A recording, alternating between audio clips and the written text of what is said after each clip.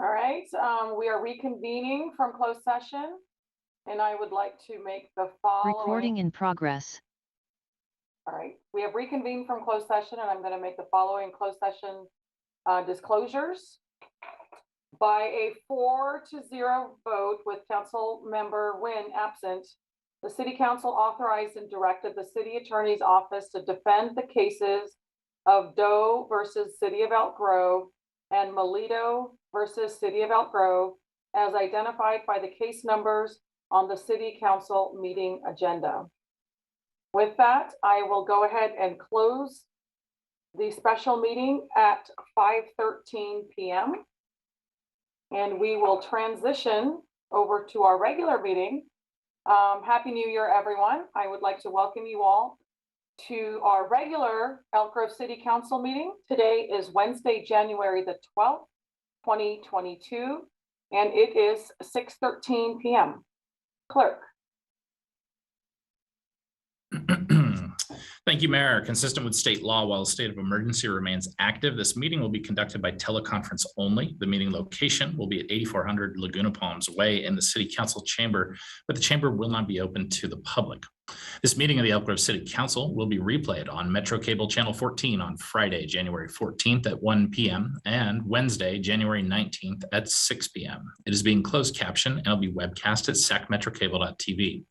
City Council meeting videos are also archived on the city's website at elkgrovecity.org. For members of the participating audience who may have personal electronic devices, please place them on silent mode during the meeting or on mute when you are not speaking. The Elk Grove City Council welcomes, appreciates, and encourages participation in the City Council meeting. City Council requests that you limit your presentation to 3 minutes per person so that all present will have time to participate. City Council reserves the right to reasonably limit the total time for public comment on any particular noticed agenda item as it may deem necessary. Pursuant to resolution number 2010-24, no individual speaker concerning public comment may address the City Council for more than 3 minutes. In the Zoom environment, a speaker timer will be displayed, counting down the 3-minute time. For callers connecting direct via telephone, they can utilize the raise hand feature that's also available to all of our attendees in the Zoom environment. But for our phone dialers, they would be using *9 in order to use the raise hand feature. And the city clerk will run a speaker timer, and after the first 2 minutes have passed, for those that are dialing in via phone, there will be a single bell ding that will sound to inform you 1 minute remains to summarize comments. And when the total 3-minute time concludes, a series of bells will sound. As we are in the teleconference environment this evening, one of the elements is that whenever we do a roll call or we do a vote on an item, those are done verbally out loud. And with that, I will be starting the roll call. And I believe, Well, I'll start the roll call, and this is in the new order from when we had our reorganization back in December, but I'll be starting with Councilmember Nguyen. Here. Councilmember Spies. Present. Councilmember Hume. Here. Vice Mayor Suen. Here. And Mayor Singh Allen. Here. With that, we have full attendance, 5-0. All right, our next item is our Pledge of Allegiance. Hand over heart. I pledge allegiance to the flag of the United States of America and to the republic for which it stands, one nation, under God, indivisible, with liberty and justice for all. Thank you. And now we will observe a moment of silence.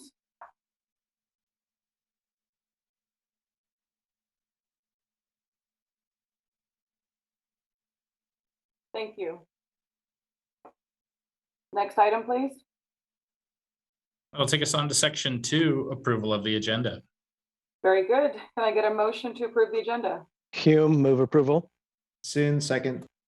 We have a motion and a second.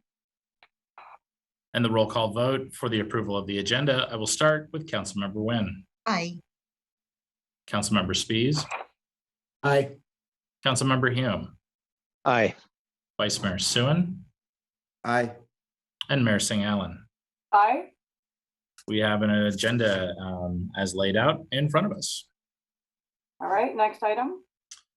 It'll take us on to section 3, our closed session, but there are no closed session items on the regular agenda. That will take us to section 4, our presentations and announcements, starting with item 4.1, which is the Youth Commission semi-annual update.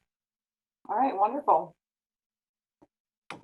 Mayor and members of the City Council, my name is Carrie Monty, Administrative Analyst in the City Manager's Office and Advisor for the Elk Grove Youth Commission. Tonight, the Commission will be presenting their mid-year progress. We have a great group of students again this year. Their passion for serving their community and peers is inspiring. We are fortunate to be working with this group of youth. I would also like to introduce Tiffany Agrusa, who is now a co-advisor for the Commission. She's been interested in the Commission for quite a number of years and has great energy and a huge passion for helping youth. So we're really lucky to have her. Following her introduction, a short video will be presented introducing the commissioners and their goals for the remainder of this year. A special thank you to the Commission's historian, Allison Yee, for creating the outstanding visual presentation. I'll turn it over to Tiffany. Thank you, Carrie, for that kind introduction, and good evening, Mayor and members of the Council. I'm Tiffany Agrusa, your Administrative Analyst for the Public Works Department and the co-advisor to the Elk Grove Youth Commission. I'm so grateful for this opportunity to be advising the Commission and learning from Carrie on all the ways this Commission impacts our community and looking forward to the years to come. Now, we are happy to present the following video for the 2021-22 Youth Commission Mid-Year Review.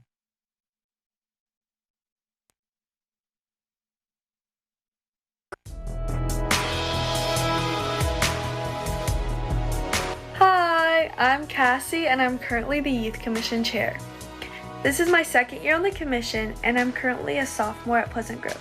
Hi, I'm Ayla Bunyo, a sophomore at Franklin High School and Vice Chair of the Youth Commission. Hi, my name is Amrit Apple and I go to Casimas High School. I'm in 12th grade and I am the Secretary for the Youth Commission. Hello, Council members. My name is Prerna Ogary. I'm a senior at Casimas High School and this is my second year as Communications Officer for the Elk Grove Youth Commission. Hello, City Council members. My name is Allison Yee, and I am a 12th grader at Casimas Oaks High School and the current historian for this year. Hi, my name is Haley Runner, and I am an 11th grader at Bradshaw Christian High School. My name is Garrett Winnick. I'm 16. I go to Pleasant Grove High School. Hi, my name is Neha Tandy, and I'm a senior at Franklin High School. Hi, I'm Trinity Mosby, and I'm a 12th grader at Laguna Creek High School. Hello, my name is John Nguyen, and I'm a senior at Franklin High School, and this is my first year on the Elk Grove Youth Commission. The reason I joined the Commission was to make a difference in my community, as well as get to know other teens in Elk Grove. I joined the Youth Commission to give back to my community and become more involved in what's happening in Elk Grove. I also joined to give my input on events and decisions that are being made and to gain leadership skills and experiences for the future. I'm so grateful to have been given this opportunity and I can't wait for what's in store in the future. I joined the Youth Commission to be able to bring change to our community. I joined the Elk Grove Youth Commission because I'm very passionate about helping and creating opportunities for the youth in our community. And so being able to see them very engaged with the work we put out has been something super worthwhile for me. This is my first year on the council, and I joined the Elk Grove Youth Commission not only to be a voice for youth and teens in our city, but to also create events and opportunities for youth that would really help them through their childhood and develop who they are as a person. I believe that it's very important to explore who you are so you have an idea of who you want to be in the future. This is my first year on the Youth Commission, and I joined because I wanted to play a bigger role in my community and get to know the members of it better. I've been on the committee for 2 years now, and I've been a part of the food drive and scholarship subcommittees.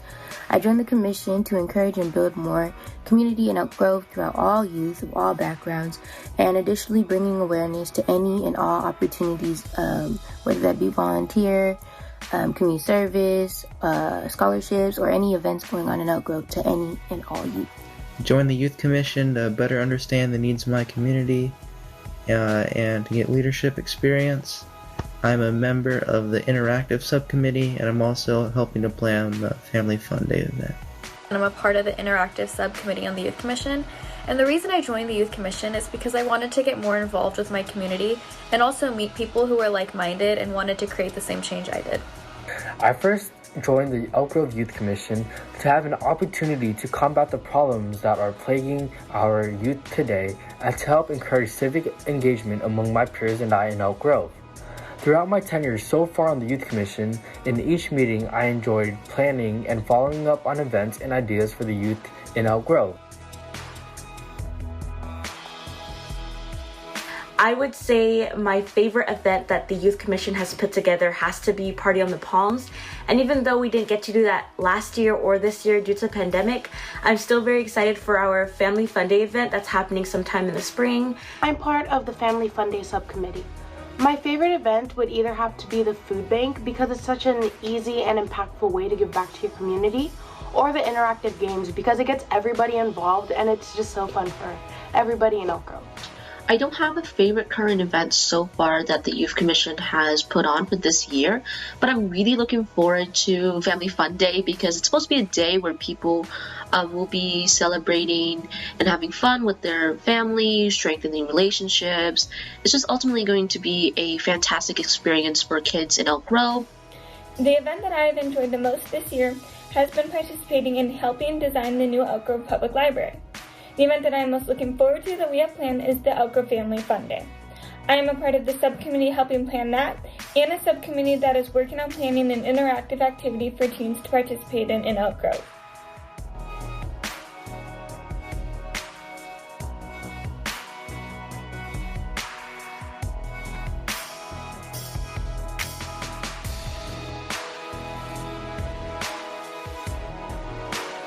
I was a part of the Youth Commission Food Drive subcommittee this year, where for about a week we had been at different city places like City Hall, District 56, and the animal shelter. And then we also went to the neighborhood market. We had to stand there where we collected cans. And the last part of that event was we had a drive-through in the District 56 parking lot collecting cans. We took everything that we collected and we donated it to the Elk Grove Food Bank.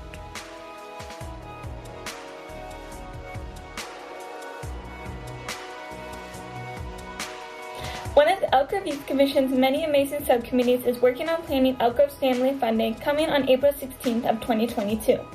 This event will have a lot of games, music, and food, and we hope to see everyone there.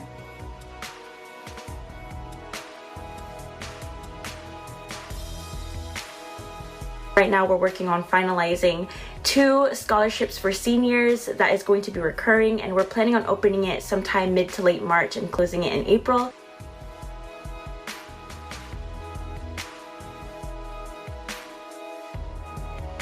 On the interactive subcommittee, we are currently in the works of brainstorming ways so that we can get the youth involved, specifically through social media. We believe that social media is a fun and interactive way to get the youth connected and active with the Youth Commission and the city.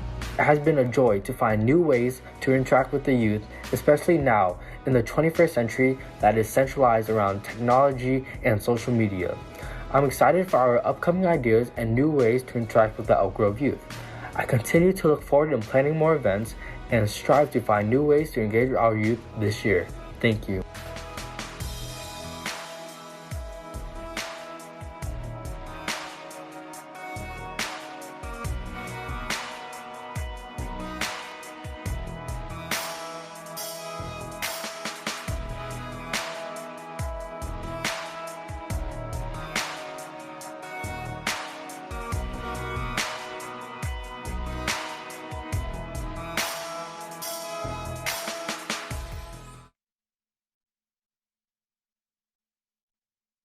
Bravo, that was wonderful. Thank you. We hope you guys enjoyed that. Carrie and I, as well as our Youth Commissioner Chair Cassie Parsons, are available for any questions. Hi, Cassie, welcome. Would you like to say anything? Hi, I'm just really excited to be on the commission again, and I'm having a lot of fun. And I can't wait for the upcoming events and stuff that we have planned.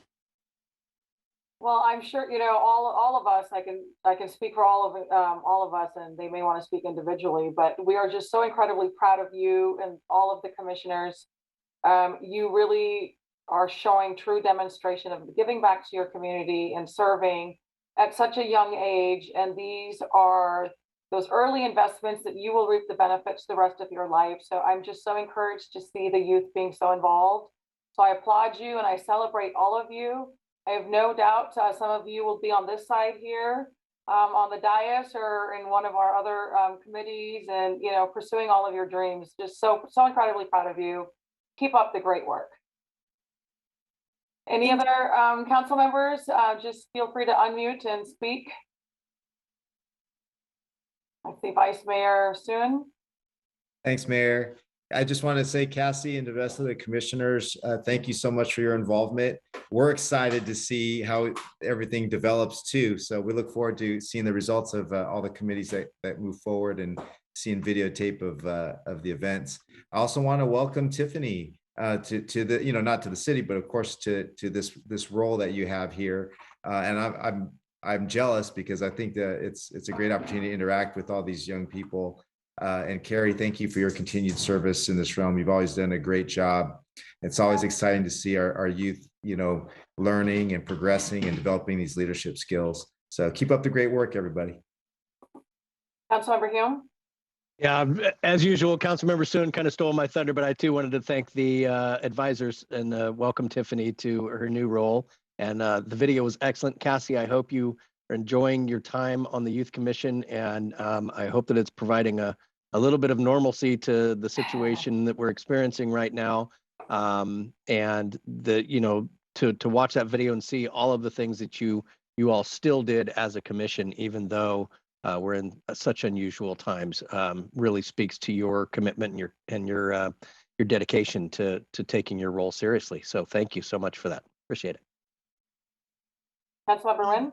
And I want to echo what Councilmember Hume and our Vice Mayor just said, but I want to say, Cassie, it's so great to see you. I mean, I remember when you applied several times, and the last time you applied, we talked about how you were the youngest one, but you left such a remarkable impression on us. And we thought, we need somebody young like her to be on the commission and to stay long and to build that continuity. And it's so great to see you and to hear about all the great work the commission has done this year during these hard times. So thank you so much. Councilmember Spies. Yes, just a quick thank you to all of the commissioners. As students, you have very busy lives. I appreciate the time that you are given in service to the city. So I just want to thank you for that. Thanks. And to wrap up, again, just thank you all for your hard work, your dedication to our city. Just inspired by all of you, and it is very encouraging to see the youth involved at such an early age. So thank you, congratulations to all of you. Continue to dream big, and we look forward to seeing you and along the way. So again, thank you, Cassie, for representing the commission. Thank you so much. With that, we will move on to our next item. That next item is 4.2, the new hire introductions. And Mayor, Vice Mayor, and City Council members, we do have a slideshow presentation, but I'd like to open the floor to our City Manager, Jason Berman, for some opening remarks.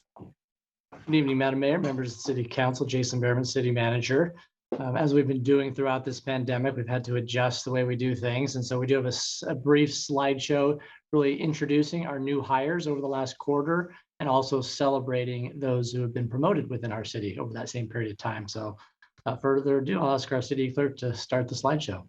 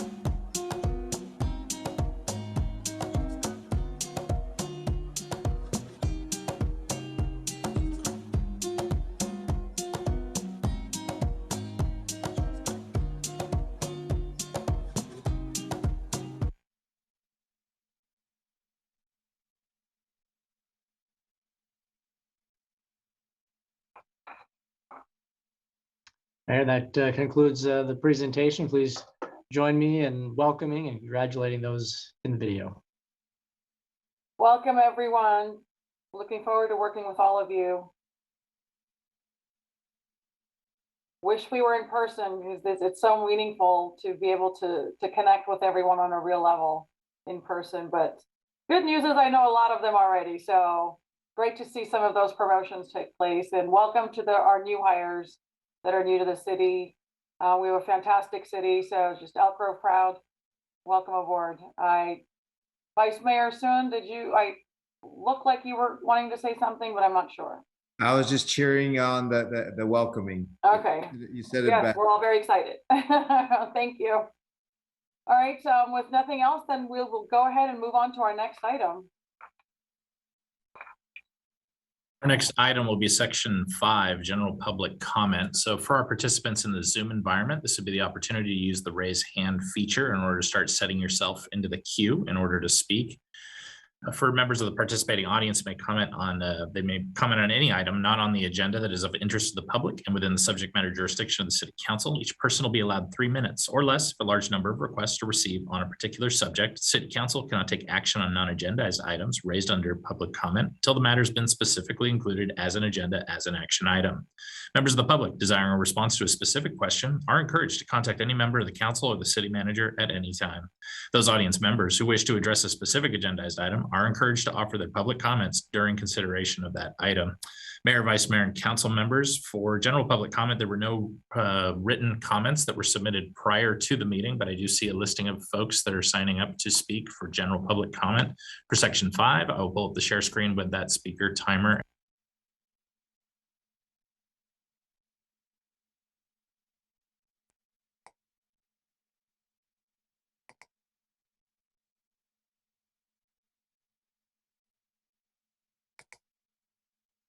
Jan Smutney Jones, you may go ahead. You have 3 minutes. Hi, thank you very much, Mayor, Madam Mayor, and members of the council. Happy New Year. And I am Jan Smutney Jones. I'm a resident of the Stone Lake community. I'm here tonight, unfortunately, to acknowledge the passing of another local business and request that the city do what it can to help in relocation. The Dreamy Dog Brewery has been an important part of our West Side neighborhood, bringing our people together, our community, providing entertainment and good beer on a Saturday afternoon. It was the place to be. Unfortunately, they recently announced that they are closing their brewery on January 31st, being unable to negotiate a new lease with the property owner. This is a huge loss for our community. The Dreaming Dog was active in the Elk Grove community, supporting our canine officers and other community endeavors. Several years ago, at the request of the Elk Grove PD and support of the Sacramento PD, Dreaming Dog sponsored a car show, which raised thousands of dollars for the fallen Sacramento officer Sullivan, who was murdered in the line of duty. So the Dreaming Dog had not only an impact in Elk Grove, but a regional impact as well. As a matter of fact, that was so successful, they actually ran out of beer. At one time, there were about a dozen primarily minority and veteran-owned businesses populating Stone Lake Landing. Then came the failed CNU hospital project, which sought to build a hospital in the 200-year floodplain, which was prohibited by the general plan. While the project is no longer viable, it left an empty shopping center, which once served our community. The Dreaming Dog was the latest victim of this failed endeavor. My simple request is to have the city development staff reach out to Dave and Liz Brown to see if the city can be of any assistance relocating the Dreaming Dog Brewery here in Elk Grove. The city staff did spend a significant amount of time on the failed hospital project. I think it would be a very good use of the city staff time to see if Elk Grove can continue to support a small local business which contributed a lot to our community. I appreciate your consideration of my request, and I thank you very much. Happy New Year, and let's hope that this next year will be better than the last. Thank you very much. Thank you. Thank you for calling in. Next caller, please. Mark Graham, you may go ahead. You have 3 minutes.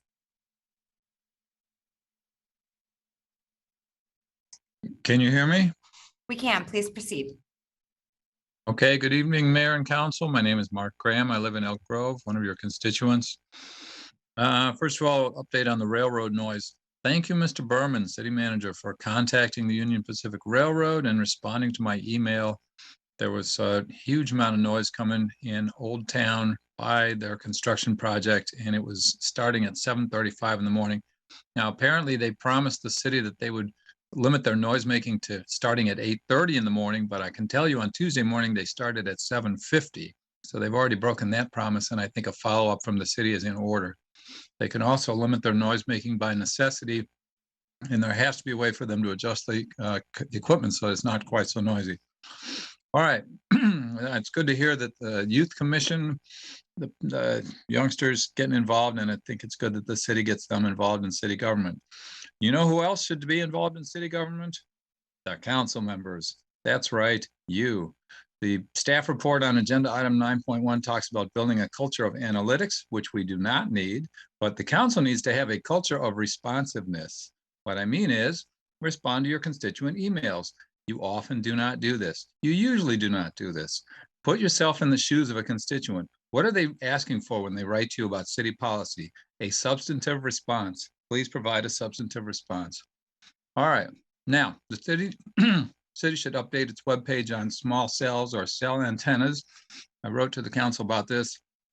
I wrote to you on August 24th of last year and notified you about a historic court decision in the U.S. Circuit Court for the District of Columbia Circuit in a lawsuit by Children's Health Defense and Environmental Health Trust against the Federal Communications Commission. The petitioners won that lawsuit. So there's a section on the city's webpage about lawsuits that were pending against FCC, and this case is no longer pending, so it needs to be added. The court's judgment stated that the case should be remanded to the commission to provide a reasoned explanation for its determination that its guidelines adequately protect against harmful effects of exposure to radio frequency radiation. They had not done that.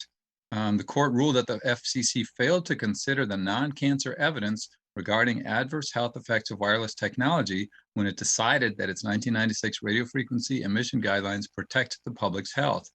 The industry can no longer tell you it's safe, and the FCC says so. FCC did not consider the evidence.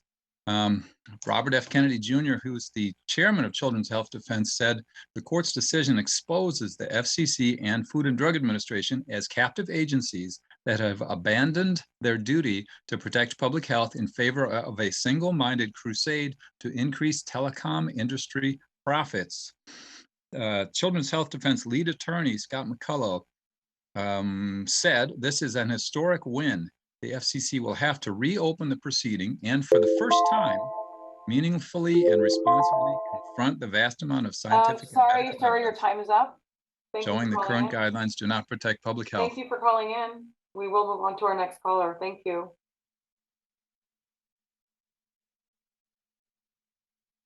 Lynn Wheat, you may go ahead. You have 3 minutes. Mayor and City Council members, I'd like to wish you a Happy New Year. I know for some, as you attempt to lead the city in the right direction while running for another political office, you will be very busy. I thank you for your dedication to serve the people. For myself, I enter this year with fresh new eyes in evaluating your policies and spending habits of our taxpayer dollars. I am confident you are not repeating the past mistakes of other councils with unfulfilled promises. You would not waste our monies with a feasibility study and trips to Houston and Fresno. You will prove that indeed spending resident money to develop our city economy is improving our quality of life, even though our traffic is ever increasing. As powerful negotiators, our city paid more than what the 100-acre future soccer sports complex was valued. However, knowing the soccer fields would drain our general fund, you wisely sold for a profit 60 acres to the tractor company, putting Elk Grove on the map. The city recognized the District 56 swimming hole would be a valuable asset and have committed the Laguna Ridge supplemental fees along with the $700,000 plus from our general fund. So with fresh eyes, I know you will, behind closed doors, bargain for the best price in purchasing 100 acres for the future Elk Grove Zoo. I appreciate you understanding how important it is to do this before the feasibility study is done or you ask for your constituents' input. You do know what is best for the residents in providing a superb quality of life in Elk Grove, especially for the new residents who purchase homes near the future zoo site. They will benefit from the sounds and smells of the zoo animals. Maybe the smells of the animals will cover the odors of the household compost bins. As you take Elk Grove residents through the process of the zoo concept, I am confident if it doesn't become a reality, you will be able to recoup the taxpayer monies plus some. Or maybe the city will work with another agency to develop something such as water recycling plant. So with fresh eyes, I know this zoo project is all about the animals, but possibly in the future, it could be all about water. Thank you. Thank you for calling in. Next caller, please.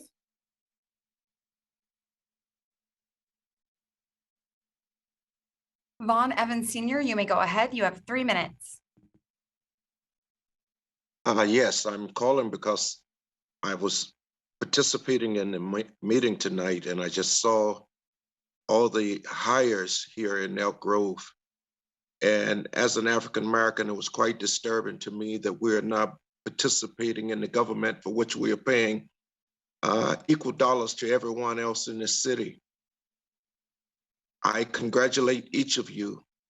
Our council and staff is not being represented in this city in no form or fashion.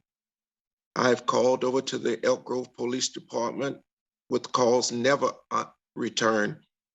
It bothers me because I am retired and I really want to see the city continue. I've been a coach in this city. I've been a mentor. I've retired from Department of Corrections. So it really hurts to see that my people, of all the people throughout this nation, continue to be the last to come to the table. We pay for the whole pie, yet we don't even get a crumb off the slice. So I thank you, and I wish you guys in 2020 that we can get away from this type of comment to think about things of this nature. Be more and keep us more inclusive than exclusive. We want jobs. We need jobs to continue to feed our families and continue to be housed in Elk Grove. We love this city just as well as anyone else. I've been in this city for 22 years, and I'm very proud of saying I live in Elk Grove. So thank you to each council member. I beg you to think about this year. Don't let another hiring process come before you this year. And there's only one African American, that's the young man that was the last police officer to be shown. That to me is appalling. While I congratulate all the hires, I'm very disappointed. And I thank each of you. Thank you, Sarah. Thank you for calling in. Please reach out to me. I would love to have a conversation with you. And I also know that our chief of police is always available. Please reach out to Chief Albright, but I look forward to connecting with you. Thank you for calling in. Yes, ma'am. Next caller, please. And as I look over our list of attendees, that was the last raised hand that was used for our section 5 of general public comment.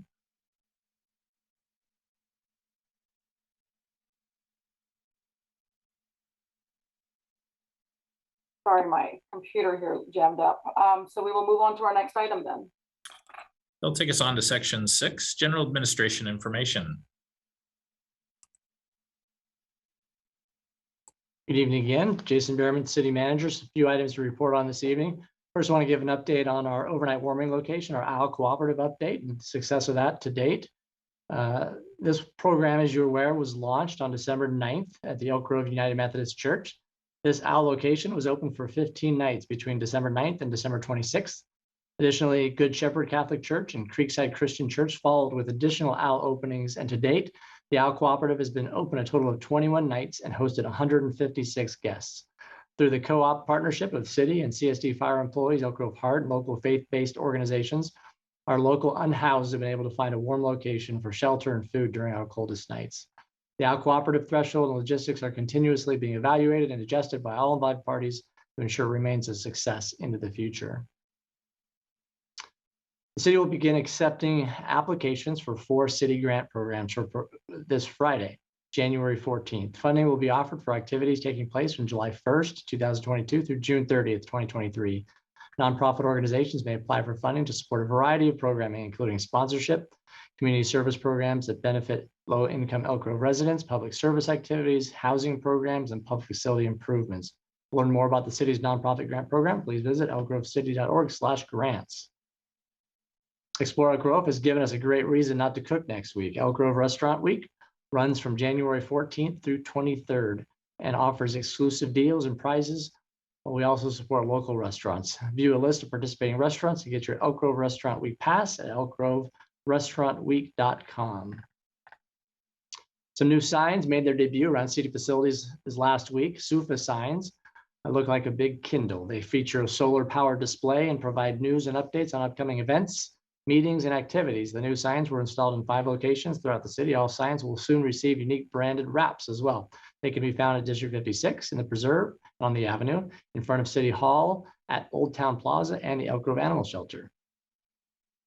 The point-in-time count of unsheltered people experiencing homelessness led by Sacramento Steps Forward provides valuable data on the number of people experiencing homelessness in our community and the region.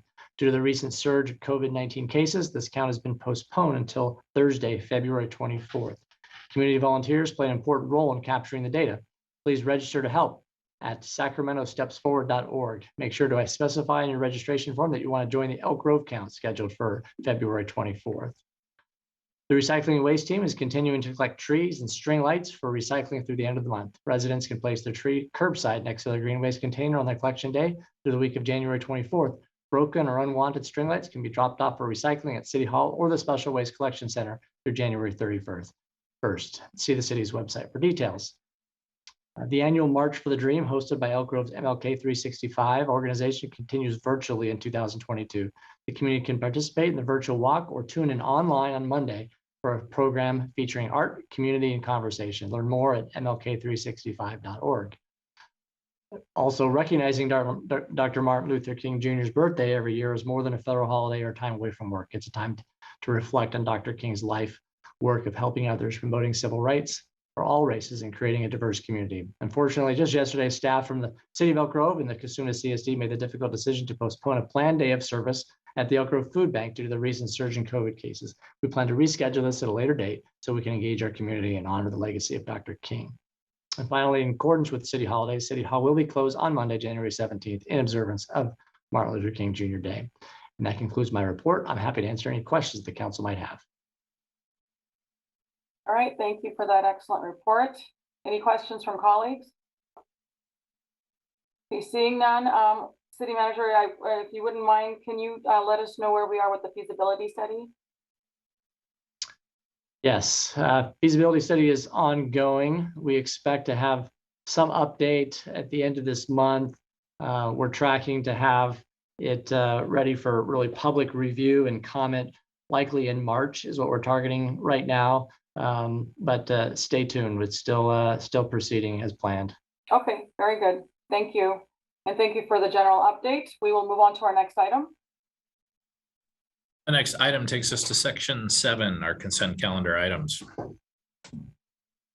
All right, at this time, I would like to open up the public comment opportunity.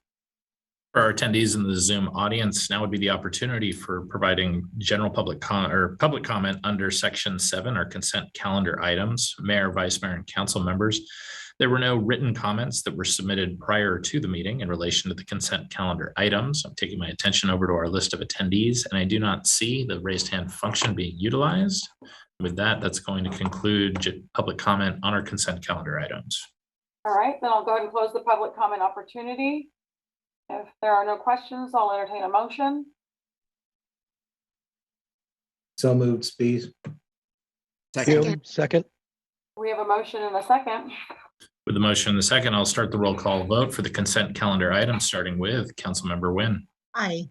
Councilmember Spies, Aye. Councilmember Hume, Aye. Vice Mayor Suen, Aye. and Mayor Singh Allen. Aye. With that, the consent calendar items will pass 5-0. All right, next item, please. That'll take us on to section 8, our public hearings. And we will be starting off with item 8.1, which is a public hearing to consider an ordinance amending Elk Grove Municipal Code Chapter 16.95 and 16.120 to establish the Southeast Industrial Area Cost Recovery fee and consider a resolution setting the Southeast Industrial Area Cost Recovery fee. All right, welcome, Mr. Jordan. Good evening, Madam Mayor and council members. Christopher Jordan presenting this item for you this evening. As Jason mentioned, this is a proposal to establish a new fee program which would recover the city's costs in annexing the Southeast Industrial Area. We have before you this evening both an ordinance and a resolution for this program. I'll walk through a little bit of background and how we calculated the fee. As many of you are aware, the Southeast Industrial Area is located along the south side of Grant Line Road near the intersection of Waterman Road. The full project area includes approximately 571 acres. Last year, the city annexed phase 1, which includes approximately 382 acres, made up of the, in part, city property and now a portion Kubota property that's at the middle of the map, as well as the properties owned by the Kendrick family and the Cypress Abbey Partnership. Additional lands are identified in the Mosier and the Mahon family ownerships to the north and south. Those are part of a phase 2 annexation that has not been scheduled yet. The city staff has worked diligently over the last several years to bring this forward for annexation and development. The work has included a number of pieces and steps, including the sphere of influence amendment process and the phase 1 annexation itself, various environmental reviews, including multiple EIRs, environmental studies, water supply assessments, and so forth, as well as the infrastructure master plans covering transportation, water, sewer, and drainage. To date, the city's cost in moving forward through this process has totaled approximately $1.228 million. To recover these costs, staff is proposing 2 fee zones under one program. Zone 1 would cover the now annexed land, which is identified in yellow in this graphic, and Zone 2 would cover the future annexation areas of the Mann and Mosier properties. The costs have been divided up based upon the level of effort proportional to those properties. So essentially, all the properties would pay equally on a per acre basis towards the sphere of influence amendment, the CEQA reviews, and the infrastructure planning, because there is equal benefit to those. However, Zone 1 would exclusively pay for the annexation cost that occurred last year. Based upon that, in the 2 zones, they're outlined here in the table. In addition, staff's proposing a 4% administrative component to the fee, which covers staff time involved in managing the fee program and ensuring the collection and distribution of those fees to the appropriate funds, as well as the annual monitoring that's required under state law. The collection of the fee would occur on a gross acre basis as development moves forward. It would be collected at the time of grading permit issuance. The payment would go towards reimbursing the city's general fund and the capital improvement program for those prior expenses. Annually, the fee would be updated based upon what we call the LAIF rate, or the local agency investment fund rate, plus 2%. If there is a decrease in that rate, there would be no decrease in the fund. The proposed fee has been circulated to the property owners and developers in the Zone 1 area where it would be subject. We will note that for Zone 2, that outreach would occur as part of the annexation process, which would not move forward until those property owners are ready. No fee would be paid by the Zone 2 property owners until the annexation had occurred and development was moving forward. So to conclude staff's presentation, we're recommending the introduction and waiving of the full reading of the ordinance that would establish the fee under Chapter 16.95 of the city's municipal code, as well as making it available for deferral under Chapter 16.120, and adoption of the resolution setting the fees as proposed in the staff report. Concludes my presentation. Staff is available for questions if you have them. All right, thank you, Mr. Jordan. At this time, I will declare that the public hearing is open and open the public comment opportunity. And for our attendees in the Zoom environment, this would be the opportunity to provide public comment on item 8.1 related to the Southeast Industrial Area Cost Recovery fee.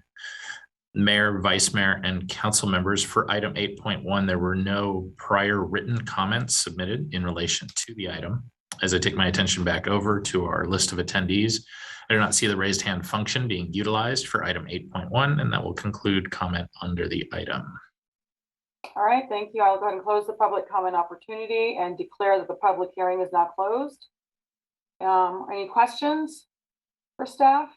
Yes. I do have one, Madam Mayor. Thank you. Christopher, when you were mentioning tying the fee to the LAIF plus 2%, you said if something goes down, the fund doesn't go down. Were you implying that if we look to adjust the fee and the LAIF has gone lower than what the fee is, we will not adjust the fee downward? Is that what you mean? Essentially, yes. This is described in a little bit better detail than I did on page 5 of your staff report in the financial discussion. Okay, that's what I thought. Thank you. Seeing no other hands raised, I will look for a motion for motion 1. Not all at once here. Motion, sorry, I couldn't unmute in time. Motion 1, we have a second? If I may ask for the motioner, Councilmember Nguyen, it is an ordinance, and we just asked if you can hit the highlight points there. Will do, yes. Introduce Thank and you. waive the full reading by substitution of title only, an ordinance amending Elk Grove Municipal Code chapters 16.95 and 16.120 to establish the Southeast Industrial Area Cost Recovery Fee pursuant to requirements of the Mitigation Fee Act. No further secret review required. All right, Second. we have a motion, a second. And with the motion and the second for the ordinance of item 8.1, that roll call vote will start with Councilmember Nguyen, Aye. Councilmember Spies, Aye. Councilmember Hume, Aye. Vice Mayor Suen, Aye. and Mayor St. Allen. Aye. The ordinance of motion 1 of item 8.1 passes 5-0. All right, motion 2. Motion 2. Second. We have a motion, a second. And that roll call vote for motion 2, the resolution of item 8.1, starting with Councilmember Nguyen, Aye. Councilmember Spies, Aye. Councilmember Hume, Aye. Vice Mayor Suen, Aye. and Mayor St. Allen. Aye. Resolution of item 8.1 will pass 5-0. All right, very good. Next item, please. We'll take us on to item 8.2, which is a public hearing to consider an ordinance amending Elk Grove Municipal Code, section 23.26.050, description of land use classifications. Good evening, Madam Mayor, members of the council. Shane Diller, the Assistant Director of Development Services. This item is a code cleanup item, and I've got a short presentation as soon as I share my screen here, walk us through that change.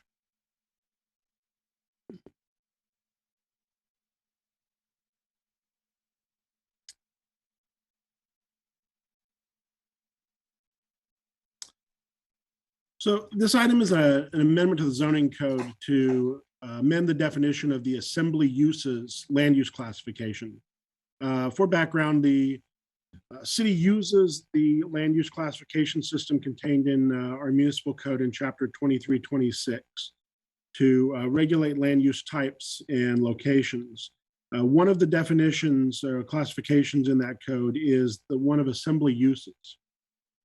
The current definition implies the language states that only certain types of organizations could be classified as holding an assembly type use, and it specifically references religious and fraternal organizations. The city has historically interpreted this land use slightly differently and included private entities or for-profit organizations that also hold events of an assembly type. This amendment would just clarify the language in the municipal code to reflect the city's interpretation and past application of that land use, and it does not expand the land use. Before you see the language that we would be amending, you'd see that we'd be striking out the religious, fraternal, and civic organization specific references, and instead include language that's a little broader to include social, civic, or entertainment activities that are not just limited to worship, weddings, parties, or dances. And that we would also include the theaters and auditoriums that are defined as assembly uses included in that land use classification. other facilities maintained by other people or entities, organizations, such as hospitals and educational institutions, would be classified as part of the primary uses as classified by the code. The Planning Commission did consider this item. On November 18th, they held a public hearing and voted 5-0 to recommend approval of staff's recommendation and adoption of the ordinance.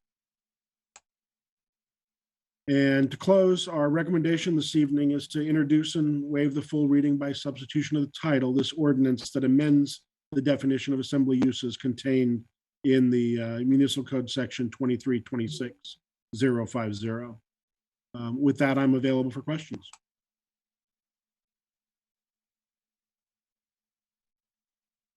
All right, thank you for that. I will declare that the public hearing is now open and open the public comment opportunity.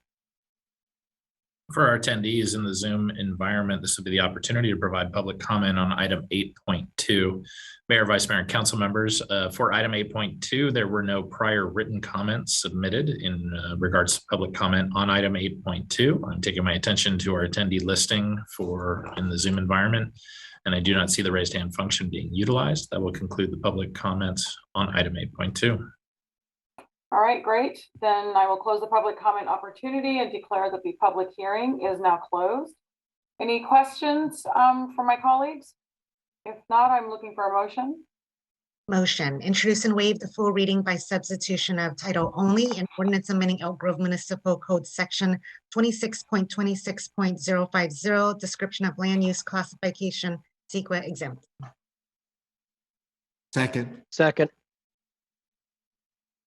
We have a motion and a second. And with that, I will commence with the roll call vote for the ordinance of item 8.2, starting with Councilmember Nguyen. Aye. Councilmember Spies. Aye. Councilmember Hume. Aye. Vice Mayor Suen. Aye. And Mayor Singh Allen. Aye. The ordinance of item 8.2 will pass 5-0. Okay, thank you. Thank you, Mr. Diller. Next item, please. Take us on to section 9, our regular agenda action items, starting with item 9.1, which is consider a resolution adopting Connected Elk Grove, a smart city plan. All right, welcome back, Mr. Jordan. Thank you, Madam Mayor, and good evening again. I'm going to go through this item for you. I'm joined this evening by Story Bellows from our consultant team at CityFi. We're going to tag team a portion of the presentation this evening as we go through it.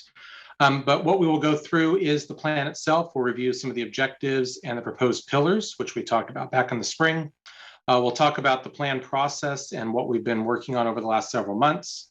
We'll spend a little bit of time focusing in a little bit of detail on one of those pillars, the proactive engagement pillar. We'll have a couple other highlights for you and then discuss some of the next steps. Before I get too far into it, I'm going to hand it over to Story, who's going to talk a little about the process. Story. Thanks so much, Christopher. And it really is a pleasure to be back with you. In April, we shared this same graphic when we were discussing Connected Elk Grove and the direction that we were heading in terms of developing the plan. And as you may recall, these items in orange, the values, vision, and mission of the City of Elk Grove are pretty consistent. Those are things that we wanted to ensure that the plan itself actually responds to. And when we presented last time, we began to share, and you helped to shape the strategy and goals that we were developing in service of the values, vision, and mission. And tonight we're excited to dive a little bit more into one of the pillars, looking at the objectives, the tactics, and the resources. Really, where does the rubber start to meet the road in terms of how this plan goes from a nice document into something that's actually improving the quality of life for the residents of the City of Elk Grove. And so next slide, please, Christopher. And so just again, from a timeline standpoint, where we've come from is we've been working with the city, really driving this work over the course of the last year, making sure that we understand who the community, who the City of Elk Grove is, working with various stakeholders to identify opportunities, to define those opportunities, listening to the community. That was something that you all certainly pushed us, and Christopher's office to work more on. And how we've shaped that is really in the development of this report that we're excited to share with you. And where we go next is really looking at how do we start to implement this. And so assuming or hoping that you all are excited about the direction that we are headed, we are really excited to continue to work with Christopher, with his office, with the entire city and the community, various stakeholders, to look at how Elk Grove can take this plan and begin to move towards achieving the goals that are set forth throughout the plan itself. And when we presented back in April, one of the things that you all really shared was that it was important for us to be engaging the community and focusing on our outreach as we develop that plan. We'd held a couple of workshops, and one of the things that we were very excited to be able to do as we started to shape some of the ideas and the potential opportunities was to reach out to the broader community.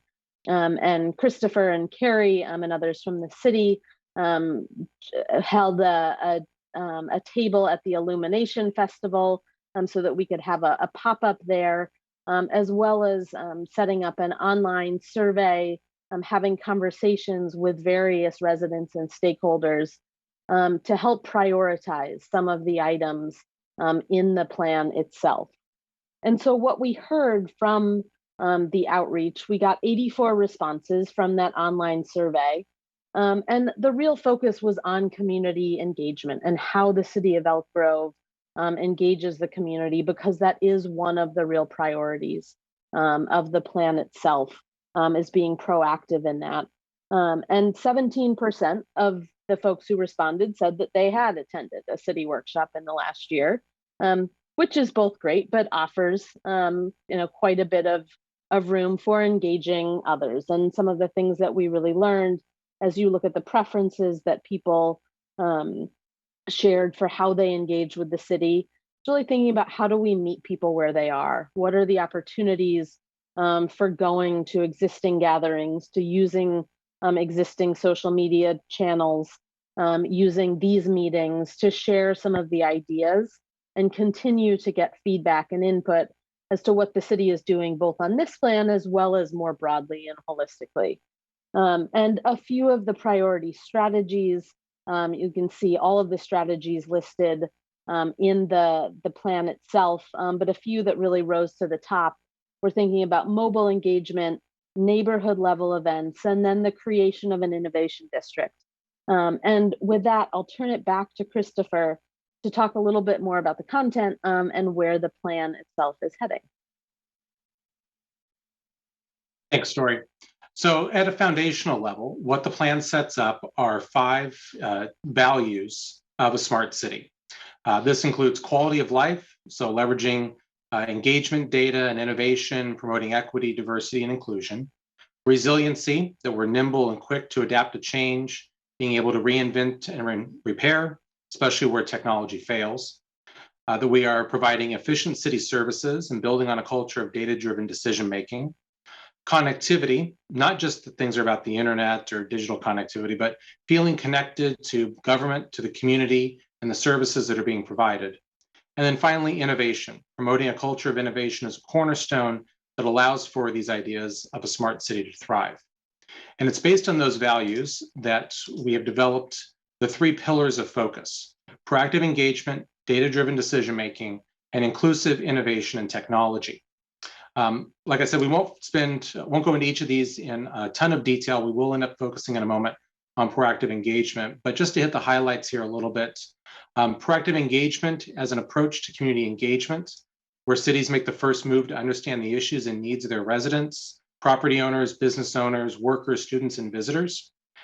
This would allow us to continually reinvent our engagement strategies to stay inclusive and equitable and encourage community participation in the decision-making process. Rather than just reaching out to change, provides a proactive process and actions that are intended to anticipate, encourage, and affect change. In data-driven decision-making, this is the opportunity to use data in making decisions It's not just something the city does once or in one area, but becomes a practice across the organization. This building a culture of analytics is important and able to make decisions that are well-grounded in reality and what the data is telling us, and that we're using data that is both accessible and reliable and relevant to the decisions at hand. Finally, inclusive innovation and technology. This pillar is to continue to build on the foundation of innovation at Elk Grove while inviting residents, businesses, and other staff to solve city problems and provide services in an innovative and inclusive manner. This pillar will also identify ways in which Elk Grove staff can build efficiencies internally, one we're particularly excited about. So now I'm going to go in a little bit on the proactive engagement pillar. This again is a continuation of Elk Grove's commitment to engagement efforts, and will identify new internal and external tools and methods and techniques that will help ensure proactive, diverse, and targeted engagement. Really here, proactive engagement is about the city making the first move to understand the issues and needs of residents, property owners, business owners, workers, and students, and allowing us to continually reinvent that. So the way the plan is set up is in each of these pillars, there are a number of goals that are outlined.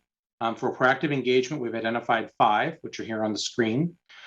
This includes increasing community participation and impact, engaging the full community, providing a clear and integrated process, seamlessly using new technology and high-touch approaches, and making information accessible to all. Within each of these pillars, once we have the goals set up, we then go into a series of strategies and then tactics. We're going to highlight 2 of those strategies in particular this evening under this pillar. The first one is piloting new tools and approaches. This is sort of a high-level idea or high-level action that would then implement this goal. This allows us to consider some new ideas and new approaches and how we would engage with the community, help provide information, and collect feedback. So some of the tactics or concepts or some pilots that we could be looking at implementing here include testing virtual and augmented reality. This may be particularly interested when we have development projects and would allow folks to be able to go out in the field, maybe hold up your cell phone or do something online at home where you can then see what sort of before and after would look like, help give an idea about what that context looks like. Another tactic we could look at here is hosting neighborhood placemaking events. These are ideas where we get in at the neighborhood level and have these conversations, maybe through some sort of pop-up event. We can look at mobile engagement here, where we actually have more of a mobile presence and going out into regular events that are occurring and being part of that dialogue. And then lastly, using storytelling maps. And this is something we've actually gotten into over the last couple of years. You can see one example on the screen with our capital improvement program, where we highlight for folks where those projects are and give some details. We've got another great storytelling map that's up on the website now for development projects that's regularly updated with similar information. I'll jump over to strategy 3, which is focusing on new efforts. This looks at new efforts towards traditionally low engagement areas and groups. Here we're proposing a number of tactics, including leveraging local community networks and existing engagement efforts to connect with people, identifying barriers to participation and trying to overcome those, creating opportunities for inclusive and equitable participation, building civic engagement capacity throughout the organization and the community, and establishing community participation success metrics where we can measure how well our engagement activities have worked, and where those that aren't working well, we can move on from, and those that do have success, we can build upon. Now I'm going to shift and look at some of the other highlights that are in the plan. We'll start with privacy principles. What the plan talks about and looks at is going forward over the next several months, maybe a year or two, of developing privacy principles around how we use data, how we collect data, and how we manage data. There's a number of great success stories in this concept around nationwide. So the report goes in and summarizes some of that. Here, what we're looking at is how can we maintain transparency on the data, because that is certainly important. We want to make sure we're transparent with that. Folks know what we're collecting and how we're using it. But to the extent we possibly can, that we've anonymized that data where it's important, that we're maintaining resident anonymity throughout the process. So the plan outlines best practices on this topic, and we'll be working on this over the coming months and year to bring back some policies and principles for consideration at a future council meeting. Next is the idea of an innovation district. This is one of the bigger ideas identified in the plan. Here we're actually giving an example, Chattanooga, Tennessee, where they created an innovation district that was built off of a municipal fiber network that they implemented through their electrical utility company. And from that innovation district have been able to realize a number of great projects and programs. So the plan recommends the city explore creating an innovation district. We're considering possibly doing that in Old Town. We think that's a great opportunity to build off of the future SPA updates and some of the work that's happening as part of the library relocation, particularly where we have that incubator space being included as part of the project. And lastly, the plan talks about leveraging partnerships. Really, we can't achieve all of the goals that are set out in the plan by ourselves. We need to leverage partnerships, both internal and external to the organization. So the plan outlines creating a staff steering committee that would coordinate and advance the plan's goals.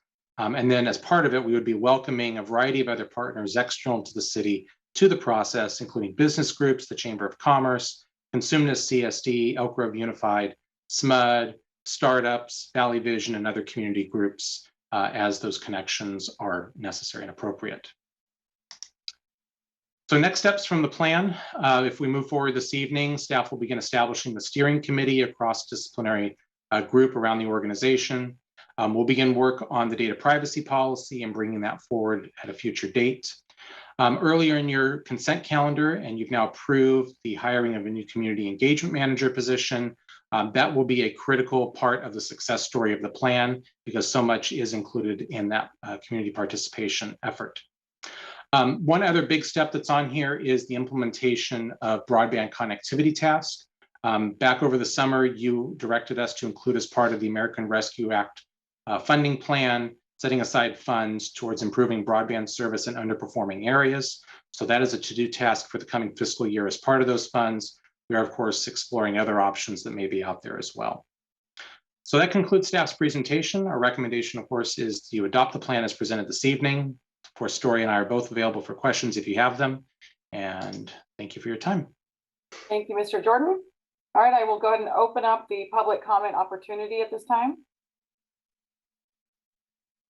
And this would be the opportunity for our attendees in the Zoom environment to use the raise hand feature in order to queue yourself up in order for us to pull you in to speak on the item.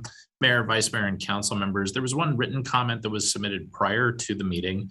And then as the evening went on, there were 2 more emails that came in relation to item 9.1. So a total of 3 comments that were submitted in writing related to the item. But with that, I will turn my attention back to our list of attendees. We do have a raised hand function being utilized. So I'll pull up the speaker timer.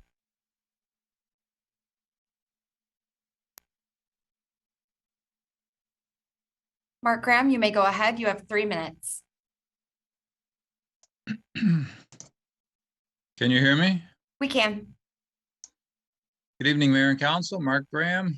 I live in Elk Grove.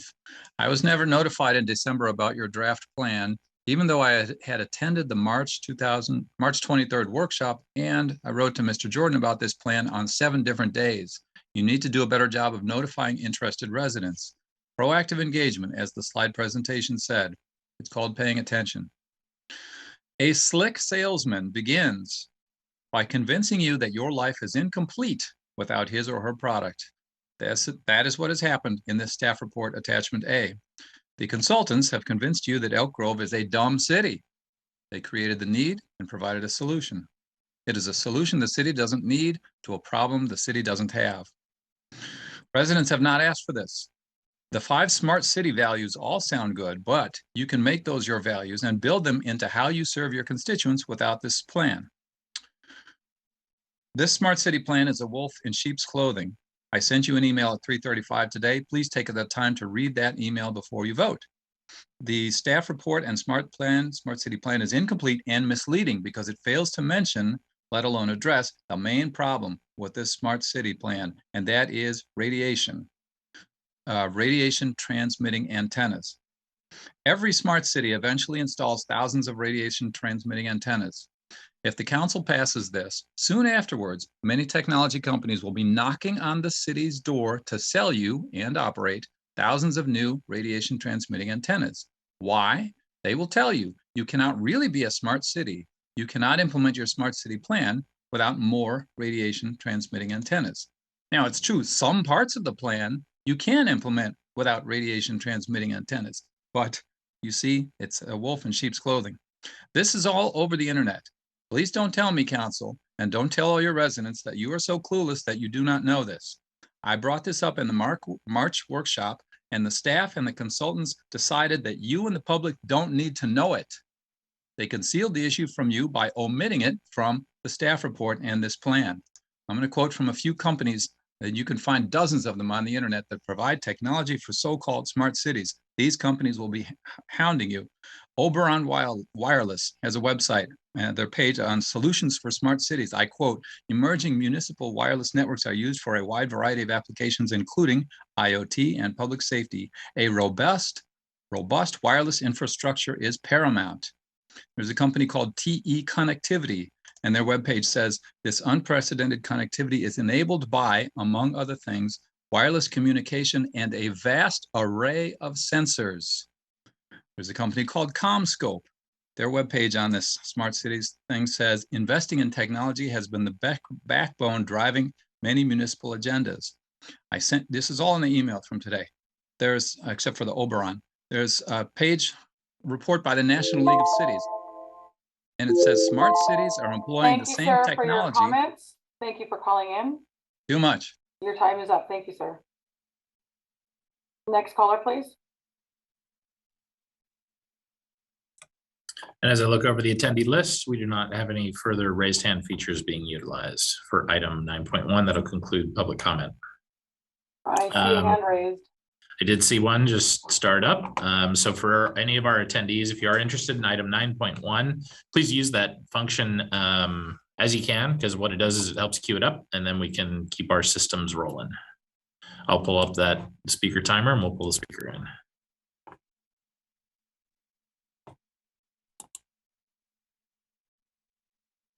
Vaughn Evans Sr., you may go ahead. You have 3 minutes.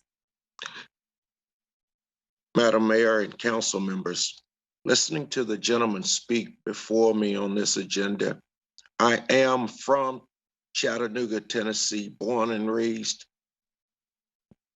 I wish you guys pump your brakes for a minute.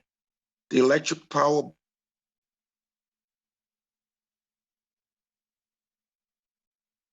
Sir, we can't hear you. Can we stop the clock? Mr. Evans, something occurred that your audio is not coming through. Can you check your systems on your side and maybe give us a test 1, 2, 3?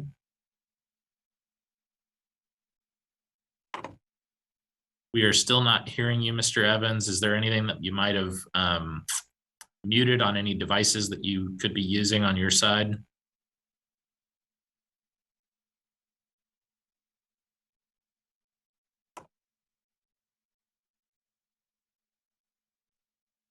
And what may help is if Mr. Evans, I think he's already a step ahead of me. I think he's going to be logging out, and we'll see if he comes back in.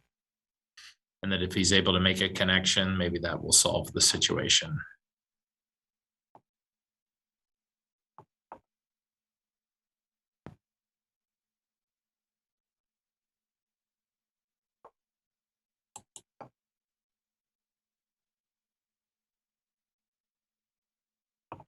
He actually just kind of jumped down to the end of the line there.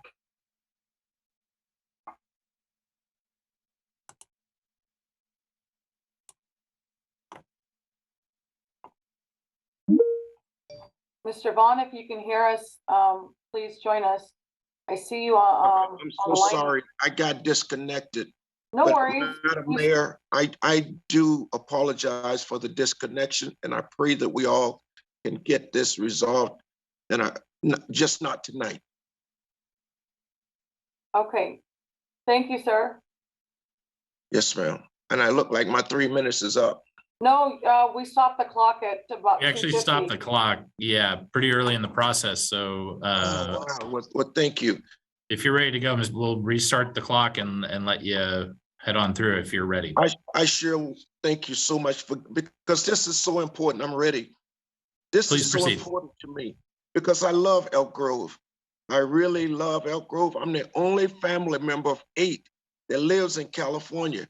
I do not like Chattanooga, Tennessee because of their prior history. I was reading about things they're doing to my people through gentrification back there. Oh, it's a beautiful city now, but it's not beautiful for my people. The murder rate is probably higher than Chicago. The homeless rate back there is high.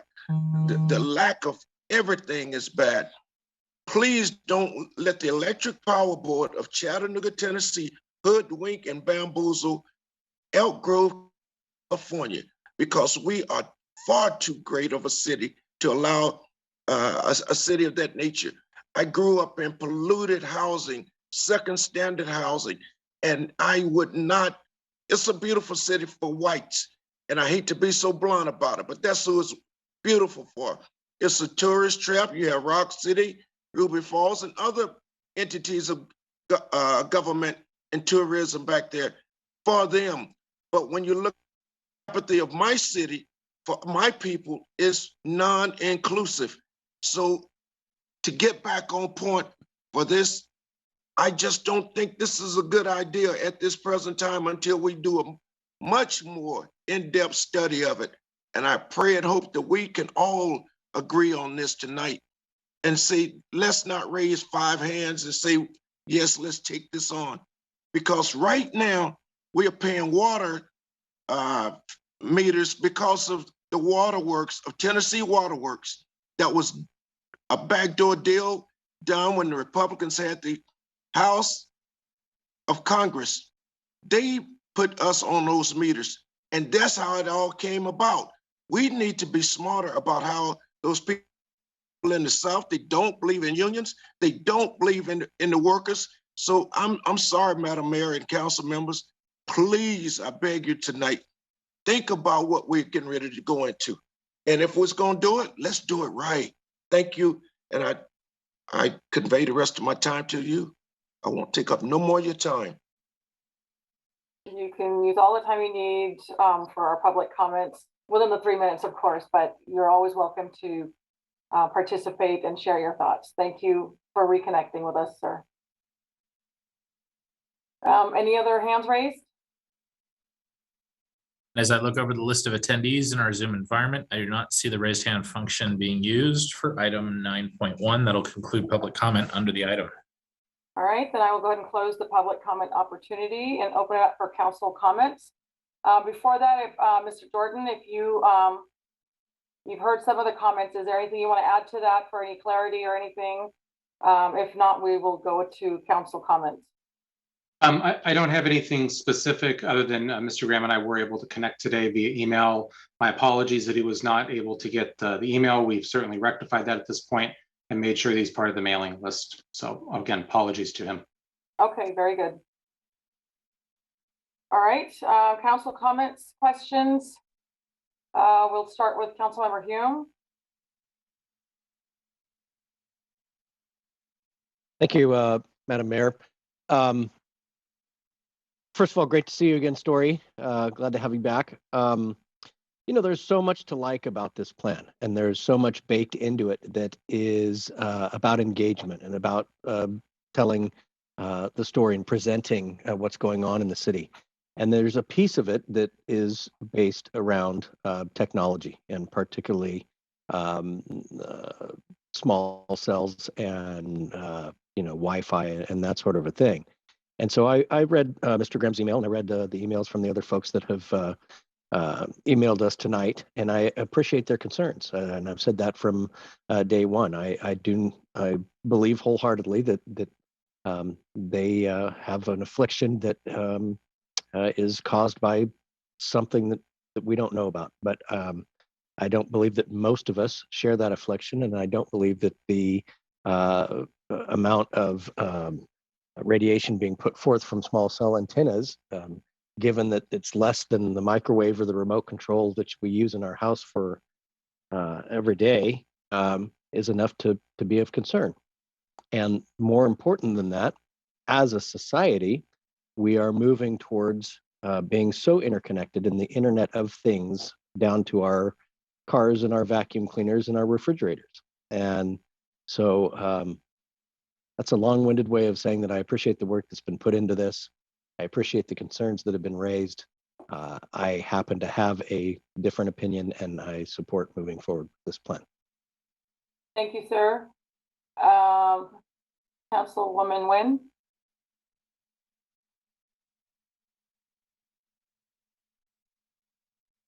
Sorry, I had a cough attack. I'm sorry.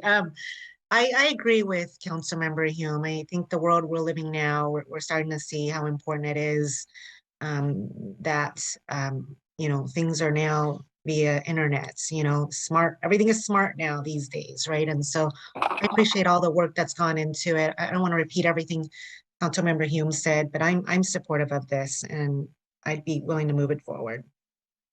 Councilmember Spies. Right, so I would certainly align myself with the councilperson speaking before me. But I do have some questions related to the plan and the project, et cetera. So my apologies, being a technical person, I got to get this in my right frame of mind, because some of these ideas are still a little fluffy for me. Okay, so this is a project. What phase are we currently in of a what's the name of this phase? So this is very much a visioning and goal setting phase. What is it that we want to try to accomplish? And what the plan lays out is that we want to incorporate more data into our decision-making process. We want to improve our community engagement process. And we want to do more to integrate innovation into the decisions and efforts of the city and how we provide services. So based upon that, the plan outlines a series of goals and strategies to further that vision. Some of those are concrete things where we would undertake specific actions like, say, the privacy policy work. Others remain a little nebulous, that more outreach, more engagement, more research is required before we commit ourselves to a specific tool or action.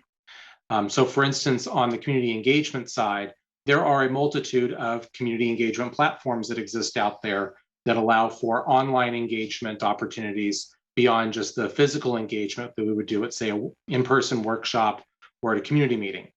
We want to explore what those would be, what is going to be effective, maybe pilot one or two of those to see how effective they are, and then ultimately select maybe one or more of them to utilize for different projects as a way to provide the community the way to provide input on a project or an effort. So okay, some of them. Sorry to interrupt you, because I think you've gone a little bit further than I need to go. My question then is, from this phase, the output is a draft plan. Hopefully tonight, an approved plan, correct? Is that the deliverable out of this phase? Correct. At this phase, we have the plan that's before you in draft form. We're seeking your endorsement to it. And from that, we would begin implementing the goals and tactics that are outlined in it. So implementation is the next phase? Yes. Okay. And during the implementation phase, you're going to do what? You're going to set up particular milestones. What are those particular milestones? So those milestones include establishing the staff working group, which would then be responsible for the discrete implementation. Begin collecting, we'll finish up our data audit that we've been working on to understand what specific data we're already collecting, where our data gaps are. We think that there's a number of dashboards and toolkits that we'll be establishing in order to be monitoring that and understanding what that data looks like. We've talked about overhauling our performance management system, which you see on an annual basis with the budget. So we'll be doing that later this calendar year. I'm bringing that back forward to the council. So I can pull back up. I think we had a couple of points on the slide deck, but the big four are establishing the steering committee, developing the data privacy. We have the hiring of the community engagement manager. And then we have, in the most immediate sense, the implementation of the broadband connectivity task, because that has the federal funds tied to it. Okay. And so this phase, implementation, you may have a different name for it, but for now we'll call it implementation. You expect that phase to be completed what date? That phase will be ongoing because there are a multitude of things that are identified. So there's those immediate sort of first 4 or 5 items I outlined. Some of those are very near term over the next 2-3 months. Some of those are over the next calendar year. Some of those are over the following fiscal year. Then there are other tasks, other tactics, which are identified in the plan, and those have a much longer term. What we've done in this plan is establish something that is not just immediate, but is a long-term roadmap, a long-term playbook for the city. So I would not say that there are definitive dates tied to every piece of it. What we want to do is report back on an annual basis what we have been able to accomplish, what we have learned, and how we are pivoting. Okay, so of these 4 items, what are the discrete deliverables that you expect from those? What should the resident be looking for to say, when they're done with this piece, I'm going to get what? So the plan outlines, I'm sorry, we didn't go into this in a lot of detail. There is a annual monitoring delivery piece where we will produce a report. Stray, if you can remind me of what page that's on, I can point the council members to it. I don't have it at my fingertips, but there's an annual report where we will go back and report out, here's what we've completed over the prior, I believe it's fiscal year. What have been those accomplishments? What have we learned from it? What worked, what didn't, and how are we pivoting going forward? And so in the staff report, and correct me if I'm wrong, does it list the specific deliverables you expect from this implementation phase? Yes, the staff report talks about those first 4 items that I mentioned. Right, those are goals, but those are goals, but they aren't specific deliverables. I'm wondering what product or service do we get out of each of those 4 phases? So let me throw this back to make sure we're talking about the same thing, because that's because we've talked about 4 things, right? I remember the 4 things, right? What I'm saying is, how do we measure the success at the end of each of those steps? How do I go, this is good or this is bad? How do I know that we've accomplished it or didn't accomplish it? Right. Okay, so there's, I think, 2 pieces to this that are easy to confuse, and I may even be confusing in your question what you're asking. So we've identified on this slide 4 immediate things that are up for implementation. That steering committee, the privacy policy, the hiring of the community engagement manager, and implementation of that broadband connectivity task from the ARPA funding plan. So those are some immediate things you will see over the coming months. There are the other tactics themselves, which let me go back to an example of those. Right, and those are tactics that become a part of the daily business of what we do, correct? In some respects, yes. Yeah. So for example, in this strategy 1, which let me pull up. This is obviously a summary, so give me a moment to pull up the specifics. Okay. So in strategy 1 of the proactive community engagement pillar, we've talked about developing, piloting new tools and approaches towards community engagement. And there's 4 tactics or tasks that are listed there. We have not specified with those items particular deliverable dates or deadlines for those. Some of these will be, they'll be reoccurring over multiple years. Really, the report back on an annual basis is, what did we do in the service of this tactic? What did we learn from it? How have we incorporated it in what we're doing? So for example, we have the first tactic up here is the testing virtual and augmented reality as a methodology, as an opportunity for folks to understand in real world context potential changes that may occur across the city or within the city. That may be a task based on resources that we don't get to in the first year of implementation. We may be looking at it a year or 2 down the line.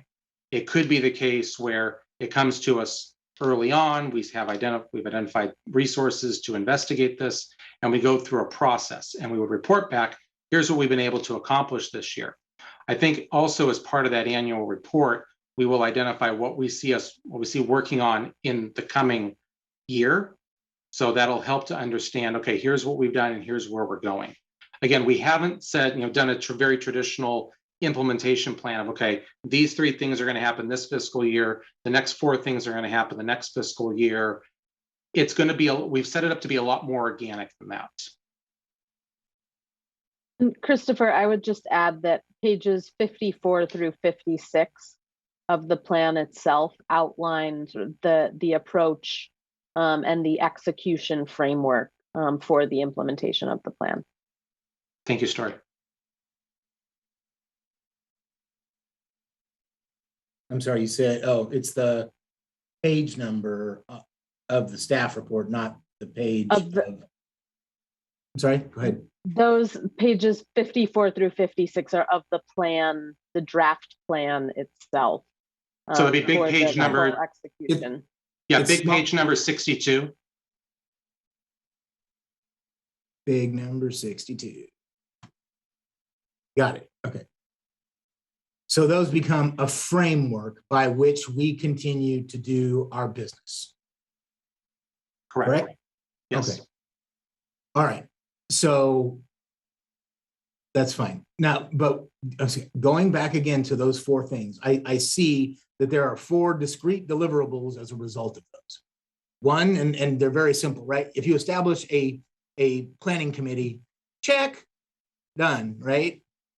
I forget what the other 3 are off the top of my head without scrolling back up. I guess what I'm trying to ask for is, as best as possible, to provide what the outcomes will be in terms of, what are you going to achieve and what are the items that we're going to get in our hand and when. Right? I'm not suggesting that I'm not going to approve this tonight. I'm suggesting that helps people, namely me, to understand and explain to people. They talk about, well, what's this City-fi thing about, or what's this? I have to be able to help them understand what these fluffy clouds mean in their lives. Okay. Yep. No, I understand what you're looking for, and that's certainly something we can be working on and bring back to you. Okay. Cool. Thank you. Thank you, Vice Mayor Sim. Thank you, Madam Mayor. Hey, CJ and Story, I just want to thank you both and all your team for your hard work on this. We've, as a council, we've always wanted to establish a city culture of innovation. And I think organically, we've always encouraged staff to make sure we're engaging in the community and using data to drive our decision making. So I really appreciate this plan for what it does. You've put some structure to it in terms of how you will implement and move forward on any of these problem solving issues. So I'm in full support of this, and I look forward to next steps and seeing how it rolls out. Thank you. Thank you, and I want to thank Councilmember Spies for his very thoughtful questions. I think that those were great. So generally speaking, this plan will be updated along the way. This is not sort of, it's still fluid. As you get more information, you update it.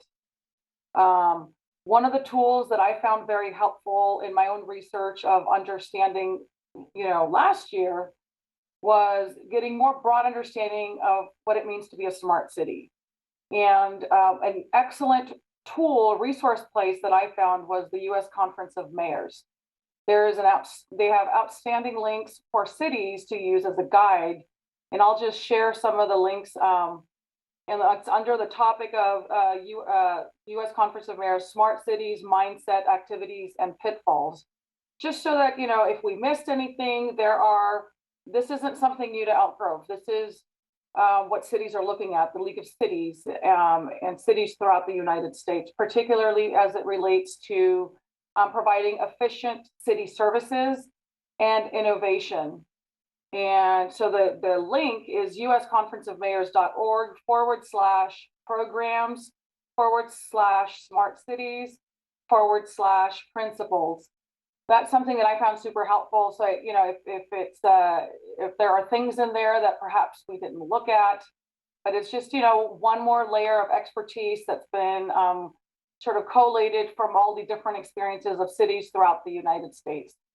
And providing the best services in a thoughtful, engaging manner is what we hope to do in any city, is to be on the forefront of that. But there are pitfalls, and it provides a good list of things to look at so that we're not too far reaching, but we're being mindful as well. And there are other smart city components that I look forward to seeing over time, specifically synchronized lights. That is something within smart cities. And I know that there's a huge interest from fire as it relates to public safety. There's also just, improved lighting throughout the community that improves public safety. Those are smart city elements as well. So I'm very supportive. I really was looking forward to this presentation, and also learning from other cities and best practices and how we can learn from what others might be doing and things that we haven't considered. So there are great tools with the U.S. Conference of Mayors and the League of Cities that we can also look at as we go through this process. But I'm definitely looking forward to the community engagement officer. I think that's a tremendous opportunity to share the information and be more involved, so that it's not just a checklist that we do by providing information, but we're doing it in a lot more thoughtful, meaningful way of what true engagement looks like. So to have a dedicated person responsible for that community engagement, I'm looking forward to. We had similar positions when I served on the school district board of a family engagement officer, and that just was such an instrumental position, because those connectedness, that connectivity to the parents was so critical and missing. And so to have a dedicated person to look at different techniques, I think is fabulous. So I'm definitely very supportive of this as well. And with that, I will look for a motion for this resolution before us. Motion. Second. All right, we have a motion and a second. With the motion and the second on the resolution of item 9.1, I will commence the roll call vote with Councilmember Nguyen. Aye. Councilmember Spies. Aye. Councilmember Hume. Aye. Vice Mayor Suen. Aye. And Mayor Singh Allen. Aye. Resolution of item 9.1 will pass 5-0. Very good. On to our next item, please. Take us on to item 9.2, which is consider a resolution approving the artwork proposal selected by the review panel and approved by the Arts Commission for Old Town Plaza, and authorizing the city manager to execute a contract with the artist. Good evening, council members. Lana Yoshimura, Community Event Center Manager and the city's public art liaison. I'm very pleased this evening to be here with you tonight. Mr. Jordan was talking about the future, and we're going to pay homage to our past with Old Town Plaza's artwork. We worked very hard to get this right, and I would like to introduce Shelley Willis, our art management consultant, to continue the presentation.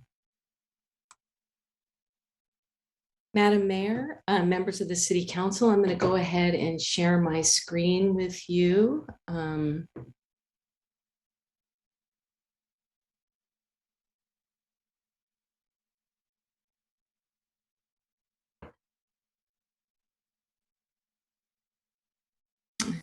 My presentation.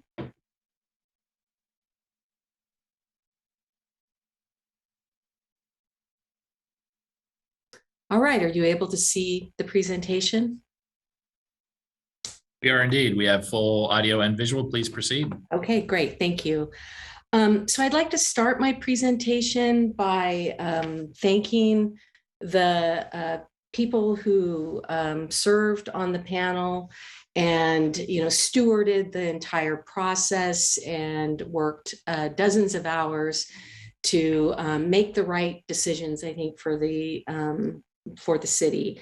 Larry Bowler is a community representative. He has been a longtime Elk Grove resident and actually owns a railroad, has some expertise in this area. Cheryl Grease, who's a City of Elk Grove Art Commissioner, Nan Mahon, who is a City of Elk Grove Art Commissioner, Gina Werfel, who's an artist and art professor at UC Davis, and Joya Fonda, who's an artist and art professor at Sac City College. So our selection process began a few years ago. We did an open call nationally. We created a request for qualifications. The panel selected 3 finalists in that first call. Those 3 finalists created designs for the plaza. And, you know, none of the designs really clicked with the panelists. They seemed too contemporary. They just weren't of the place and of the history of the place and the things that the community was trying to describe with this plaza. So they relaunched the request for qualifications. Staff actually rewrote the request and really emphasized the history of the site and the railroad. And we had another artist apply, and the panel met again. They selected 3 finalists: Terrence Martin, Yoshio Taylor, and Stephen Fairfield. All 3 artists created proposals for the project, and the panelists unanimously selected Stephen Fairfield. And the Arts Commission also selected his design proposal unanimously. So Stephen, just a little bit about him. He is a professional artist. He's working full-time. He has 50 years experience making art.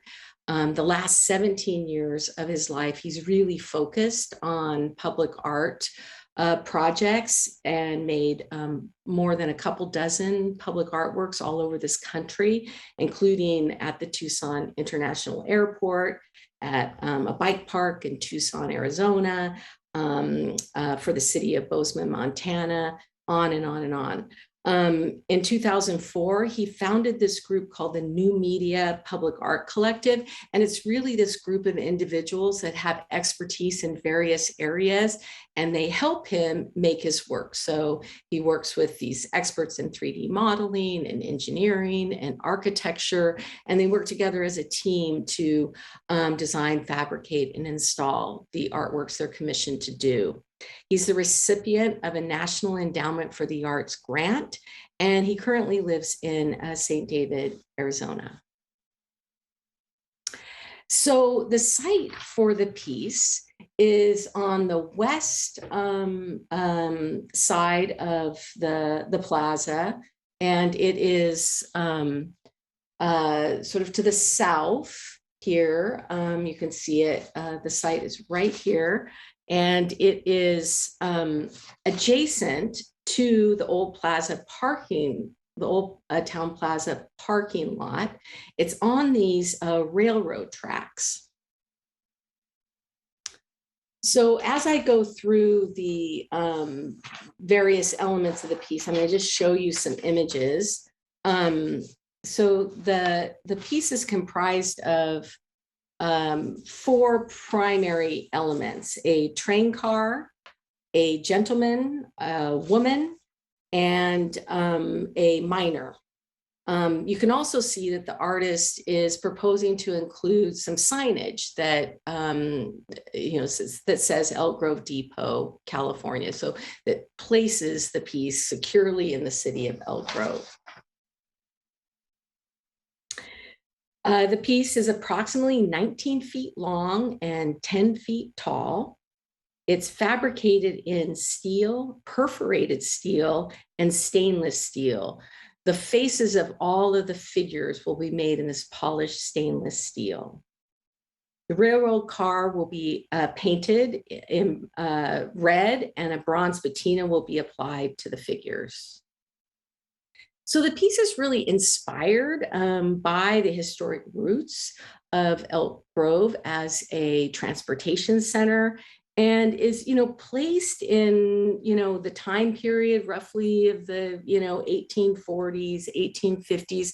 But I think the artist really wanted to makes sort of a statement about, time and the passage of time. And so, historically, the figures are dressed in different time periods. The piece is titled Hello, Goodbye. And again, it's inspired by this, flux of people of all sorts of ethnicities, coming and going through the city, families and travelers and workers who, came to the train station and, met each other and said goodbye to one another over time. The piece alludes to, the different stories, emotions, relationships, and events, in the city's history. I'm stopping this slide on this figure because it is meant to depict a Chinese American gentleman who appeared in Elk Grove in the 1880s and lived here until his death in 1909. I've also included some images of the piece from the back, and you can see it's as interesting from the back as from the front, and it's meant to be seen from all sides and all different angles. So at this time, I'd like to, take any questions. We do have Stephen Fairfield here, and he is here to answer questions and make comments. All right, thank you for that. I will go ahead and open up the public comment opportunity. For our attendees in the Zoom environment, this would be the opportunity to provide comments under item 9.2. Mayor, Vice Mayor, and council members, there were no written comments that were submitted prior to the council meeting in relation to item 9.2. And as I take my attention over to the attendee list, I do not see the raised hand function being utilized. But as was noted, I believe we do have the artist in the attendee list. So if there were any questions for Mr. Fairfield, we'd be able to pull him into the environment as needed. But otherwise, that will conclude general public comment under item 9.2. All right, thank you. If the artist is available, I would love to hear I saw a hand raised, but then it went back. So I would welcome to hear from you. If not, I will move to closing the public comment opportunity. Yeah, I do see the hand raised.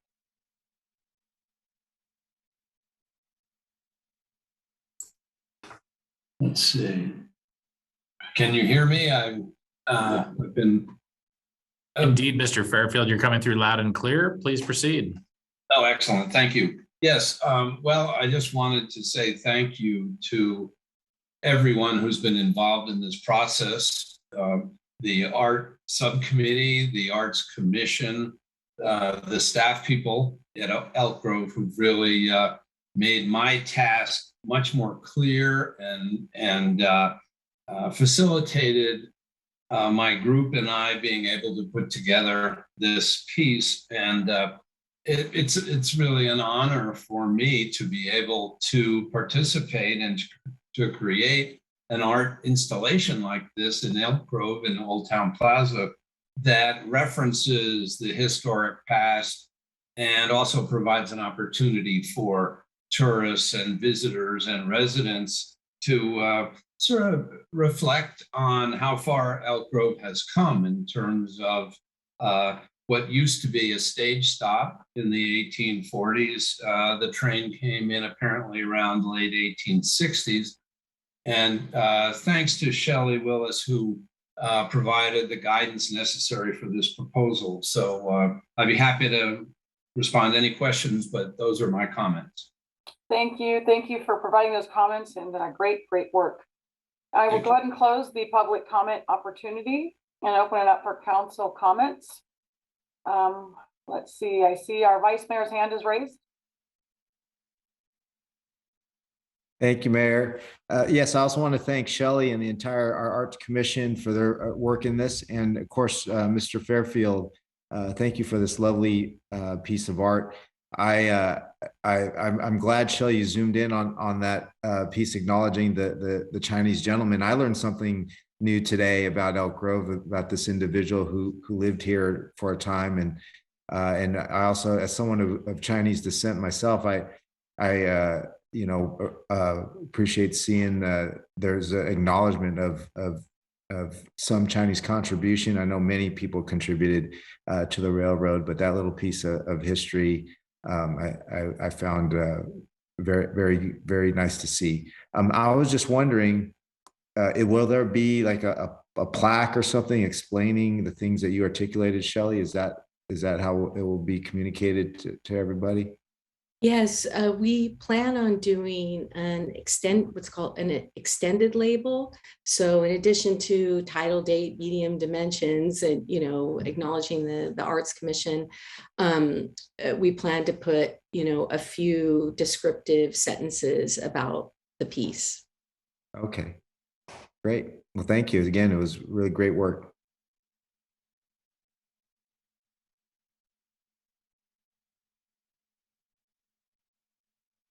All right, now I'm unmuted. Sorry about that. Any of my other council colleagues want to provide any additional comments? Just feel free to unmute and speak. There we go. Councilmember Hume. Thank you, Mayor. First, I have a question and then just a suggestion or a general comment. And the question is, in the first depiction of the artwork, you showed the barrel that had the wording on it for the Elk Grove Depot.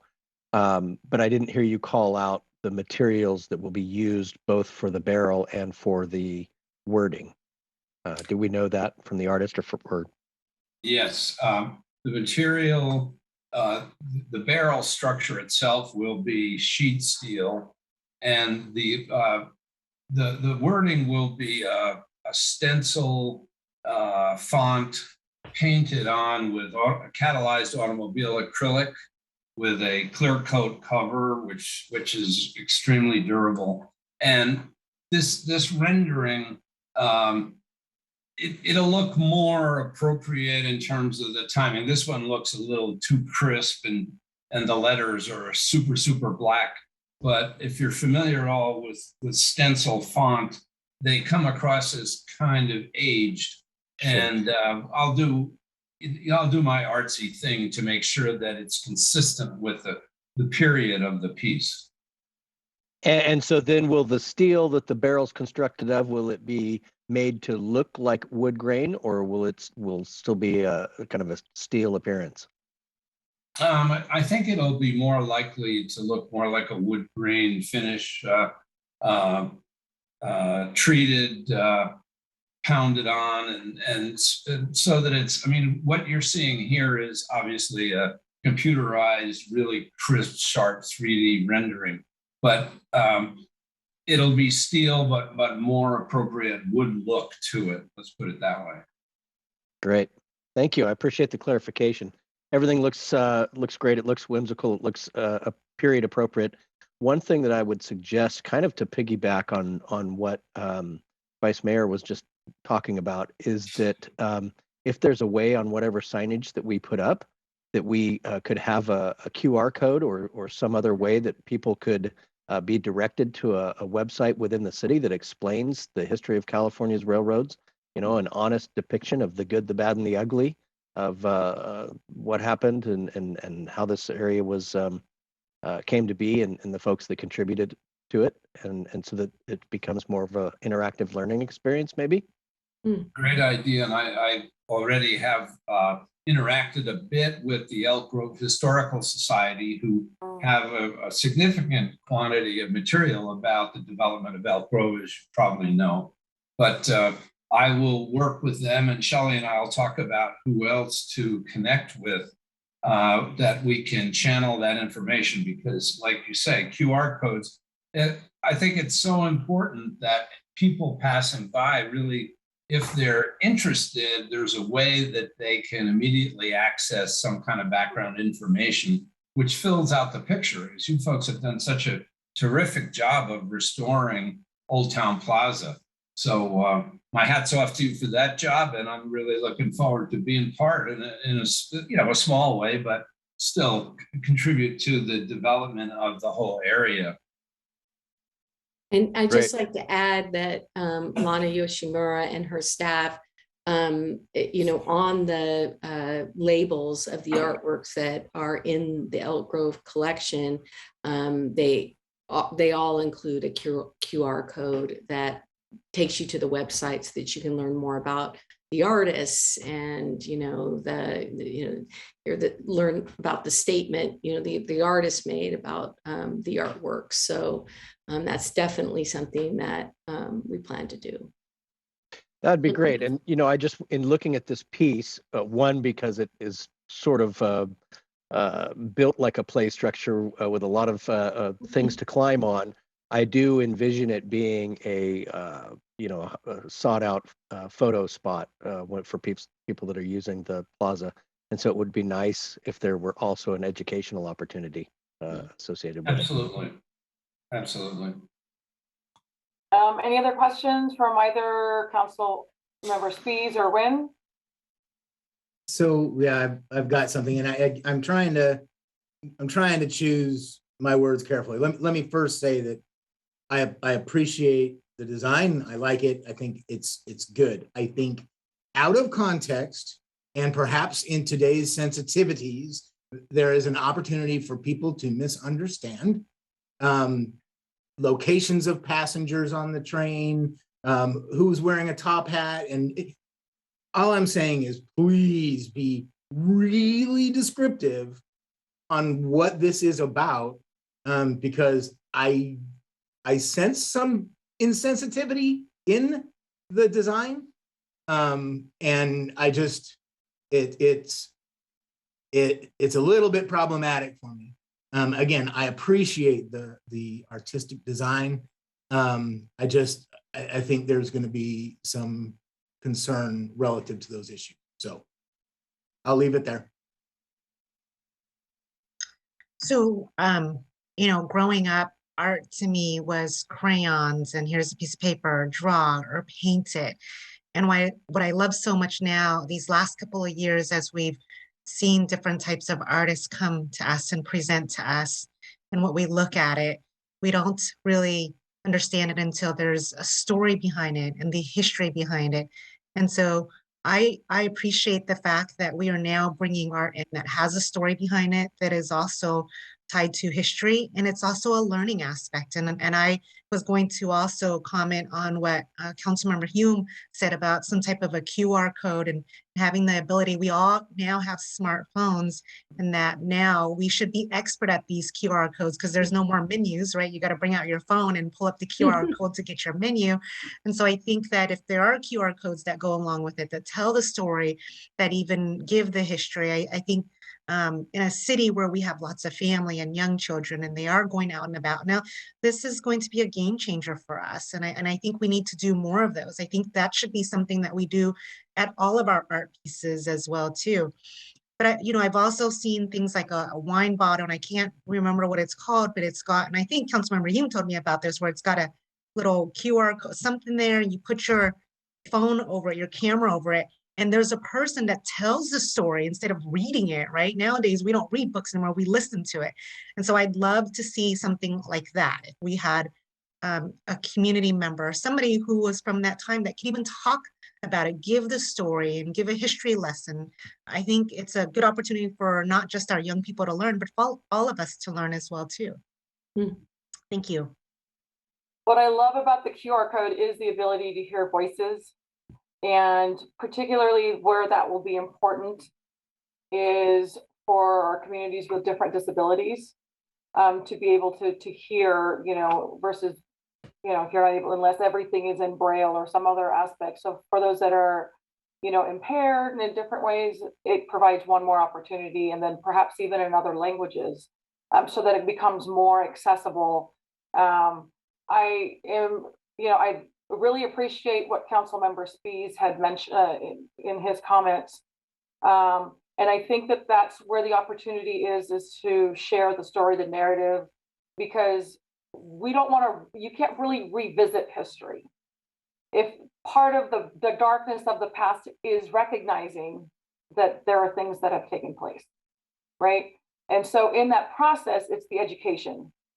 and really illustrating that this is a, you know, a period piece or whatever, but it's in the narrative and the story and the educational component, where I'm hoping that some of those questions and concerns that would come up, but to pretend as though they didn't exist, or not to ever go down a path where we are able to share beautiful art, but also educate, and those are also missed opportunities.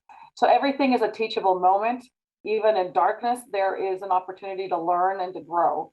And so I think this is a beautiful piece, and we have an opportunity to educate with the history.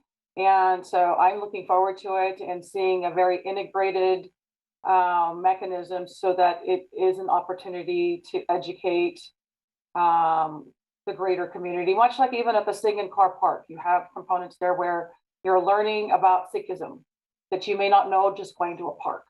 And so in there is an opportunity to learn. So thank you for that. Very, very supportive of this. So with that, I mean, there's no direction other than we're receiving the information. So we want to just thank everyone. Looking forward to seeing this installed. Thank you, Mr. Fairfield, for this tremendous work, and thank you to staff for bringing this forward. Mayor, I think there's an adoption. I'd like to move to adopt the resolution. Is there an adoption? Yeah. It says provide direction in my notes. I have a motion, adopt resolution approving the artwork. Oh, I'm sorry. Yes, you are right. I got ahead of myself. I was reading the next item. Okay. Thank you. Good thing I have a vice mayor. So yes, so we have a motion to approve the resolution. And a second. We have a motion and a second. And with that, I will commence the roll call vote for the resolution of item 9.2, starting with Councilmember Nguyen. Aye. Councilmember Spies. Aye. Councilmember Hume. Aye. Vice Mayor Suen. Aye. And Mayor Singh Allen. Aye.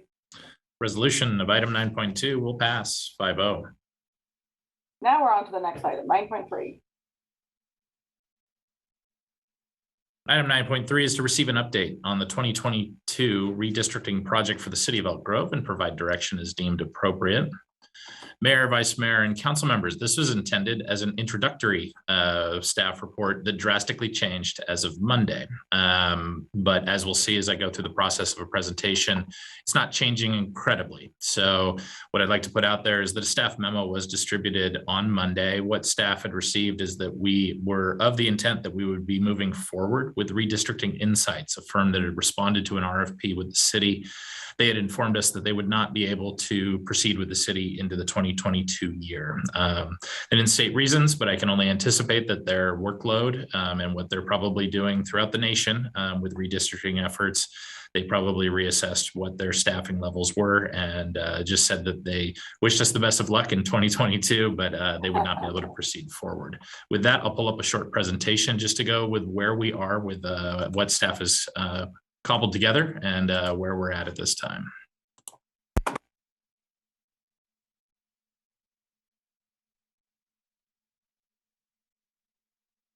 So I'm going to do a very brief background on redistricting for really that's a target of our next meeting on January 26th. But I'll go over just briefly the process that we went through with the request for proposals and what occurred with our vendor who did step down, but then what other vendors have also offered their services in the meantime from some outreach that we've done.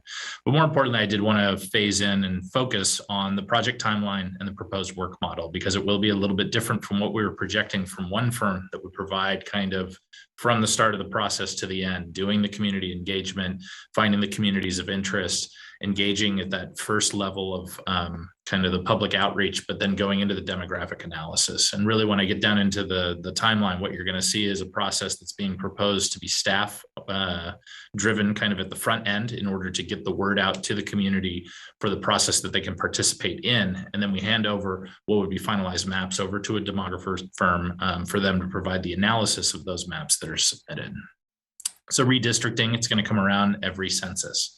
The last time for this, what's required of redistricting is that all cities have to look at their representative districts, and then based on population, equally have districts created in nearly equal population from the districts. So for Elk Grove, we have 4 representative districts. So we're looking at the city being divided into 4 divisions of equal, with a plus or minus deviation, as we'll find more as we go through the process, but of equal population as is possible. What it is it's utilizing this 2020 census data. Last time when we went through redistricting, we were able to get the census data on an earlier time frame, as there were no pandemics that were out at that time. And so when we last did redistricting, we did that in 2011. It was well in advance of election timeframes, and it gave us a lot of breathing room in order to kind of see what the process was. And we got a positive response from the community and the engagement in terms of cutting up the pie of the city of Elk Grove. And we were able to get to the process pretty quickly. One of the elements for this year, or actually from last year, is that those census results did not come out on the anticipated timelines of what folks have seen in past decades, and mostly because of the pandemic. And so that census data didn't come out until September of 2021. And one of the kind of critical components as you're looking around the region in Sacramento is that a lot of agencies were running their redistricting processes in order to meet deadlines for elections that come up in the June primary of this year of 2022. What that means is they're ahead of this. They have to have deadlines and completion for, I believe that papers are being pulled for offices for that June primary, but their processes had to conclude before the end of the 2021 year. And so what we saw was a lot of folks that were hitting the ground running. Some of them started outreach prior in the summertime of 2021, and then were setting themselves up in order to go through a mapping process to get to a final product. The benefit that we've had as Elk Grove is that we don't have an election until November 2022.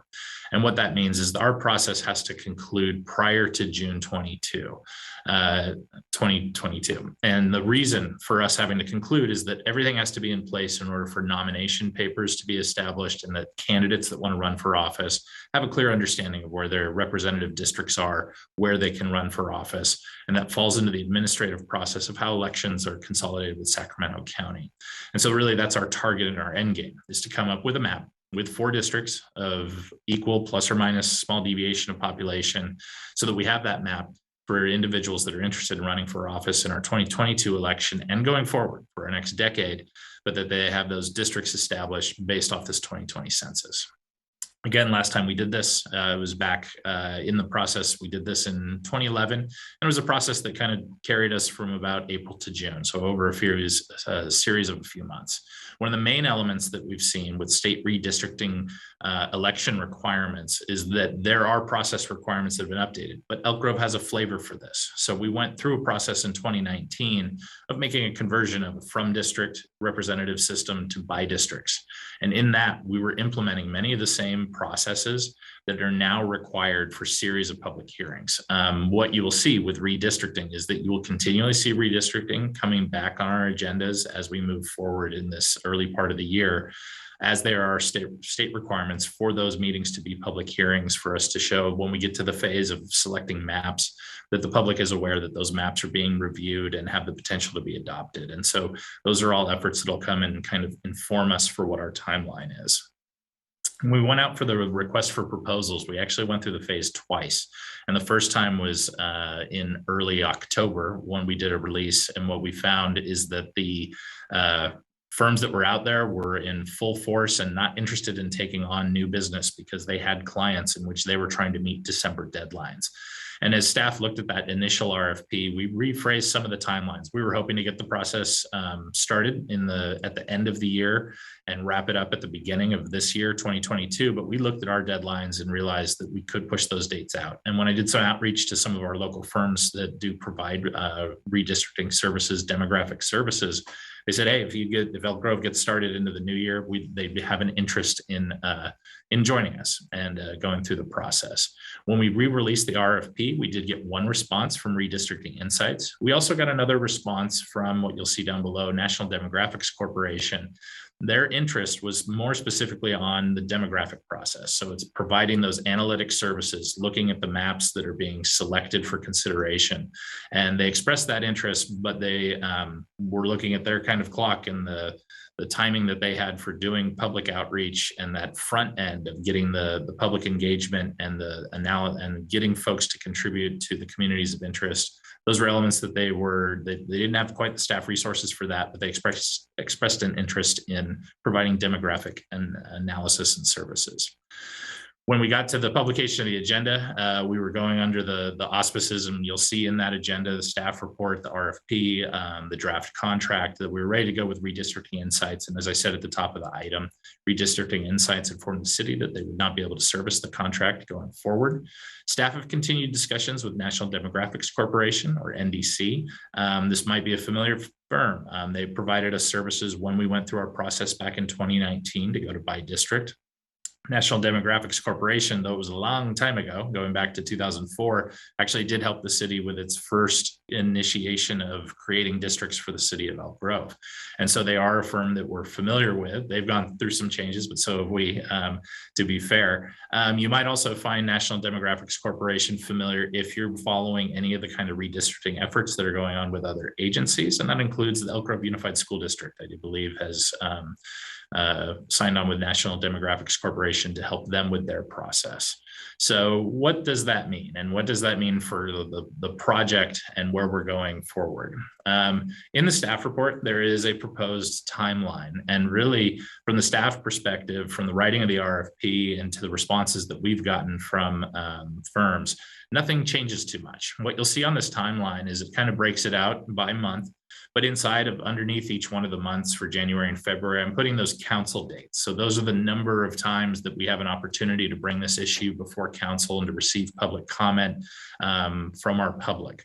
And when we go through this process, what I really started seeing is that for the initial outreach and getting the community engagement in the front end to get folks to submit maps for consideration, is that really that was an element that we think city staff, with the resources that we've been able to gain to date, with the insights that we've been gaining as we've been going through processes. You hear small bits about this, right? From item 9.1 of community engagement. These are discussions that we're constantly having as staff. And that where I'm finding a confidence point is being able to go out and use our staff resources in order to put in a bit of that staff sweat equity to make the contact points with the public and see what kind of engagement that we can get for submittal of maps. And once we get that pool of maps, that's when we hand over the workload to our demographer analysts. So part of what I would envision for kind of those milestones for us to reach is really watch within that month of February. Because January, our next meeting, would be an introduction to the redistricting process to look at our current district configuration and how it kind of equates to the current census data. And so that gives sometimes that starting point of where do we look for any kind of changes that we might look out there into the in the environment. But it's also to set kind of that playing field of what are the parameters for redistricting, what are those legal requirements, but also what are the types of qualities that we want to look for as an agency, as a community, in defining how we are going to go about creating our districts. And I think what will happen is as we move through the meetings in February, staff would be able to come back and provide reports just as far as how the contact is going. And so whether it's the issues of how many contact points are made, how many responses do we get back, and how many events were we able to schedule, all of those are elements that we would be able to come back in the February months, which are typically going to be the times in which we're doing that community outreach for the identification of communities of interest. If we get into March, if you see down the timeline, really, once we're into March, April, and May, those are months where we can start looking at submitted maps. And so if at the front end, we see that there isn't enough community engagement that's going on, we can extend our timeline a little bit more. We can see if there's any other kind of efforts that we can put forward in order to get more of a process. But I have a confidence level that we are going to put the word out to our community in Elk Grove. And I have a tendency to see from our community of Elk Grove that we get a lot of participation. We get our residents bring an interest and a passion to these projects. And what's nice about redistricting is you get down to the point that the end product is this 4 districts, even population within the constraints of what we have from the geography, and the numbers and population. To me, it's an incredibly fun exercise, but it's interesting to go through the process and iterations with our community members that bring insights about where do those final lines come down? Where do our communities of interest that historically we've seen and that have emerged over the last decade, where are those places that we want to create as sacred in Elk Grove, that they have an identity and that we want to make sure that they are represented in our districts. So what that boils down to is the workload and project timeline of staff with an initial outreach. We see how that process unfolds throughout the months of January and February. And then we would have that decision point at the second meeting of February to see where we stand as a community and what kind of engagement has come to date. And then we can look at that analysis of maps. For that work model, really what I'd be looking at is that the staff outreach level really starts with our contact points that we have. And we would let the community come back to us as to when they want to have us hold outreach and workshops. One of the challenges is going to be, of course, the pandemic. So how much can we get together with people? But if you'd asked me 10 years ago, staff, how are you going to do an outreach plan? We had no resources for all this teleconferencing, the ability to just step into meetings and have staff be available on the schedules of our community when they are going to congregate, come together and discuss these issues. And I think we would be able to put together a robust program that not only utilizes these kind of teleconference contact points, being able to meet folks in their environments that they're creating as teleconference environments, but then also look at our districts and look at our wonderful outdoor spaces that when you talk about the resources that are available, the initial 2004 redistricting efforts of Elk Grove were done with pens and paper. We now have laptops, Wi-Fi, the ability to go to sites that have the demographic information. And we're not going to have to deal with the situations of envelopes with a drawing on the back of Elk Grove divided into 4 parts. We really have so many resources that are free in this day and age and readily accessible that folks can congregate, come together and discuss and show them to each other. And we can still stay a safe distance and we can also stay outside or whatever it might be. And I'm hoping that our kind of fall spring we're having now carries over into February and we have some nice weather that we can get out into various areas of our outdoor zones that we've created out throughout Elk Grove. So that's what I'd be seeing as kind of that 2-step process, which is the staff kind of putting our shoulder behind that outreach on the front end and to see what we generate as the interest in our community. And then we hand over those products to our professional demographers for the maps that are selected that after they go through a review, that we kind of narrow that list and say, these are the maps that we would like to see move forward and have that analysis in order to back up kind of what's that intuition of the maps that come forward from our community as the right fit. And then we have that data that comes in and we see that if it validates those points. And from our last process, that's pretty much what happened last time. And it was nice to see that when the community came out with the maps and then when you come through and do the analysis, when the process is done right, it's a happy pairing that goes through. With that, what we will be having on the city webpage is just updates of as we get those kinds of contact points. So as we get more information, as we get map submittals, all of those will be consolidated onto this redistricting page on the City of Elk Grove's website.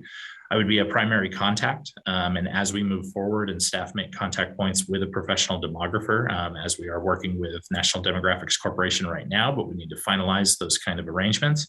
But I would be a main contact. And then what we would be doing is providing that information for how to make contact direct with the demographer as well, and how to get that information flow of submittals and get that aggregated up so that then we can all look at it as a community and then work from there. But that's the overview process.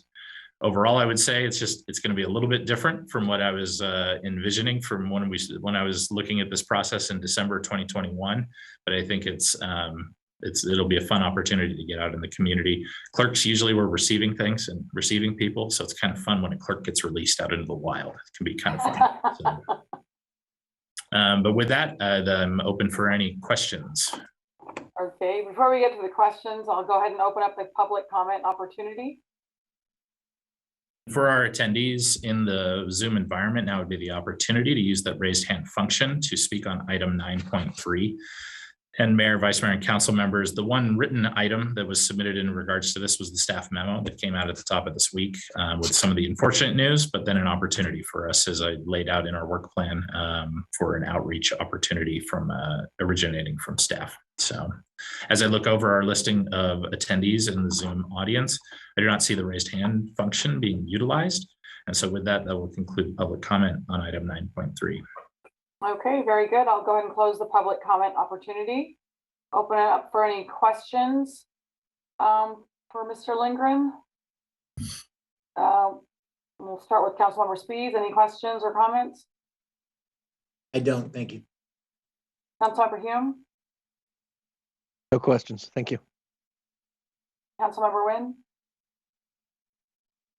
No questions, thank you. Vice Mayor Sun. No questions. Thank you.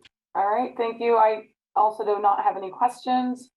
Great report. I'm confident, based on your confidence, of meeting the timeline and providing an inclusive process where the community has ample opportunity to be engaged, provide input, and have a direct say in the redistricting process.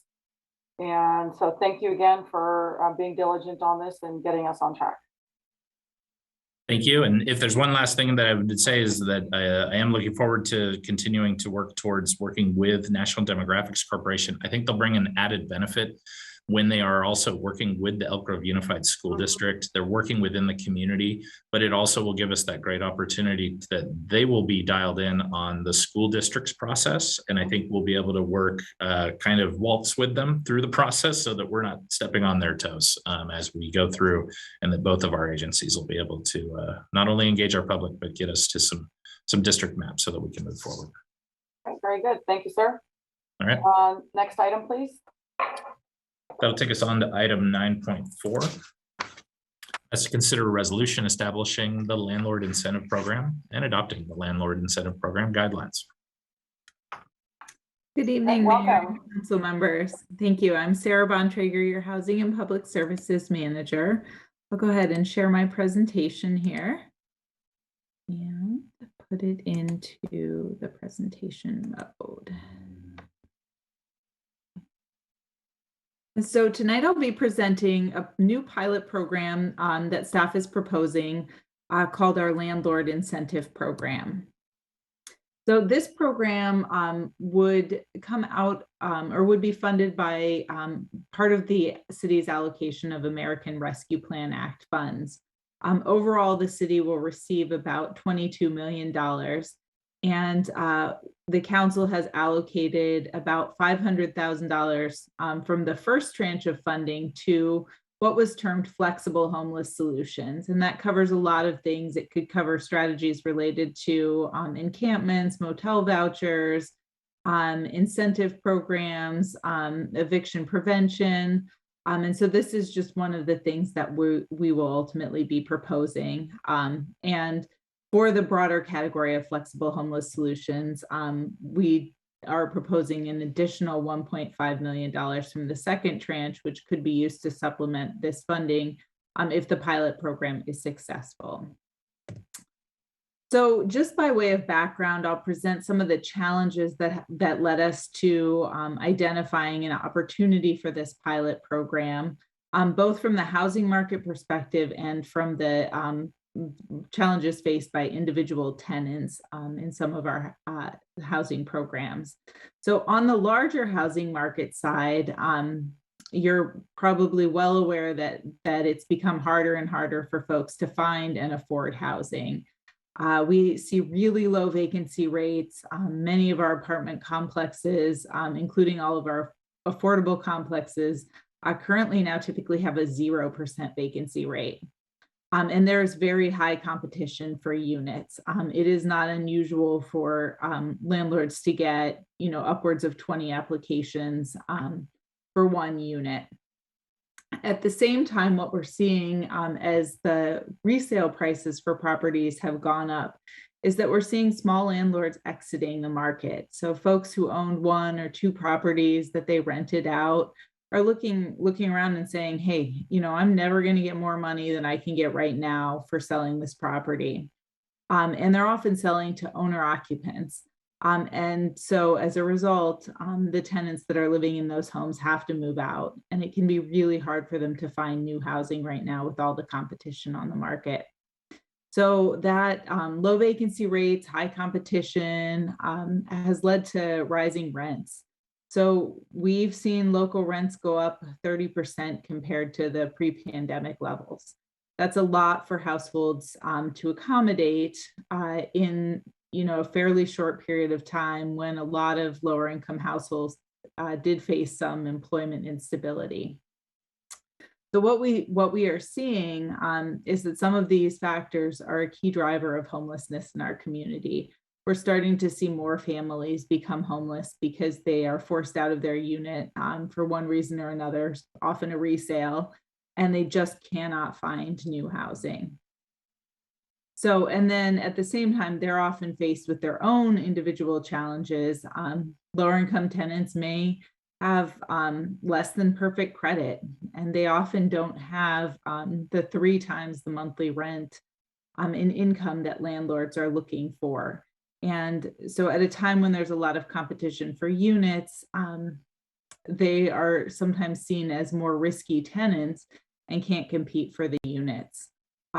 They often may not have funding for move-in costs either. It can be very expensive to move. In addition to actual moving costs of packing up your things, getting a truck and moving them, you also have first and last month's rent, a security deposit that could be 1 or 2 times the monthly rent. And at today's prices, which I'll share with you in a future slide, folks could easily be looking at $6,000 plus just to move. And then there's the application fees.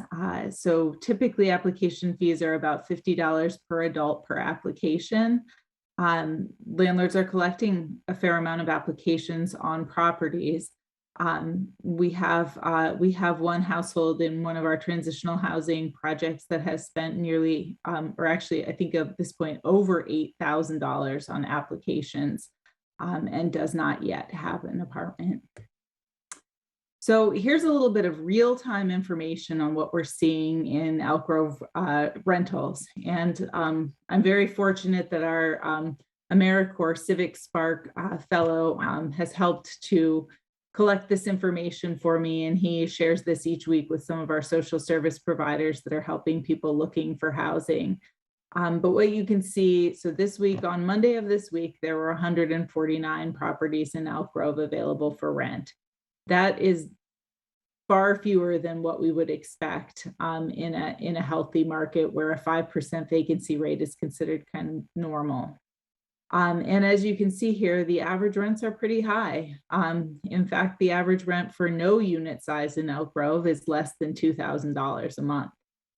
And it goes up to almost $3,400 a month for a 5-bedroom apartment. Many unit sizes get into fairly expensive rents, 3 bedrooms running up to $3,200, 4 bedrooms at $3,600 a month on the high end. And so of those properties, most of them are not affordable to lower income households. In fact, of those 149 properties, just 4 of them would be considered affordable to a lower income household.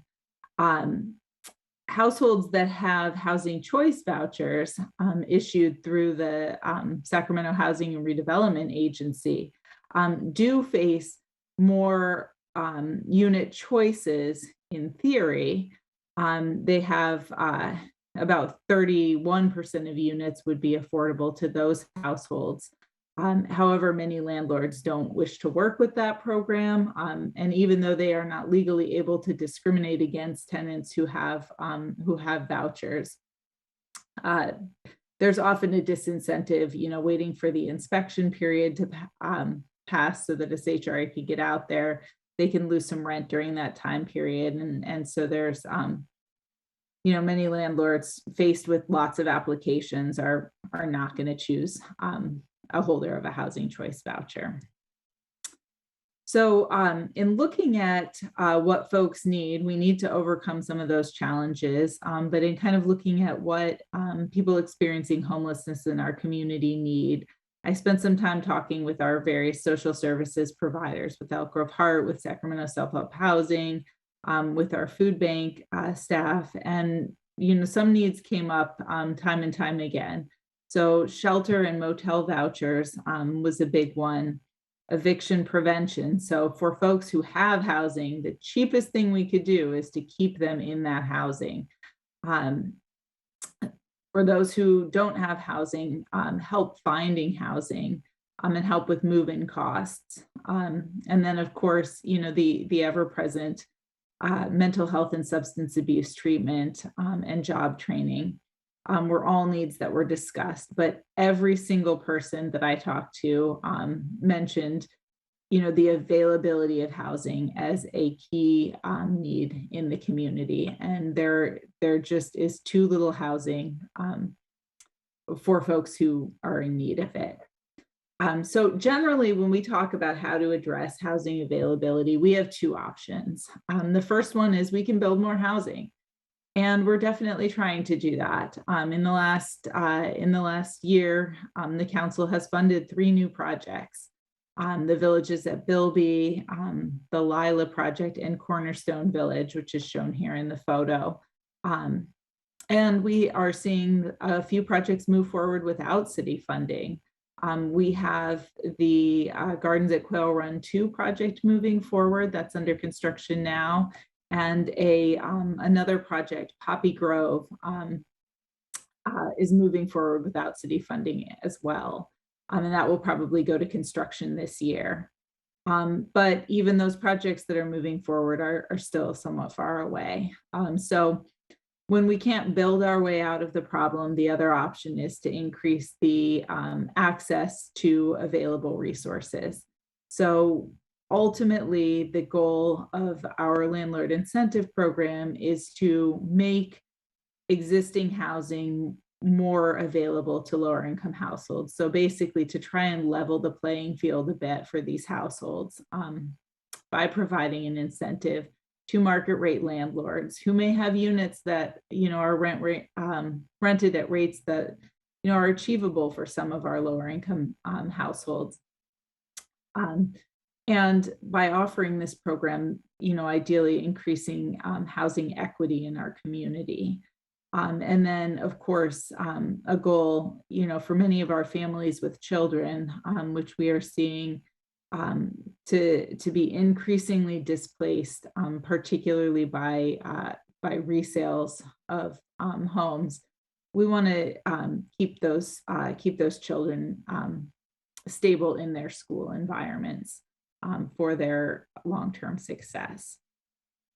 So our pilot program, the Landlord Incentive Program, what we would be doing is providing some benefits to landlords who rent to one of 2 categories.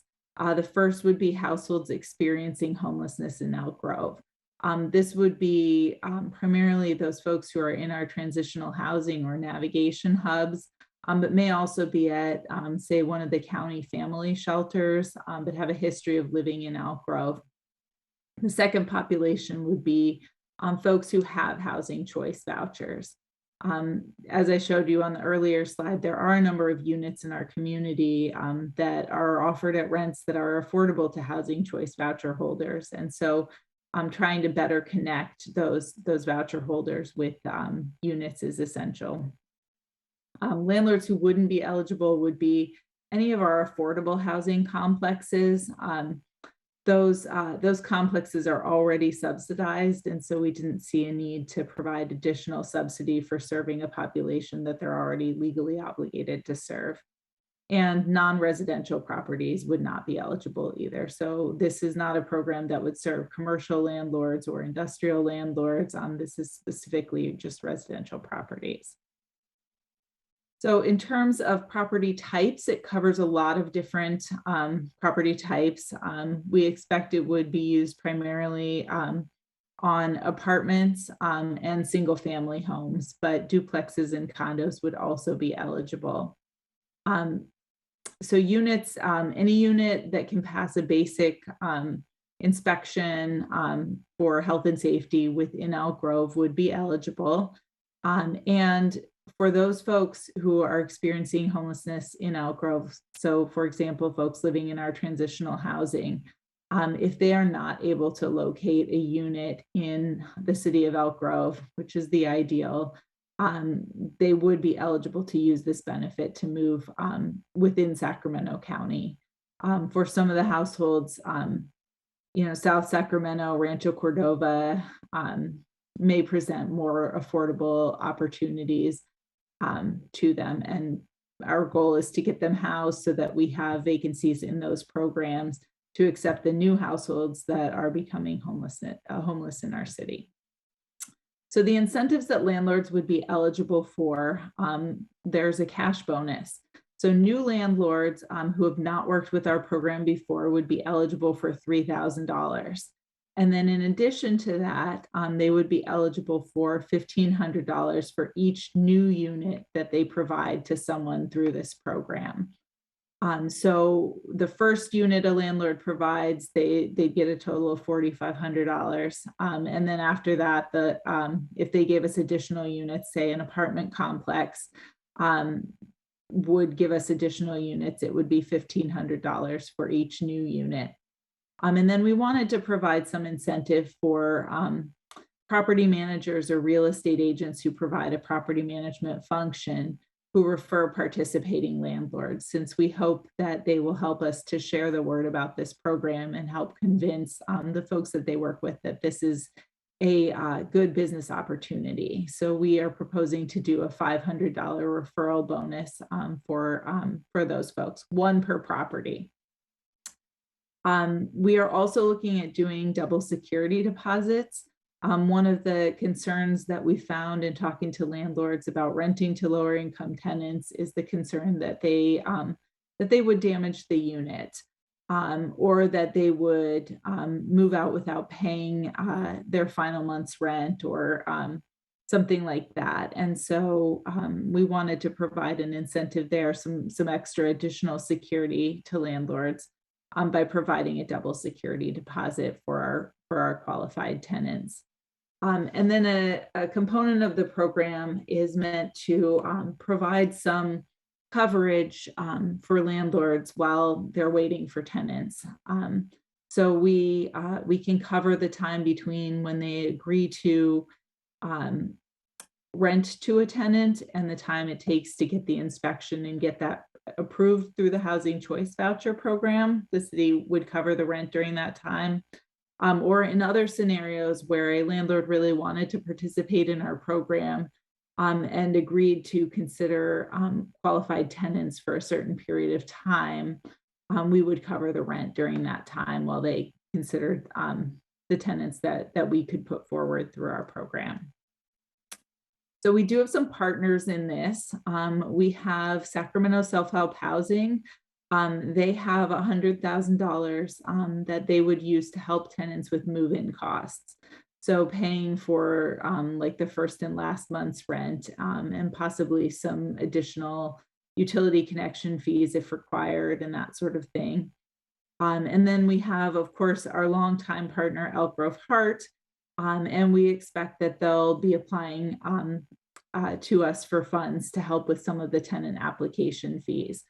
Since that can quickly become burdensome for people who are trying to save up money for first month's rent, for last month's rent, for moving expenses, spending potentially thousands of dollars in application fees is really not feasible.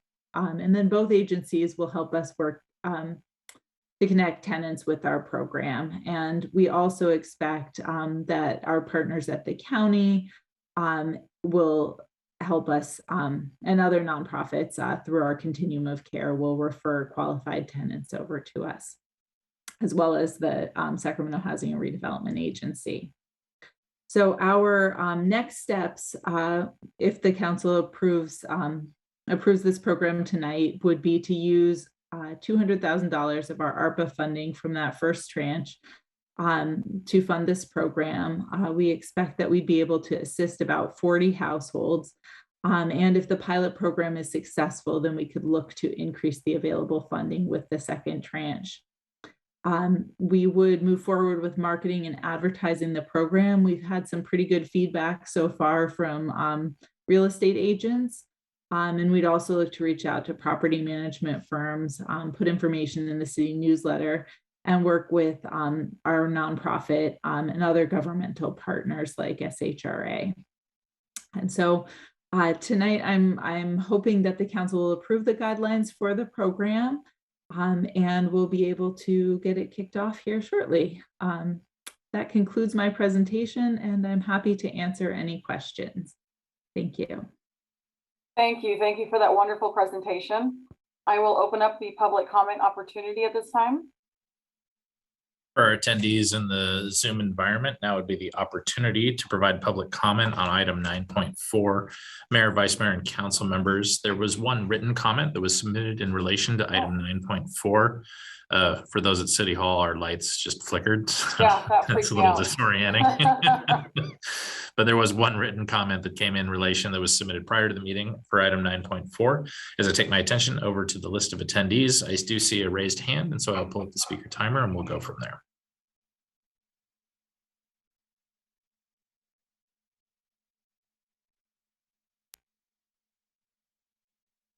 Max Vargas, you may go ahead. You have 3 minutes.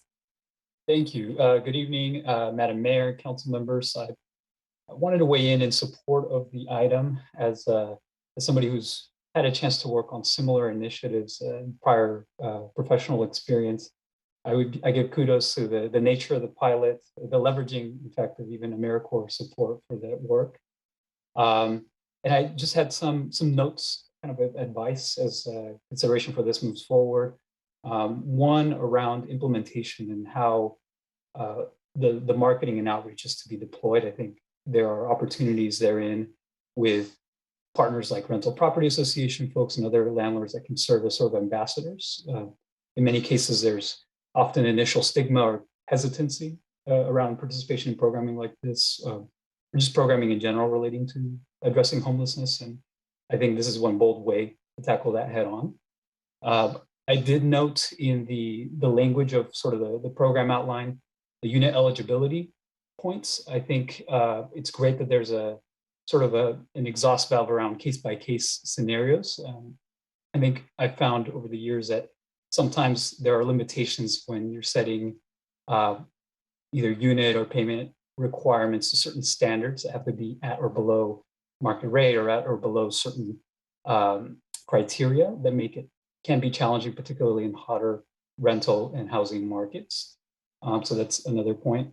And I would add, I think, as was mentioned, there may be ideas for future tranche considerations. I think on that front, it would be really welcome to consider how to even in future funds consider layering atop vouchers for those very points around the peak of such a hot rental market, such a hot housing market that can make it that challenging to fit all that support and reach the many folks and still be able to make those dollars go forward. Thank you for your time and consideration. Thank you. Thank you so much for your comments. Are there any other hands raised? And I do not see the raised hand function being utilized by any of our attendees in the Zoom audience. So that will conclude public comment for item 9.4. Great. Then I will go ahead and close the public comment opportunity and open it up for council comments. We can start with Councilmember Spies. Ooh, lucky me. Okay. So I'm sorry, Ms. Bontrager, could you put the slides back up? Because I do have a couple of questions hopefully you can help me out with. So while you're doing that, one of the questions I have is, have you prior to now reached out to, and I'm sure they'll not appreciate the fact that I can't remember the name well, but is it California Rental Association? Have we reached out to them to find out that this will in fact help move the needle, or have we talked to any, have we talked to any, what would you call it, rental companies to find out if this is something that would move the needle for them? Yeah, so I have not yet had a conversation with the California Association of Realtors or the California Rental Property Association. Yeah, I can't remember what they are It's now. now the California Apartment Association. It used to be the Sacramento Rental Housing Association. At any Okay. rate, I have Right. not yet had a conversation with them. However, I did do a presentation for the Elk Grove Realtors Group. Okay. And they were enthusiastic about the program and very interested in getting more information about it.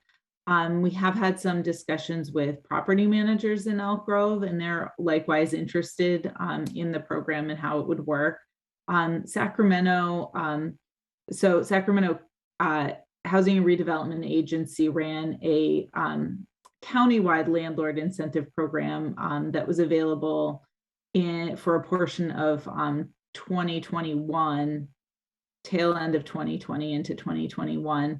And they helped about 140, they had about 140 new landlords that entered their program as a result of the incentives that they offered. And so, so it is clear they had a fairly small amount of money that they'd allocated to it. But I think it is clear that that there is some amount of interest from landlords, and we're hoping with the expertise of our public affairs folks that we can really get some good materials out there and spread the word through both professional association channels and through some of our more social media outreach. Okay, and then if you could go to the slide with the specific incentive amounts there, I would appreciate it. Yes, let me. There we go. Okay, all right, so a new landlord, although I think they prefer a different term than landlords, but I don't know exactly, I can't remember exactly what that was. But so help me understand, how does a landlord or property owner, how do they make themselves available to this program? How do you envision that working? They just call up? They can absolutely call us, and our Civic Spark fellow will be doing a lot of outreach and interaction with landlords who are applying for this program. But there are two ways that they can do it. One is they can call us and we can share information about the program with them. The other is we will have forms online on our website so that landlords can make claims for reimbursement via the website. Okay, so they wouldn't be signing up for this prior to a vacancy. They would identify themselves at a time of vacancy? Typically, yes. And so they have at a time of vacancy, they have an option, which would be something we would call a unit holding agreement. So a landlord who definitely wants to participate, we know we have a lot of compassionate folks in Elk Grove. Sure. We also know we have a lot of good tenants that are living in our transitional housing right now. And so we're trying to connect those two groups. And so let's say we have a compassionate landlord that knows that they'd like to participate in this program. What we can do with them is what's called a unit holding agreement. And then during the time that their unit is vacant, they're considering qualified tenants, the city's program would pay rent on the unit during that time.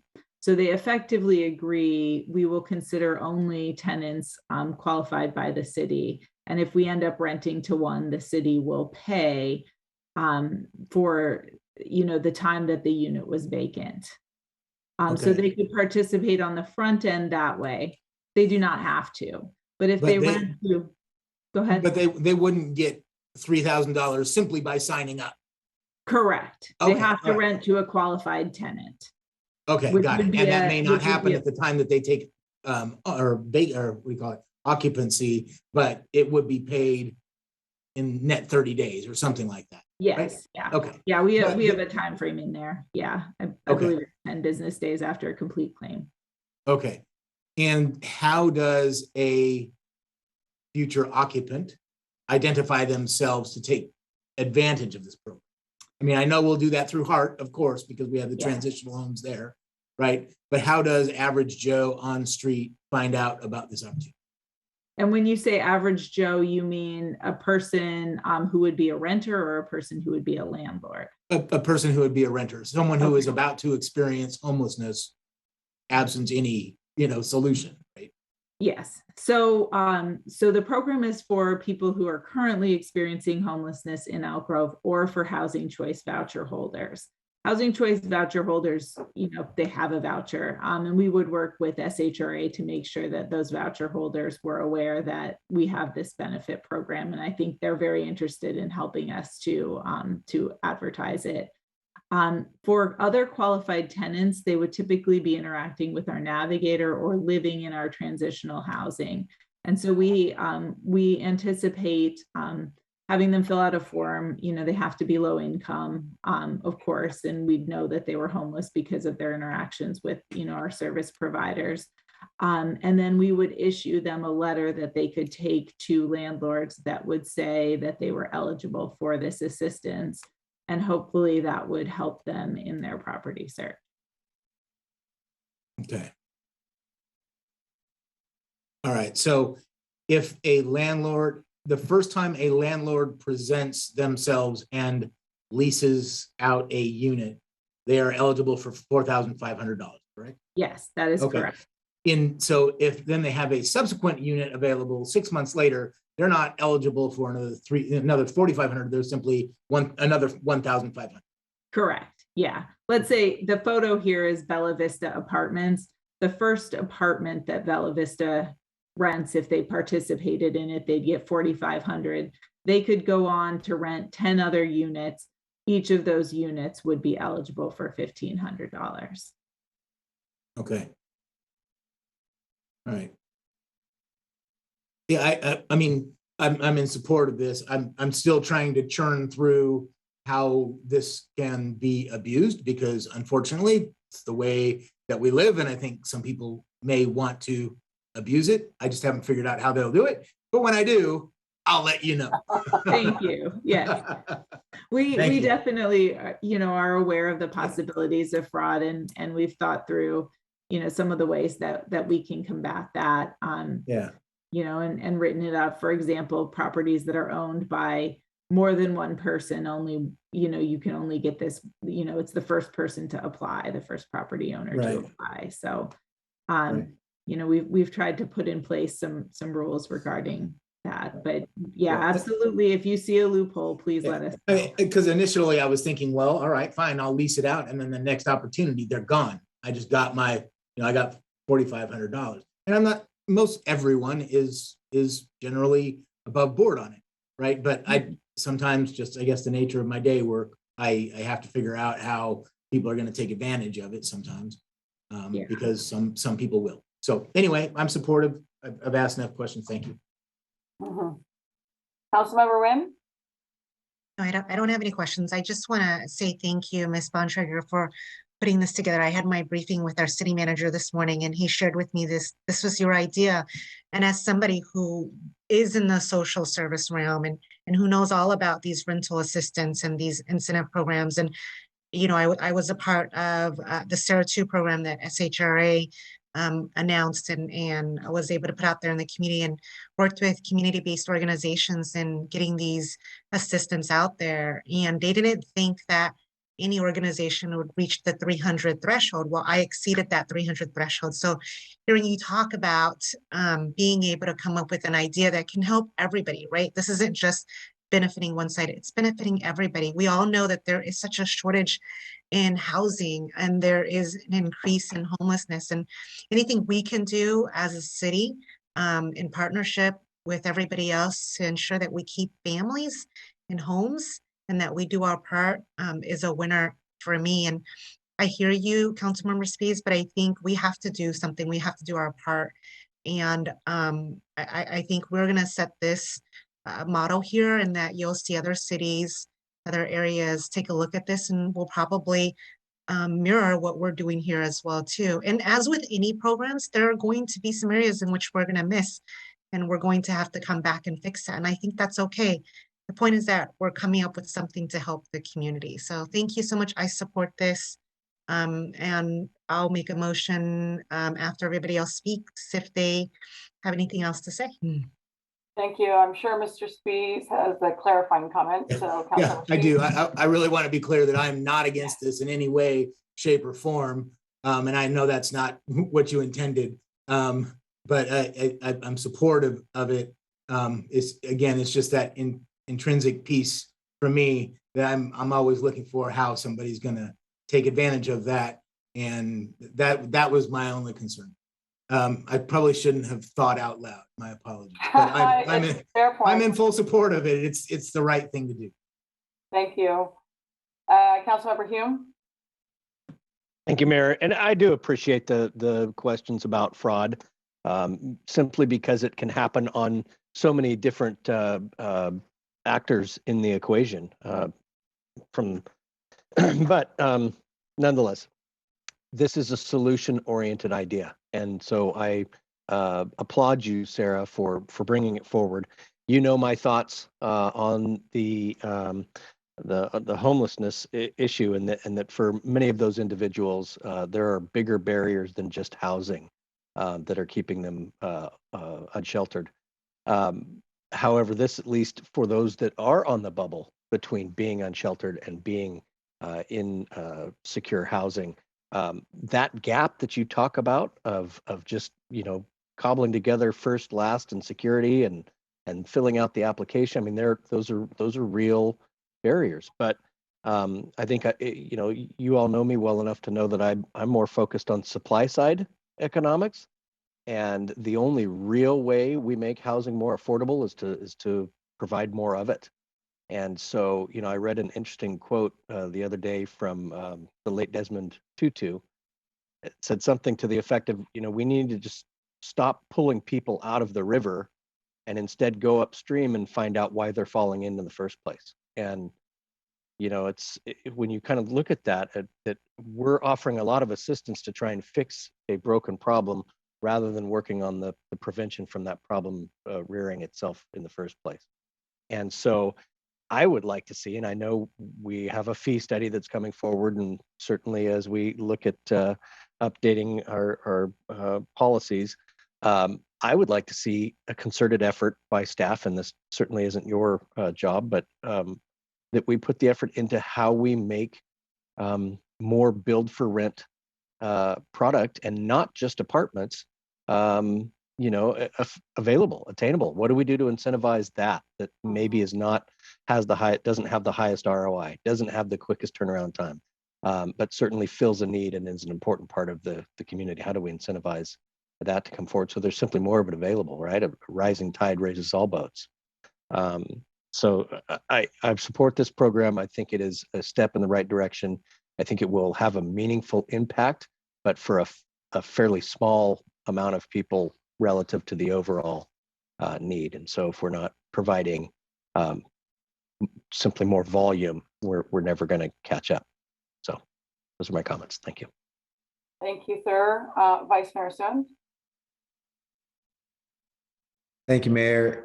Yeah, I'm going to echo my colleagues' comments and commend you, Sarah, for your innovation and hard work in this space. We've talked many times, had many conversations about this issue, and I just love the way you just dive right in and bring forward something that's, as Pat mentioned, solution oriented, but also innovative. It addresses a lot of the concerns that you hear anecdotally from landlords about the reservations of renting to folks with these vouchers.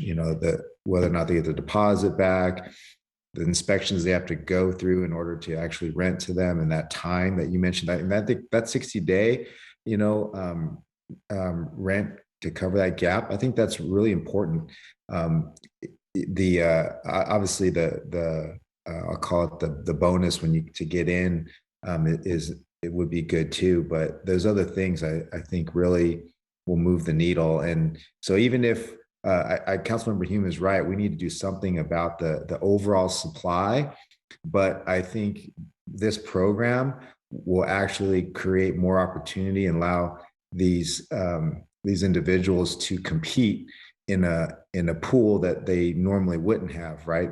They wouldn't have been able to compete against landlords who didn't want to entertain these vouchers. So I'm excited to see the results of this pilot program, but I'm very hopeful that it'll be successful. So I'm fully in support. Thank you. And I'll second Councilmember Nguyen's motion, if that was a motion, Councilmember Nguyen.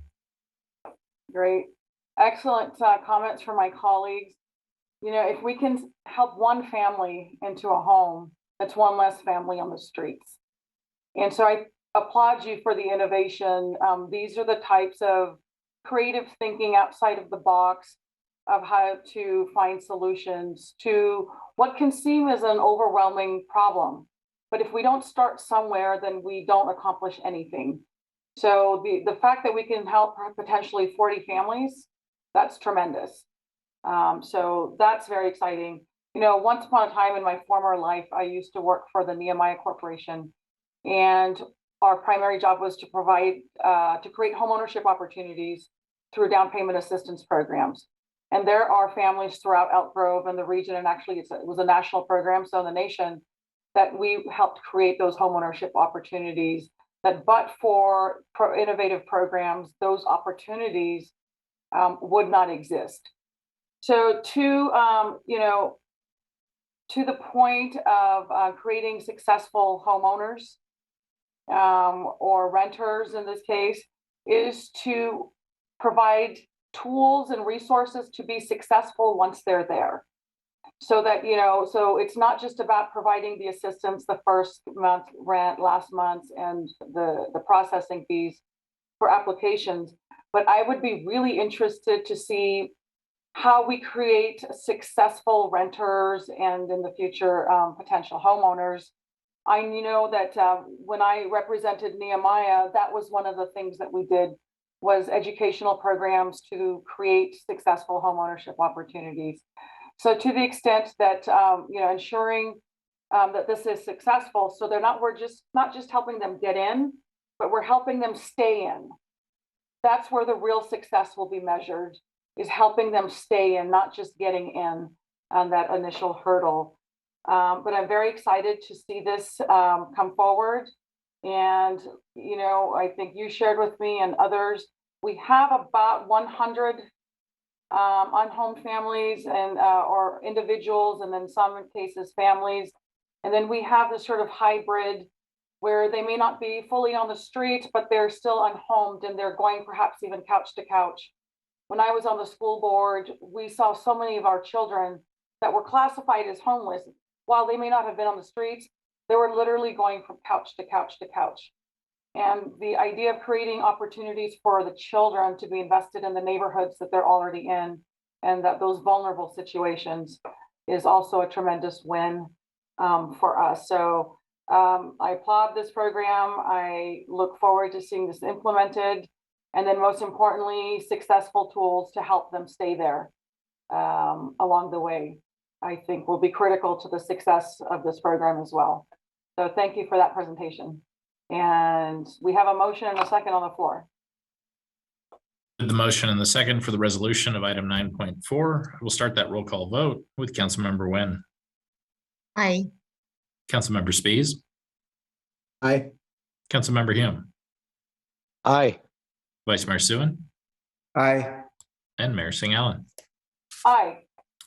Resolution of item 9.4 passes 5-0. All right, next item. That will take us on to item 9.5, which is consider appointment of 10 voting members to the Diversity and Inclusion Commission. Mayor, Vice Mayor, and council members, I'm Jason Lindgren, your city clerk. As a brief overview, we opened up the recruitment in December of 2021. We had a set date of January 5th on a Wednesday for applications to come in. But after going through 2 weeks of vacations and then moving our way back into the workplace, adding on that extra day of Thursday seemed to just be beneficial to the mental health of all. One of the effects that came through is what you'll see in the staff report is that there were 35 applications that came in, but then a series of applications did proceed to come through. So the written comments that we ended up getting were the addition of a few applications, and that happens sometimes with our processes. Sometimes it's just as the mail goes through or whatever the case might be, but you'll see that there's a full list of 39 applications in total that came in. There are only the 10 spaces. What was done is that we did ask all the standing members of the Diversity and Inclusion Commission that they had the opportunity to reapply. And so those applications are also included in the set, but I think we have a series of individuals that are going to be signing up to say a few words in support of their applications or of applicants. And that will wrap up my report unless there's any questions. All right, thank you, sir. So we'll go ahead and open up the public comment opportunity at this time. I think our attendees are picking up on the cue because I'm seeing all the raised hand functions going up. And as I noted, Mayor, Vice Mayor, and council members, there were no written comments that came from the general public. What were the written comments was a series of staff memos that were released as we were receiving additional applications to take us up to that total count of 39. But I'll go to pull up the speaker timer as we have a series of folks that would like to address the council this evening.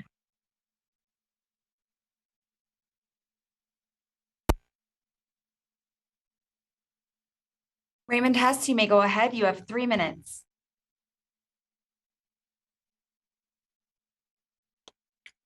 My name is Ray Hess, and I'm one of the applicants for the Diversity and Inclusion Commission. A lot of you know I'm an Episcopal priest.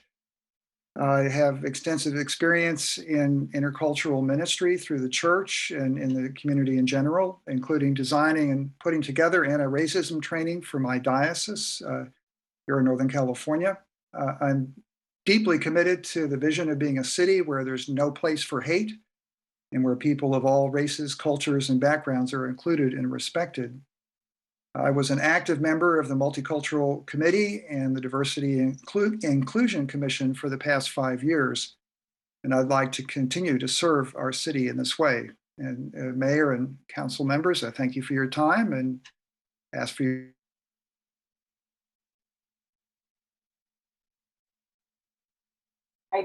Sir, I think you cut off there. I don't be on the internet, but it looks like you were done, but I'm not sure. If you caught my last comment of just thanking everybody for the time, that was it. All right, very good. Thank you so much for calling in. Thank you. Thank you. Next caller. Jinky Dollar, you may go ahead. You have 3 minutes.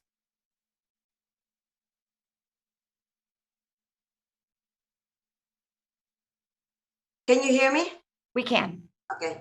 Hello, my name is Jinky Dollar. I have been a member of the Diversity and Inclusion Commission beginning in 2012, back when it was known as a multicultural committee. I am passionate about supporting and advocating for the AAPI community. I would like to continue serving a member of Elk Grove Diversity and Inclusion Commission.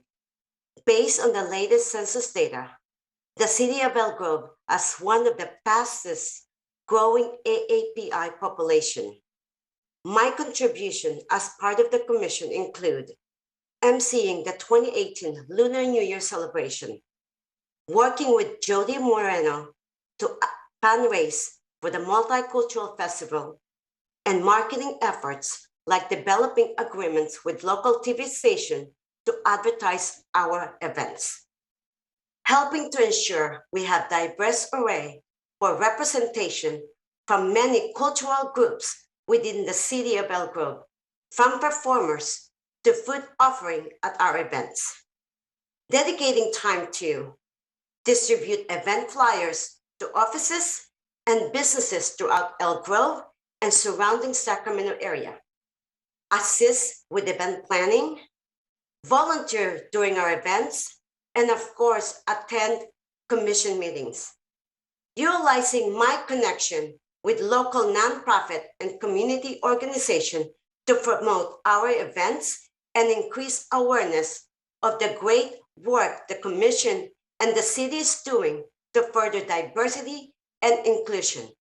I have a strong history of participation and engagement as a member of Diversity and Inclusion Commission. I also have over a decade of advocacy and volunteer work within the Elk Grove and Greater Sacramento area, and I established relationship with local media outlet. I plan to continue to utilize my connection and relationship to advance the work of the commission and support the effort of the Elk Grove City Council in this area. I want to thank Senator Richard Penn for writing a letter of recommendation, which I submitted with my application. Thank you everyone for your time and consideration. Have a great night and take care. Thank you so much for calling in. Next caller, please. Tina Lee Voigt, you may go ahead. You have 3 minutes. Good evening. My name is Tina Lee Voigt, and I'm asking for the mayor and city council to please consider my reappointment to the Diversity and Inclusion Commission. I was honored to be appointed to the commission last year, and please note that I'm the only member who specifically applied for and was appointed to the Diversity and Inclusion Commission with its current name, purpose, and mission. During my brief tenure, I believe I've made contributions to the commission and our community. At my first commission meeting, I volunteered to assist with the preparation and presentation of the City Council proclamation recognizing Juneteenth. I also assisted with preparing City Council proclamation and recognizing June as Pride Month. Additionally, I was actively involved in the development and implementation of the first Cultural Connections event, which honored Hispanic Heritage Month and featured music, dancing, and storytellers. Not only was I a member of the planning subcommittee, but I also served as the master of ceremony. As a quick recap of my background, I have lived in Elk Grove since 1994, and I have years of experience with the city of Sacramento, where I engage with different communities and cultures.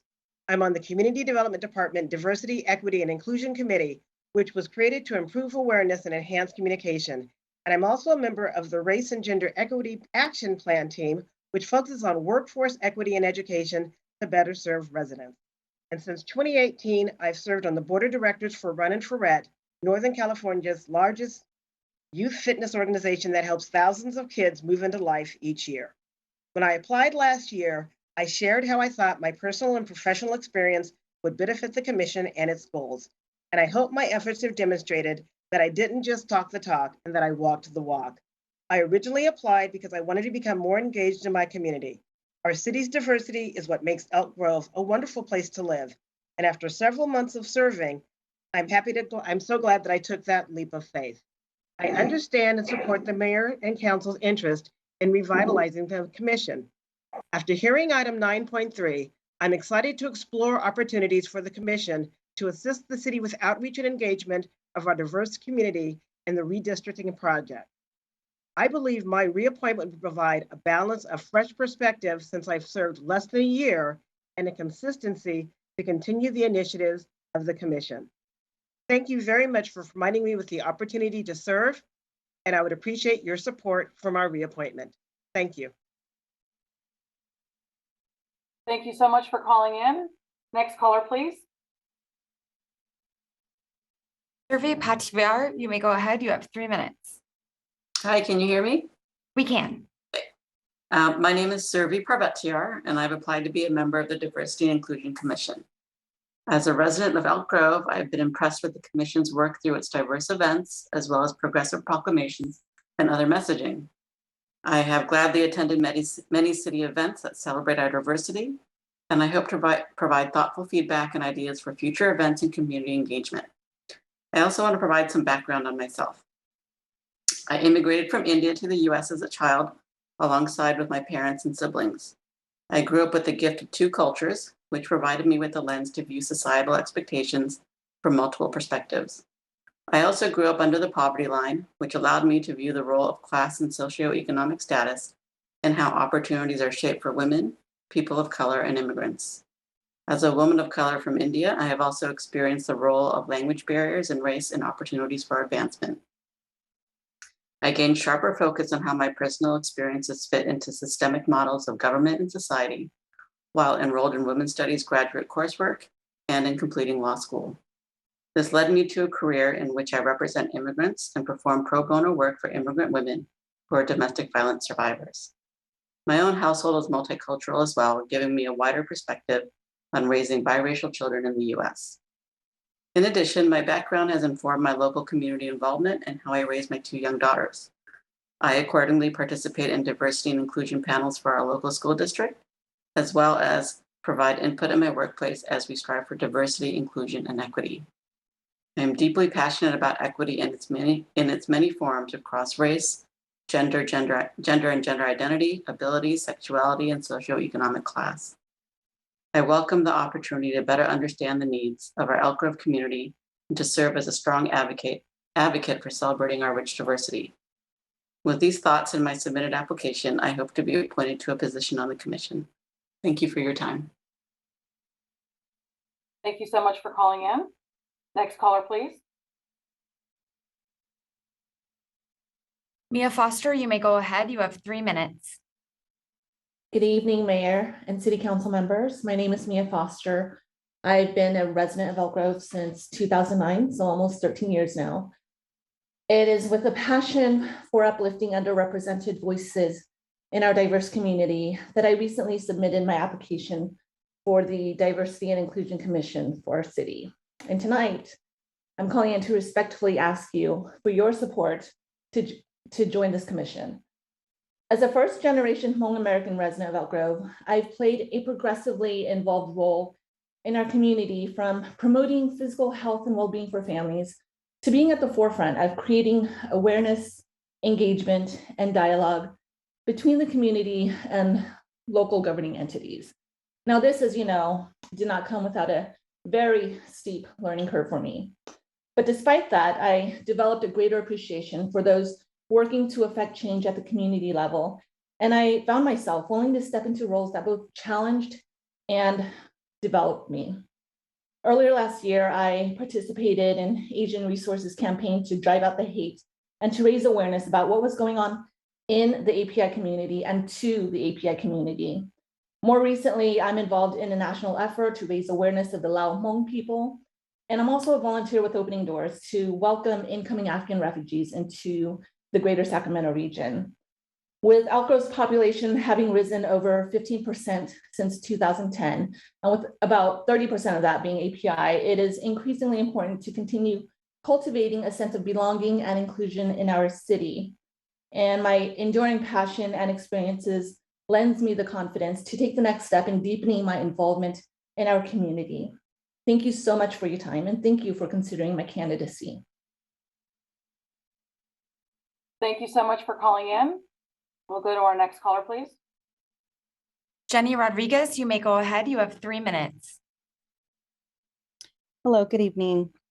Good evening, Mayor, Elk Grove Council, and fellow community members. My name is Jenny Rodriguez and would like to share why I'm interested in being appointed to the Diversity and Inclusion Commission. Over the years, I've worked on efforts to increase the diversity, not only in my college campus by serving 3 years as a board member of the Sacramento State Latinx Alumni Chapter, 1 year specifically as public relations and 2 years as the president. Currently, I'm serving in our city through the Elk Grove EDGE program, which it stands for Equity, Diversity, and Gender Empowerment, down to the continued efforts that I work in currently through my place of employment with our Latinx Employee Resource Group. When I heard about this opportunity, I immediately knew that it would be the chance for me to be able to join and actually have a say in what it takes what it takes in a place and a city that I not only live in, but the city that my children are currently growing up in. When I moved to Elk Grove back in 2012, it's kind of mind-boggling to think that there was nothing that really existed south of Elk Grove Boulevard. And 10 years later, I now live in what once upon a time was considered farmland. And so as we continue to grow and others continue to come from other parts of Sacramento and surrounding cities, because not only are we a beautiful city, but we have so much opportunity here, it's also important to make sure that we continue to embrace our existing and our new members moving into our area. As a Latina, I want to make sure that I'm there to represent those that not only look like me in the community, but also others, to make them feel welcome and that they feel comfortable calling Elk Grove home. This past September, I had the honor to speak and share my story during the Diversity Storyteller series, and loved how the community was able to come together to listen and to learn. And I want to be able to make sure that opportunities like that continue to be celebrated. Of course, I don't consider myself an expert, but immersing myself in this work has offered the opportunity to continue to learn and understand in order to embrace all of those who may or may not look like me. And so I just want to say thank you to the City of Elk Grove for recognizing that there's still work to be done and for making sure this commission is made available to help our city continue to thrive. Thank you, and this concludes my comment. Thank you so much for calling in. We'll go to our next caller. Anya Jael Woods, you may go ahead. You have 3 minutes. Thank you. Good evening, Mayor Singh Allen, Vice Mayor Hewen, council members, and community members. My name is Anya Woods. My pronouns are she, her, ella, and I identify as Afro-Latina. My family and I have lived in South Sacramento, Elk Grove area for the past 7 years. I applied to be considered for the Elk Grove Diversity and Inclusion Commission to be the change that I want to see. I know our city has been recognized as being one of the most diverse cities in California, and I would like to ensure we are not only diverse, but that we are inclusive and provide equitable access to resources and opportunities for all of our residents, and that all residents and their lives are embraced and celebrated. I'd like to give you a little bit of background on me. I have an extensive background in diversity, equity, and inclusion work. I serve my community in a leadership role as a Nehemiah Emerging Leader Senior Fellow to uplift a diverse group of leaders in Sacramento. I'm also a commissioner for the Sacramento County Commission on the Status of Women and Girls.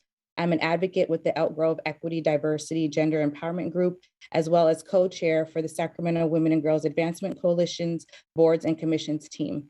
I also serve as a board member for Cottage Housing, Inc., where I serve the residents who are unhoused in the Sacramento County and community. My why lives in service, and that happens to be in my community, with efforts to make our county inclusive of all residents, providing equitable living, work opportunities, recreational opportunities, affordable and accessible childcare, and overall the opportunity for our residents to not just survive, but to thrive in our day-to-day lives. Also, I'd like to be an advocate for the collection of data needed to support the efforts of this commission so it can continue to learn and grow its efforts in Elk Grove, in the city of Elk Grove. I feel it is absolutely our duty to look out for each other in this way, to learn and grow from each other, and to make our city as much diversity and inclusion at the forefront of our minds when engaging and making decisions for our city and in our city. I'd like the city that my family is being raised in now, for my children's classmates, their families, their soccer team members, our neighbors, for all of their lives to be embraced and celebrated in our community. Thank you for your time and consideration this evening, and that is the end of my comments. Thank you so much for calling in. We will go on to our next caller, please. Marcel Wilson, you may go ahead. You have 3 minutes. Hello, my name is Marcel Wilson. I just want to thank you, Madam Mayor and council members, just for your time. My name is Marcel Wilson. I'm a candidate of the Diversity and Inclusion Committee. As a community member of Elk Grove, I am confident that I'll be a great asset to the community. Just a little foundation and background where I'm at. I've been living in Elk Grove for the past 20 years. I also work in Elk Grove for the past 20 plus years. I'm a business owner. I coach youth sports here in the city of Elk Grove. Excuse me, I'm sorry. My family and I, we would attend the No Place for Hate town hall meetings. And just, in the consideration, I just wanted to point out a few things that I think are important. I'm actually looking forward to helping to find new ways to engage the city of Elk Grove in regards to diversity and inclusion for all. I'm looking to better build and to serve my community, to create equal opportunities in the city of Elk Grove, just to be a voice, excuse me, to be a voice and pillar of support for the community. I have an open mind.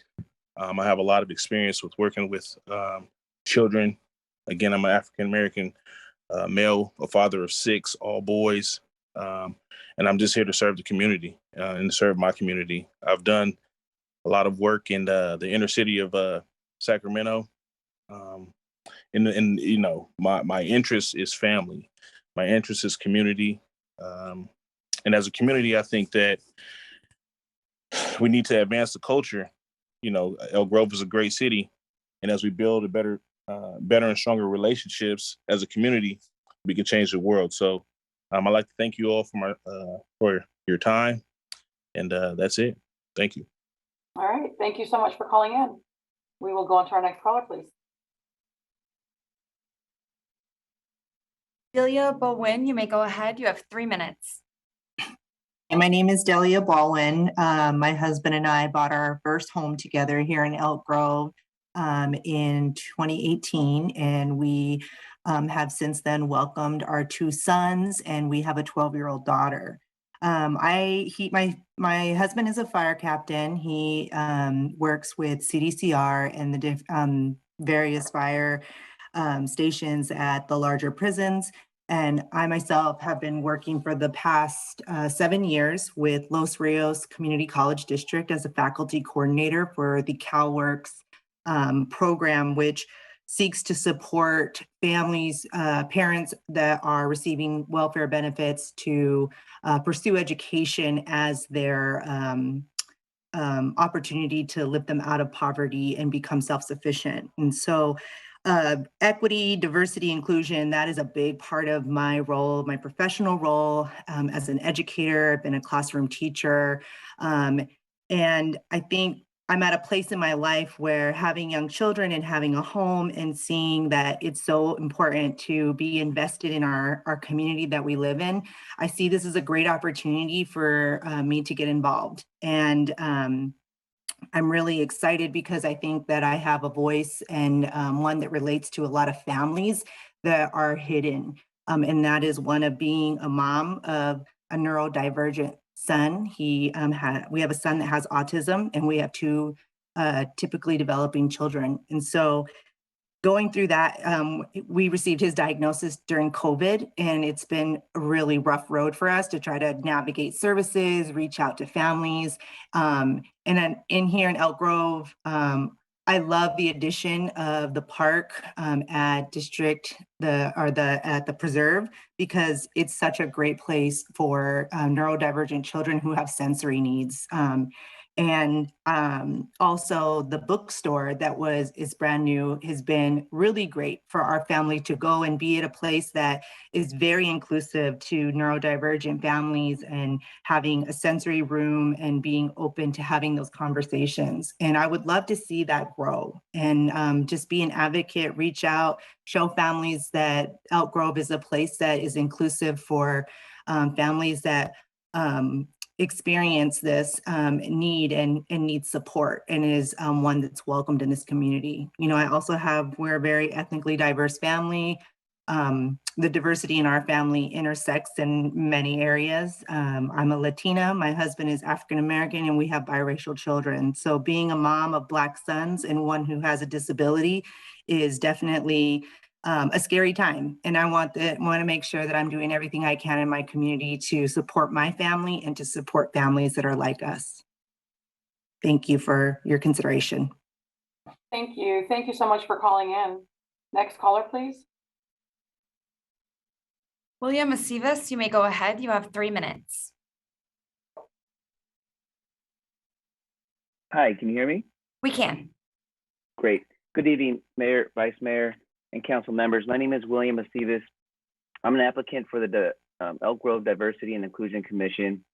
My family and I have lived in Elk Grove since 2019, and I'm passionate to help people feel included and bring multicultural awareness to the community.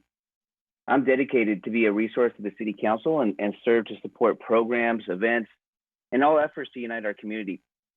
My mother migrated from South Korea, my father from Mexico, my wife is Indian from the Fiji Islands, and I have a deep respect for diversity. I'm currently working as a senior manager at transformation at PepsiCo, where I've been working there for the last 19 years. In addition to my core responsibilities, I've led and participated in several employee resource committees that engage with a variety of future leaders. One example is the PepsiCo Asian Network that aimed to amplify the voices of our employees. And another committee I led for 4 years that created inclusion environments to develop employees that entered the company through a college trainee program and our frontline career development program. I'm looking forward to join the Diversity and Inclusion Commission because my ultimate goal is to become an ambassador of multicultural awareness for the community and where we live. I have no issue going above and beyond to provide feedback and do the work and how we can educate and promote our diversity.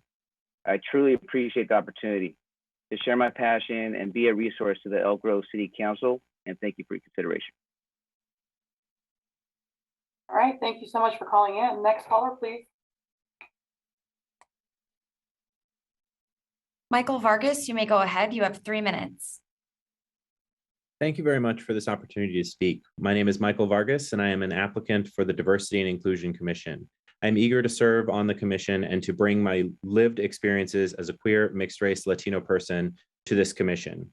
In addition to my lived experience, I also have quite a bit of public service experience in this area, including my prior service as the chair of the Santa Clara County Equal Access and Employment Opportunity Commission, which serves as the county's principal advisory group on issues of employment discrimination and access to public services for marginalized and low-income communities. In addition, I am currently serving as the chair of LGBTQ inclusion for the business law section of the American Bar Association. Prior to moving to Elk Grove, I also served on the boards of the Rainbow Chamber of Commerce, Silicon Valley, and BAMAC, a nonpartisan LGBTQ+ political action committee. By day, I am an attorney and part-time law professor. Professionally, I have written and presented extensively on issues of LGBTQ+ inclusion and social justice. I have spoken on panels related to marriage equality, LGBTQ rights under Title VII, trans rights under Title IX, and LGBTQ+ access to public services. My writings include both scholarly articles published in national law journals, as well as op-eds and columns in local papers. And I served as a columnist discussing LGBTQ+ and legal affairs for the San Jose Spotlight from 2019 to 2021, before I moved. The work of this commission has become more important over the last few years. I hope to bring my experience to the Elk Grove Diversity and Inclusion Commission as our city continues the important work of moving towards a future where we no longer face the threat of discrimination, hate, bigotry, and violence. I thank you for your consideration. That concludes my comments. Thank you so much for calling. Before we move on to our next caller, we do need to waive the 10 o'clock rule since we are likely to be going over that here in the next 12 minutes. I'll move to waive as Vice Mayor Soon. I believe this is our last item, and so we technically don't need to waive the rule. All right, I just got advice from our attorney.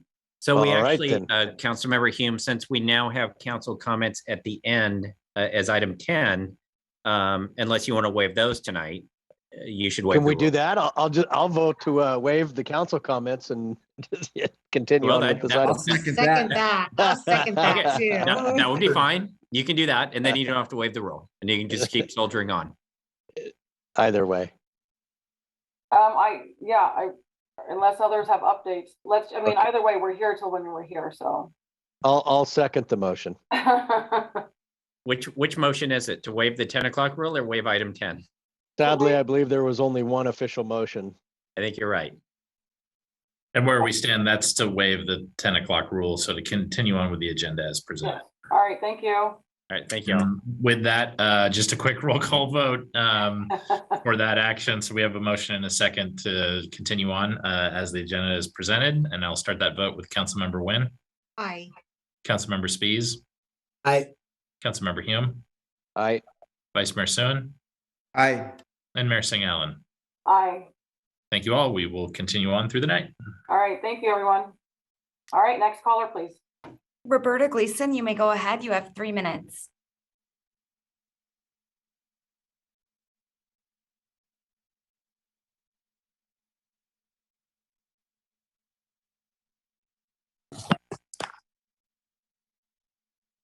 Okay, now can you hear me? We can. Thank you. Yes, my name is Roberta Gleason. I am a retired librarian from the Elk Grove Unified School District, as well as Southern California and Northern California. I have been involved with global education for many, many years. I received a Fulbright Hays scholarship to go to Indonesia and Singapore for educational reasons and come back and teach children the kids in my junior high, we had a whole week of talking about Indonesia. I had also devised a week-long disabilities awareness week for the junior high, where every student in every class was involved. The one thing that I think would really bring us all together is to really sit down and look at our commonalities. I know we understand, I mean, I love the multicultural fair. I love all those things, but I really want to get people to face and to sit down and just discuss their goals in life and, you know, what they really want, what they want for their kids, what they want for their life. And it's very surprising when you do that, because then you people begin to understand that we're not different. Everybody's looking for the same things. I really think that is important. The other two other things that I think are important, we need to be sure to include the seniors, because I am a senior, because I think that's part of the inclusion that often gets left out. I work with Renaissance. I'm in the Renaissance Inclusion and Diversity Committee at Sac State, and we're working in tandem with Sac State for their diversity goals this year. And I have taught classes at Sac State Renaissance on diversity. So I really look forward to being on this, because I think I can bring some interesting things. I have some ideas to bring people together. And thank you for listening to me babble on. Thank you. And I appreciate that. All right. Thank you so much for calling in. We will go on to our next caller, please. Pamela Harris, you may go ahead. You have 3 minutes. Good evening. My name is Pamela Harris, and I come to you as an applicant for the Diversity and Inclusive Commission. I have lived in Elk Grove for 19 and a half years. I've had the privilege and the experience of watching our city grow from a not so diverse and inclusive community to a city of 179 people that is beautiful and inclusive as well as diverse. I'm a person of service. I love serving in my community. I volunteer with many of our nonprofit organizations right here in Elk Grove and also some in Sacramento. Yeah, I believe in giving back to the place where you live. I believe in being embedded in it and giving all that you have. I am also a member of several organizations that have dealt with diversity, equity, social justice, and as well as diversity in groups of people as individuals. I've served on many boards, some national and some in the state. I do believe that the only way that you can have an inclusive people is that you look at people as individuals. I do know that each of us are designed as individuals. None of us look alike. And that is on purpose, because what a dull place it would be for all of us to look alike, act alike, and do everything the same way. My love for this healthy city, and this is considered as a healthy city by so many organizations, is the love of the people. Not one group of people, but all the people. I have been so blessed to be able to live in this community. Each of my neighbors look different than I do. Each of the people that I've worked with look different than I do. And that enriches my life and has educated me so much to make me such a broader person overall. I feel like each day, I feel like I'm living in the middle of the United Nations, because that is exactly what our community looks like. Anywhere that you look, you find someone that doesn't look like you, someone that has a different culture, someone that speaks a different language, someone that just has a multi-generational family that's living with them, because that's all inclusive. We have to look at all the people, from the babies to the people that are older, all the generations. We have to include all of them in all of our cultures in this community. The diversities and inclusive policies that have been developed by the city has definitely contributed to all of our qualities of life, if we think about it. There is still work for us to do, and we can continue to do it as long as we're vested and we can be successful. I have attended some of the meetings for the diversity committee, but I have attended some of the meetings on Zoom for the commission. And I must say, I am really impressed with the work that they do. I know we still have a lot to do. I'm going back to what the young man said about the hiring practices. Sure, we do have a lot to do, but we've made a lot of progress. And I think that's why I want to be a part of the process. I want to be a part of the success. Thank you for your time.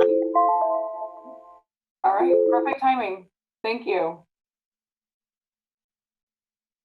Thank you for calling. We will move on to our next caller, please. Vaughn Evans Sr., you may go ahead. You have 3 minutes. Yes, I'm calling in reference to Marcel Wilson. Marcel is a young man that I had the privilege of coaching and partially raising. I've been able to see him develop from a child to a man, and I know on this commission he would be absolutely outstanding. At the present time, I'm a coach over at Smedberg. I've coached throughout the Elk Grove and Sacramento area. I've worked on diversity committees and throughout Sacramento for over 20 years. So I would truly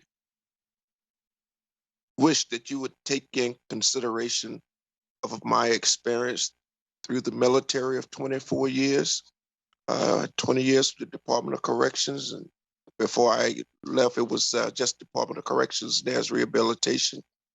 And my education through Sacramento City College and Cal State University, Sacramento. I really and hope and pray that he is given an opportunity to express himself as a leader in our community, has been a business owner and a father of 6. And so I truly know, and I do believe that this committee, he would do just immeasurable work. And as Martin Luther King said, since we're going into this weekend, it's not where you are in my time of comfort, it's where you are in my time of need.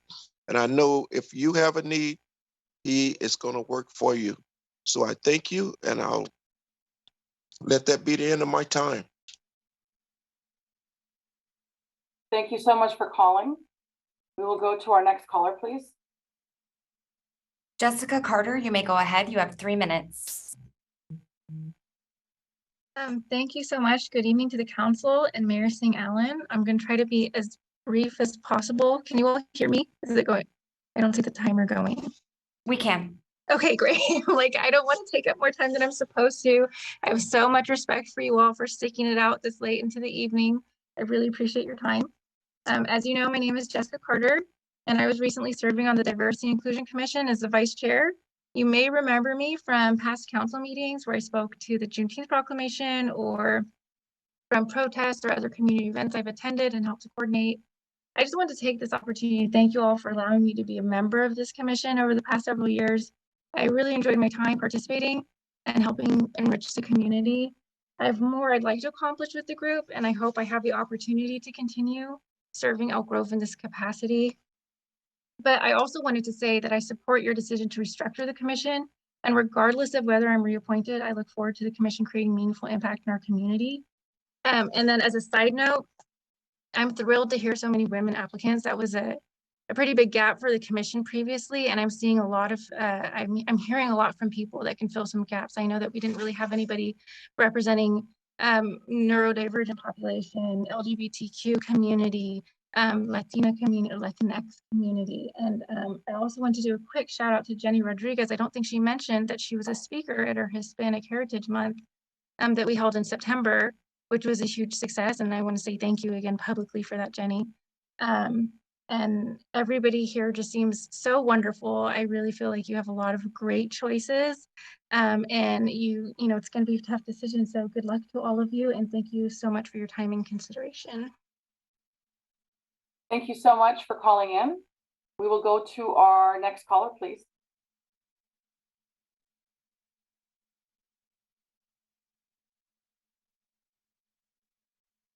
Gurjitinder Randwa, you may go ahead. You have 3 minutes. Can you hear me? We can. Okay. First of all, Honorable Mayor and Council members, first, I would like to say you Happy New Year. My name is Gurjitinder Singh Randhawa. I have been resident of this city for the last almost 20 years. My family and 3 kids were all raised here until adulthood. Their education, first jobs, and more were all due to this country. My occupation consists of real estate, publisher of newspaper, TV channel, and author of books. To be involved in this community has always been an important aspect of my life. I know the rich culture, diversity, and heritage that Elk Grove offers to the citizens. The main reason I decided to make this my permanent town to live in is due to the diversity and vast growth that occurs continuously. Elk Grove Regional Park is so important to our family that we host an annual cultural event showcasing different cultures, which is open to public and for anyone to see. I have been in Diversity and Inclusion Commission, which was previously Multicultural Committee for over more than 5 years. I have attended meetings, events hosted by the city and helped with the Elk Grove City Annual Multicultural Festival. Along with helping, I attend the meeting with the people at different community organizations in the name of diversity and inclusion. My goal is always to educate them about the equality and benefit of having a diverse and equitable society and how they can help bring our community together. As you know, I am from Sikh community. As you, 2 of our elderly Sikh men were killed in this city in 2011. Since then, I am educating different community that there is no place for hate in this city. As a diversity and inclusion ambassador, I plan to listen to the community of Elk Grove and provide constructive ideas to how to create more inclusive policies. I will channel my experience to promote and develop solutions, social inequalities, and all forms of discrimination. I will also help to educate the community to how to appreciate the value and contribution of groups other than their own. Thanks for considering my contingency. Thank you. Thank you. Thank you so much for calling in. We will go to our next caller, please.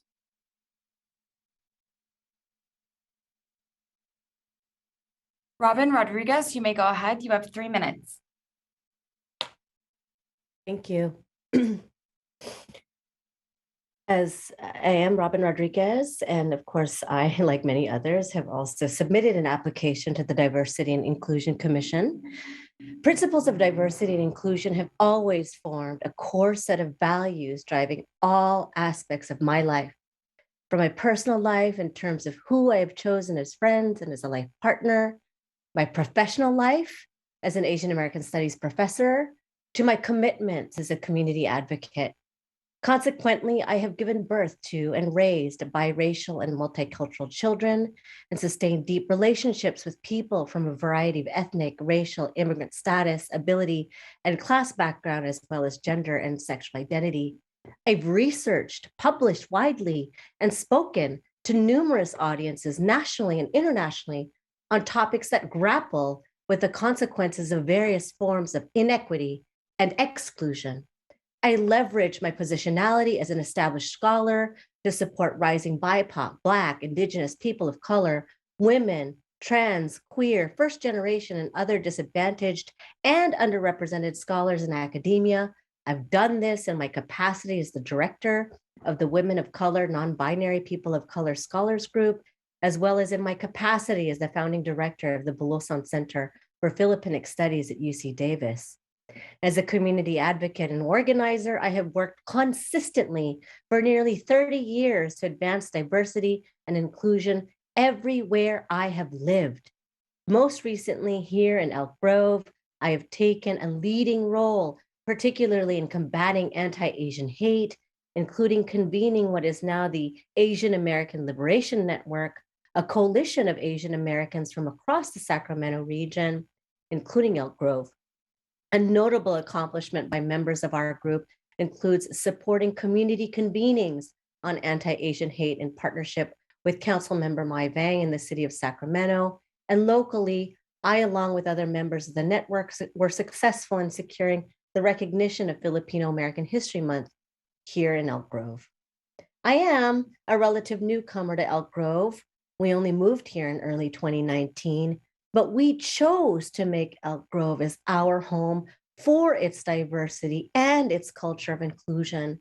I think my track record in advancing diversity and inclusion in our community is already strong, and I believe I can offer new, fresh, and different insights that can help shape and support your diversity and inclusion agenda for Elk Grove's newest and long-term residents.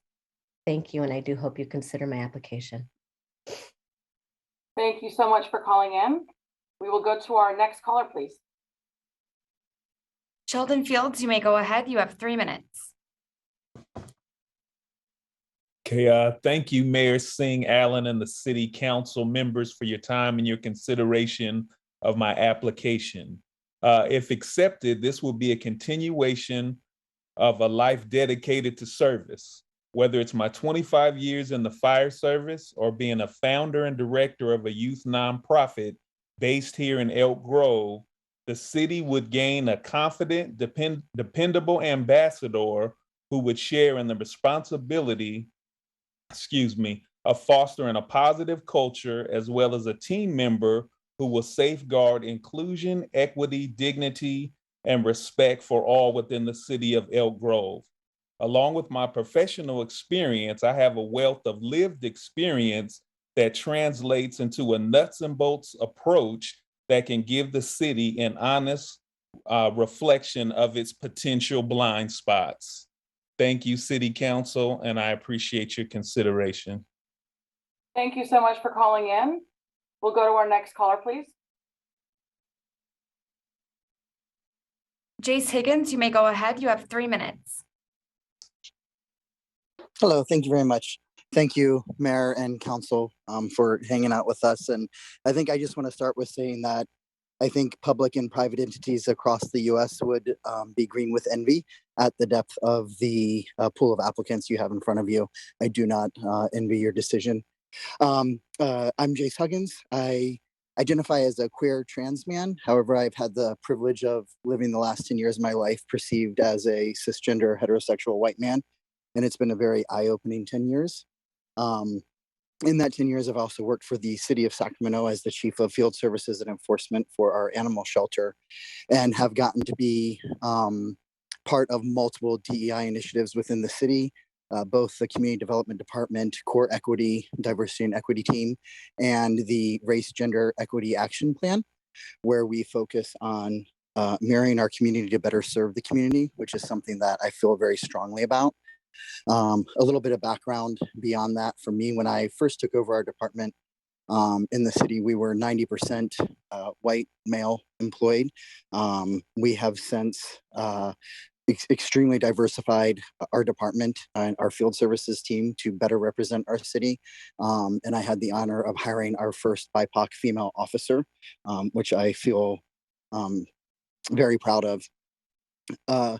Along with that, I also work nationally within animal welfare in diversity and equity, and helped the Association for the Advancement of Animal Welfare to pick their diversity contractor, and starting to make national movement on identifying animal welfare where we're lacking in diversity, equity, and inclusion. And I'm also California Post certified for teaching gender and sexuality awareness and principled policing concepts, in which I teach to animal welfare officers across the United States, where we focus on minority communities, their history with law enforcement, and how we can recognize and improve upon that. So that's the background. Honestly, one of the biggest reasons that I am seeking to be appointed to the commission is I'm on a lot of rainbow family pages on Facebook, and it often comes up where people are moving to the region and they say, hey, how's Elk Grove? What's Elk Grove like for queer families? And often what you hear is, you're not going to see a lot of rainbow flags. flying around, but you're also probably not going to be harassed. And I really want to elevate that. I want us to become a place where it's those responses are, it's arms wide open, it's welcoming. And I really think that being appointed to the commission would help us do that. Thank you very much for your time. Thank you so much for calling in. We will go to our next caller, please. Max Vargas, you may go ahead. You have 3 minutes.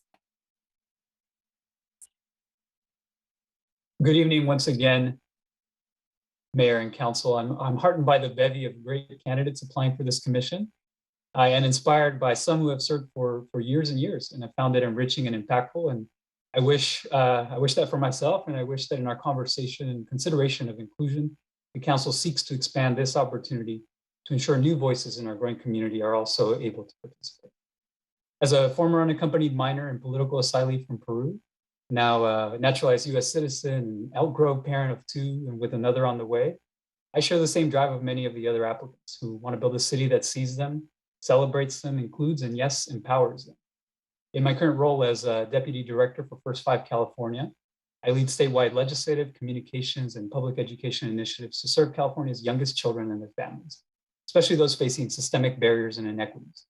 In this role, I'm also serving as a core member of a race, equity, diversity, and inclusion initiative, spanning not just one agency, but commissions and staff serving children across the state.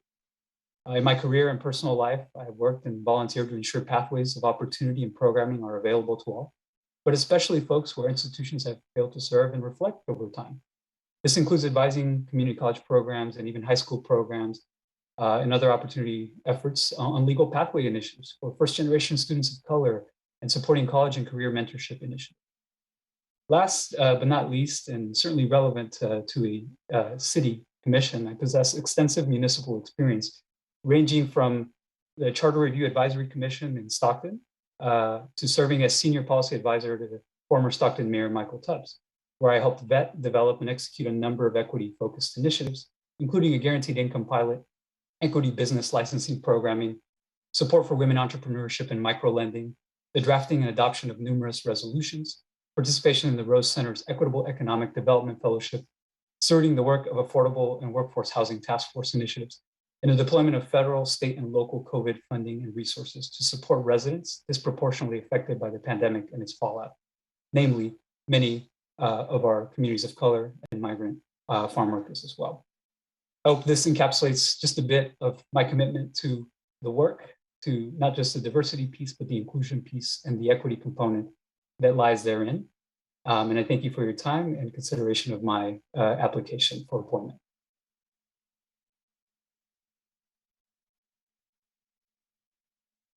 Thank you so much for calling in. We will go to our next caller, please. Sherry Wilson, you may go ahead. You have 3 minutes.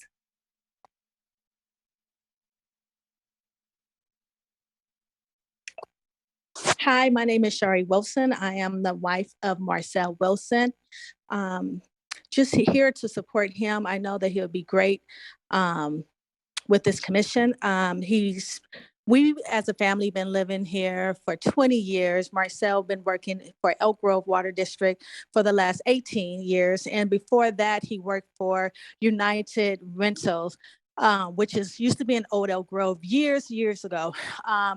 We also was very involved with No Hate in Elk Grove. We also have a nonprofit called Dreams Unlimited, where we help financially people who's in need. Right now, we're housing a homeless man that we found in front of one of our businesses, just sleeping, a vet, and we got him off the street, and so many more. Marcel loves his community. He's very involved with the community. He's very involved with the kids here. He coaches. We also led the first Martin Luther King walk here in Elk Grove. I'm not sure if you guys remember, I'm also the business owner that had the hate written on my door in Old Town.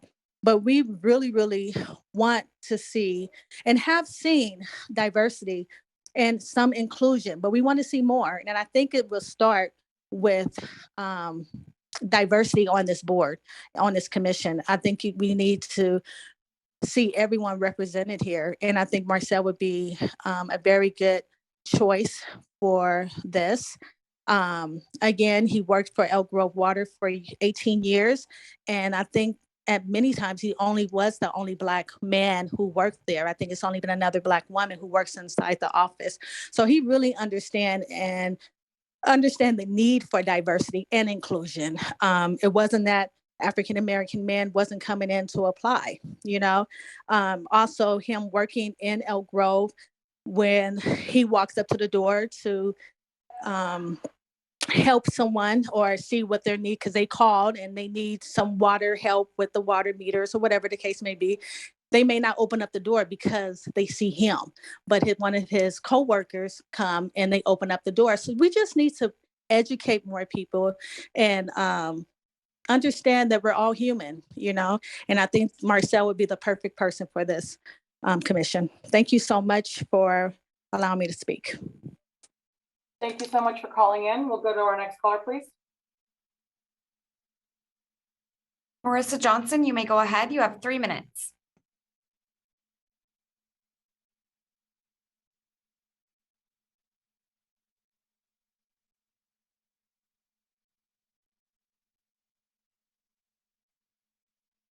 Marissa, if you can hear us, it looks like you're still on mute. Oh, I apologize. Can you hear me now? We can go right ahead. Okay, great. Well, greetings, Mayor Bobby Singh Allen, Vice Mayor Soon, also the Elk Grove City Council members, and all of those in attendance this evening. My name is Marissa Johnson, and I moved to Elk Grove in 2015. I have 3 boys, age 19, 14, and 9, all of which attend currently Elk Grove Unified School District, starting with my oldest, who began attending Toby Johnson in the 8th grade. When it was time for my husband and I to purchase a home, we didn't limit ourselves on where to lay down roots.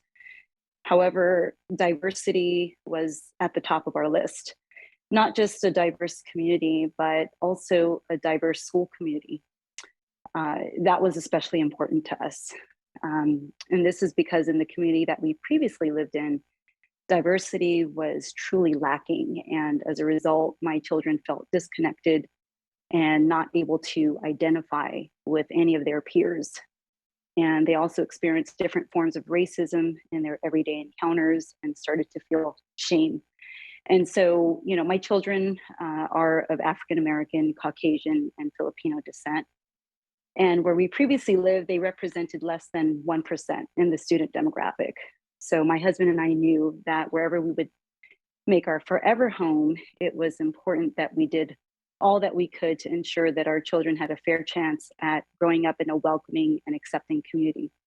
And that we chose a community that, where we would all benefit from a sense of belonging. So regardless of race, social class, socioeconomic status, physical ability, gender identity, it's important to raise a family in a diverse community. And it, allows us to learn about and connect with one another.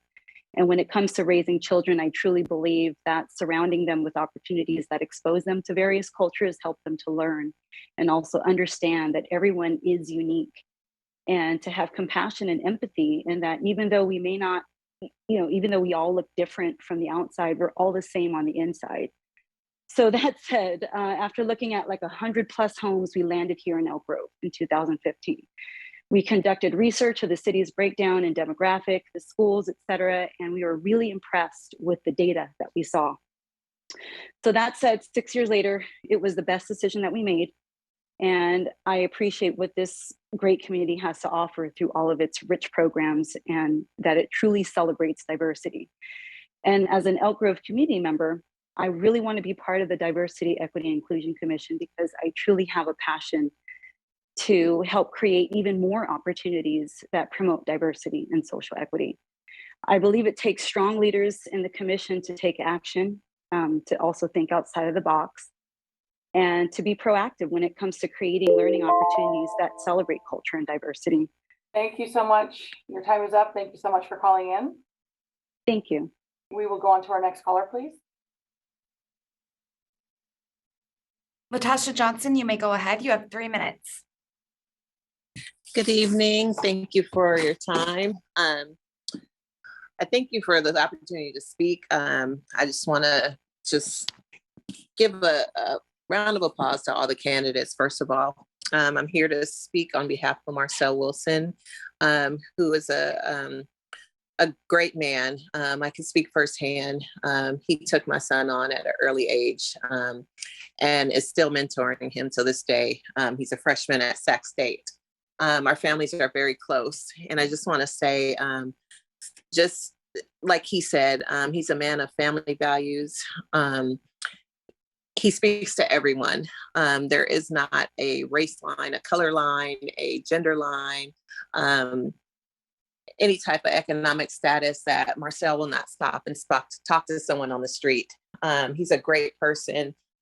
His heart is just pure. So I just want to say on behalf of Marcel Wilson and the Wilson family, I couldn't think of a better person to add onto this committee.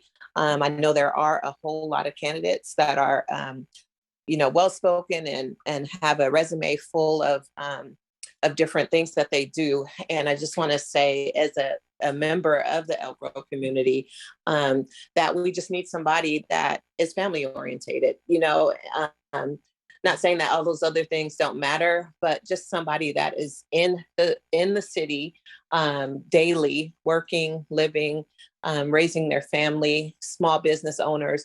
We need all those things. And he speaks in all those areas. So I just want to, again, I know a few other people have gotten on, said something about him. I just want to recommend him as well. And thank you for the city even having this open forum and giving us the opportunity to speak.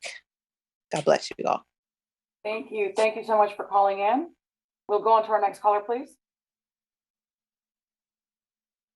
Bhavin Parikh, you may go ahead. You have 3 minutes.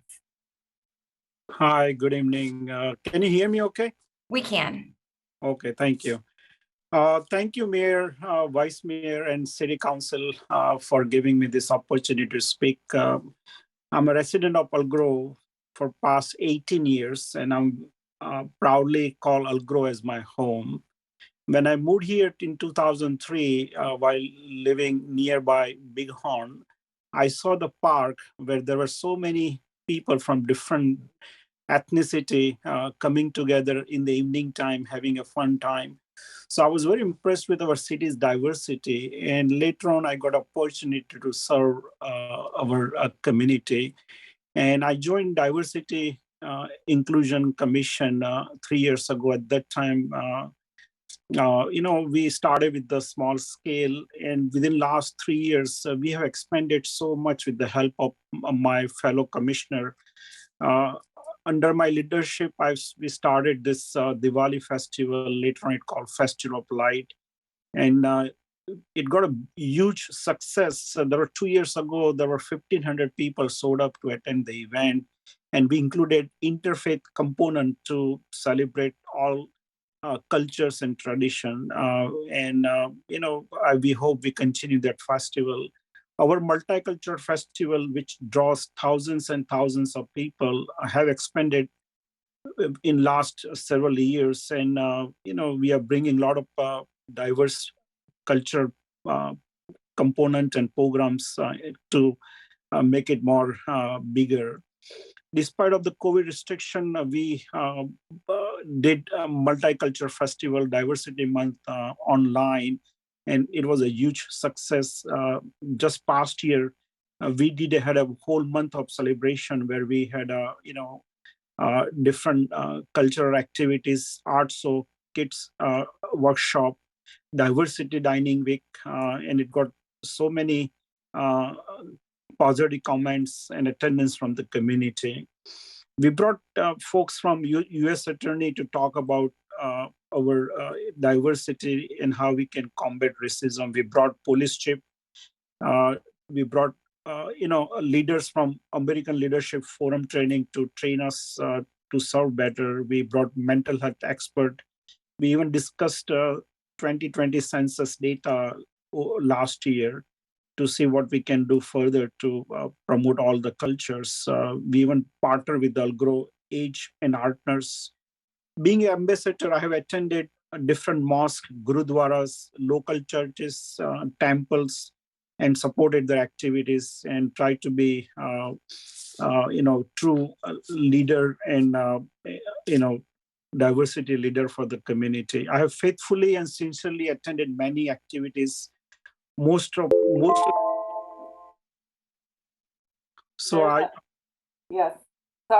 about that. Thank you so much. Thank you so much, Dr. Parikh. Your time is up, but thank you so much for calling in. Thank you. We will move on to our next caller.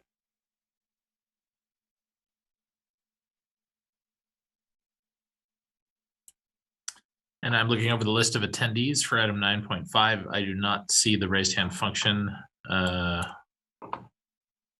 any further. So that would conclude our public comment on item 9.5. Wow. Well, first of all, just thank you all for braving this late night. It clearly shows your commitment, your love, and your devotion to our great city. I just wish we had 35 spots. I think if some of you obviously mentioned in your comments the great caliber of our applicants, and I'm just so proud that we do have such a big pool, including such a diverse group, a record number of women, our LGBTQ community, and so many others. That's what Elk Grove is all about, is our rich diversity.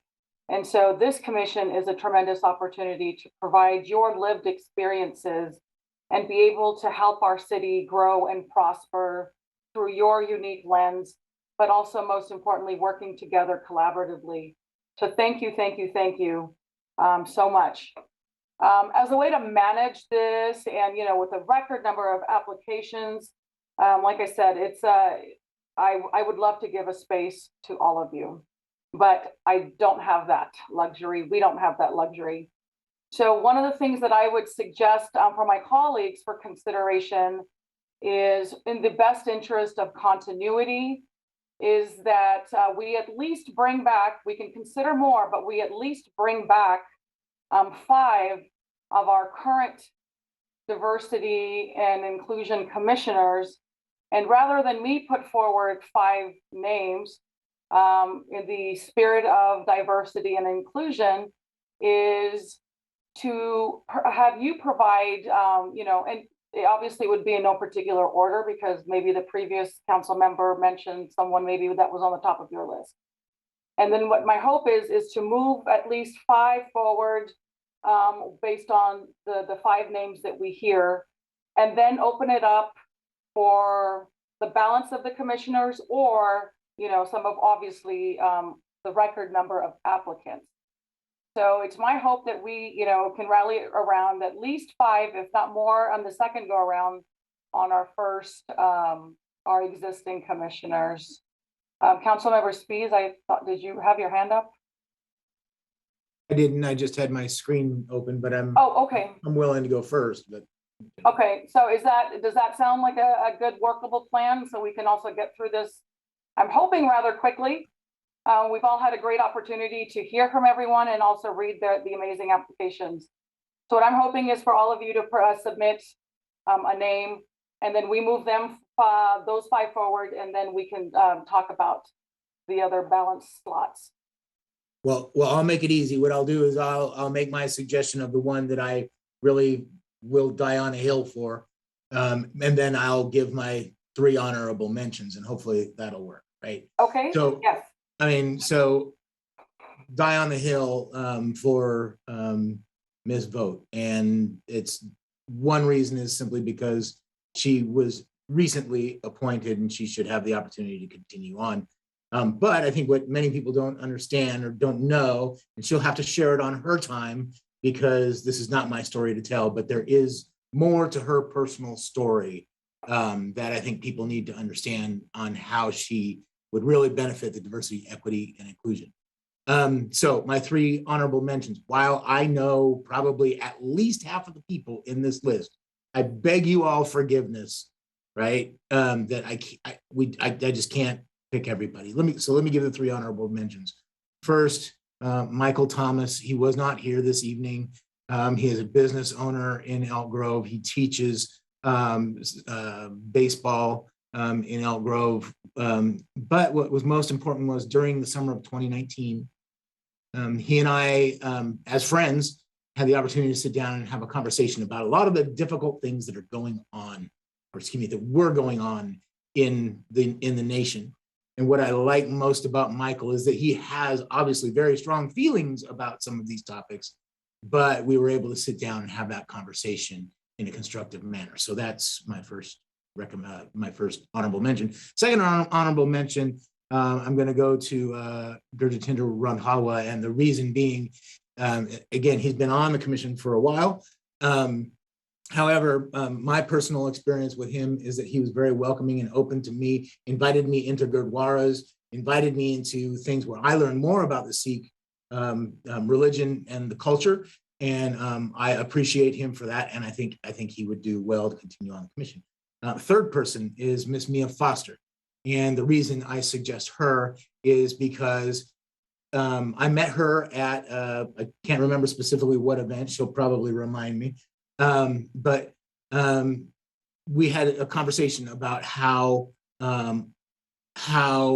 men could be helpful in achieving goals for Asian women. I can't remember again the event, but it had something to do with that. And we talked for a while. Months later, she called me to the carpet on a couple of issues. And I appreciate that about her. And so those are my 4, I think. And I'll leave it there, again, with apologies to at least half of this list of people that I know personally, and so many more that no cliche are absolutely fantastic candidates. I didn't hear anyone that I couldn't support today. Okay, so, all right, we'll use what you just started as your trend. The one that you want to move forward, that will move forward. Tina Vogt. Would be Tina. And then your other, I guess, are your top 3 picks, your honorable mentions? Yeah, I mean, those are ones that I'd like. Them? Yeah, those are ones that, you know, if somebody says, ooh, I like that person, yeah, you know, let's go with that, right? Okay.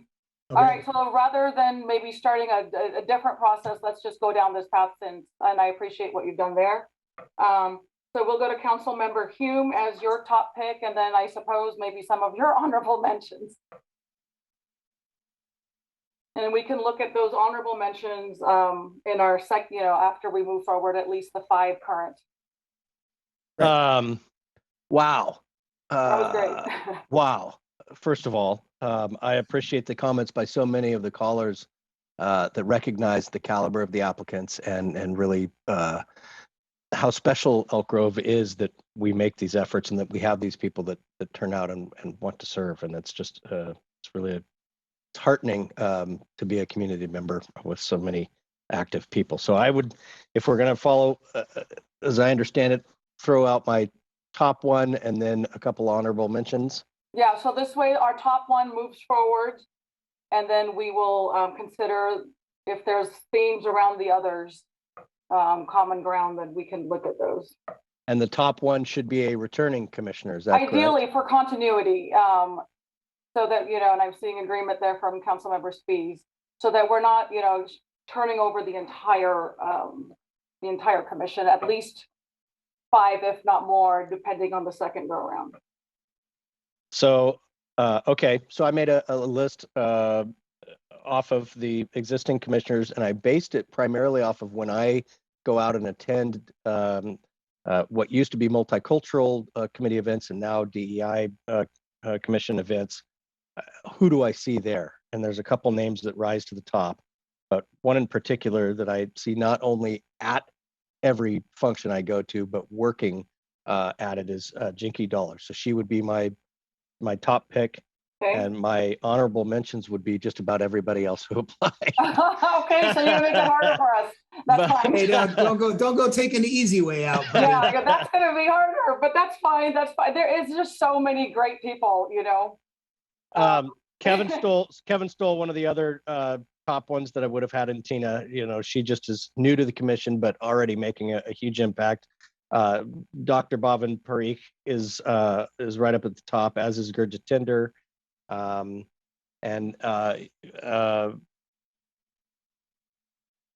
think that's all I have.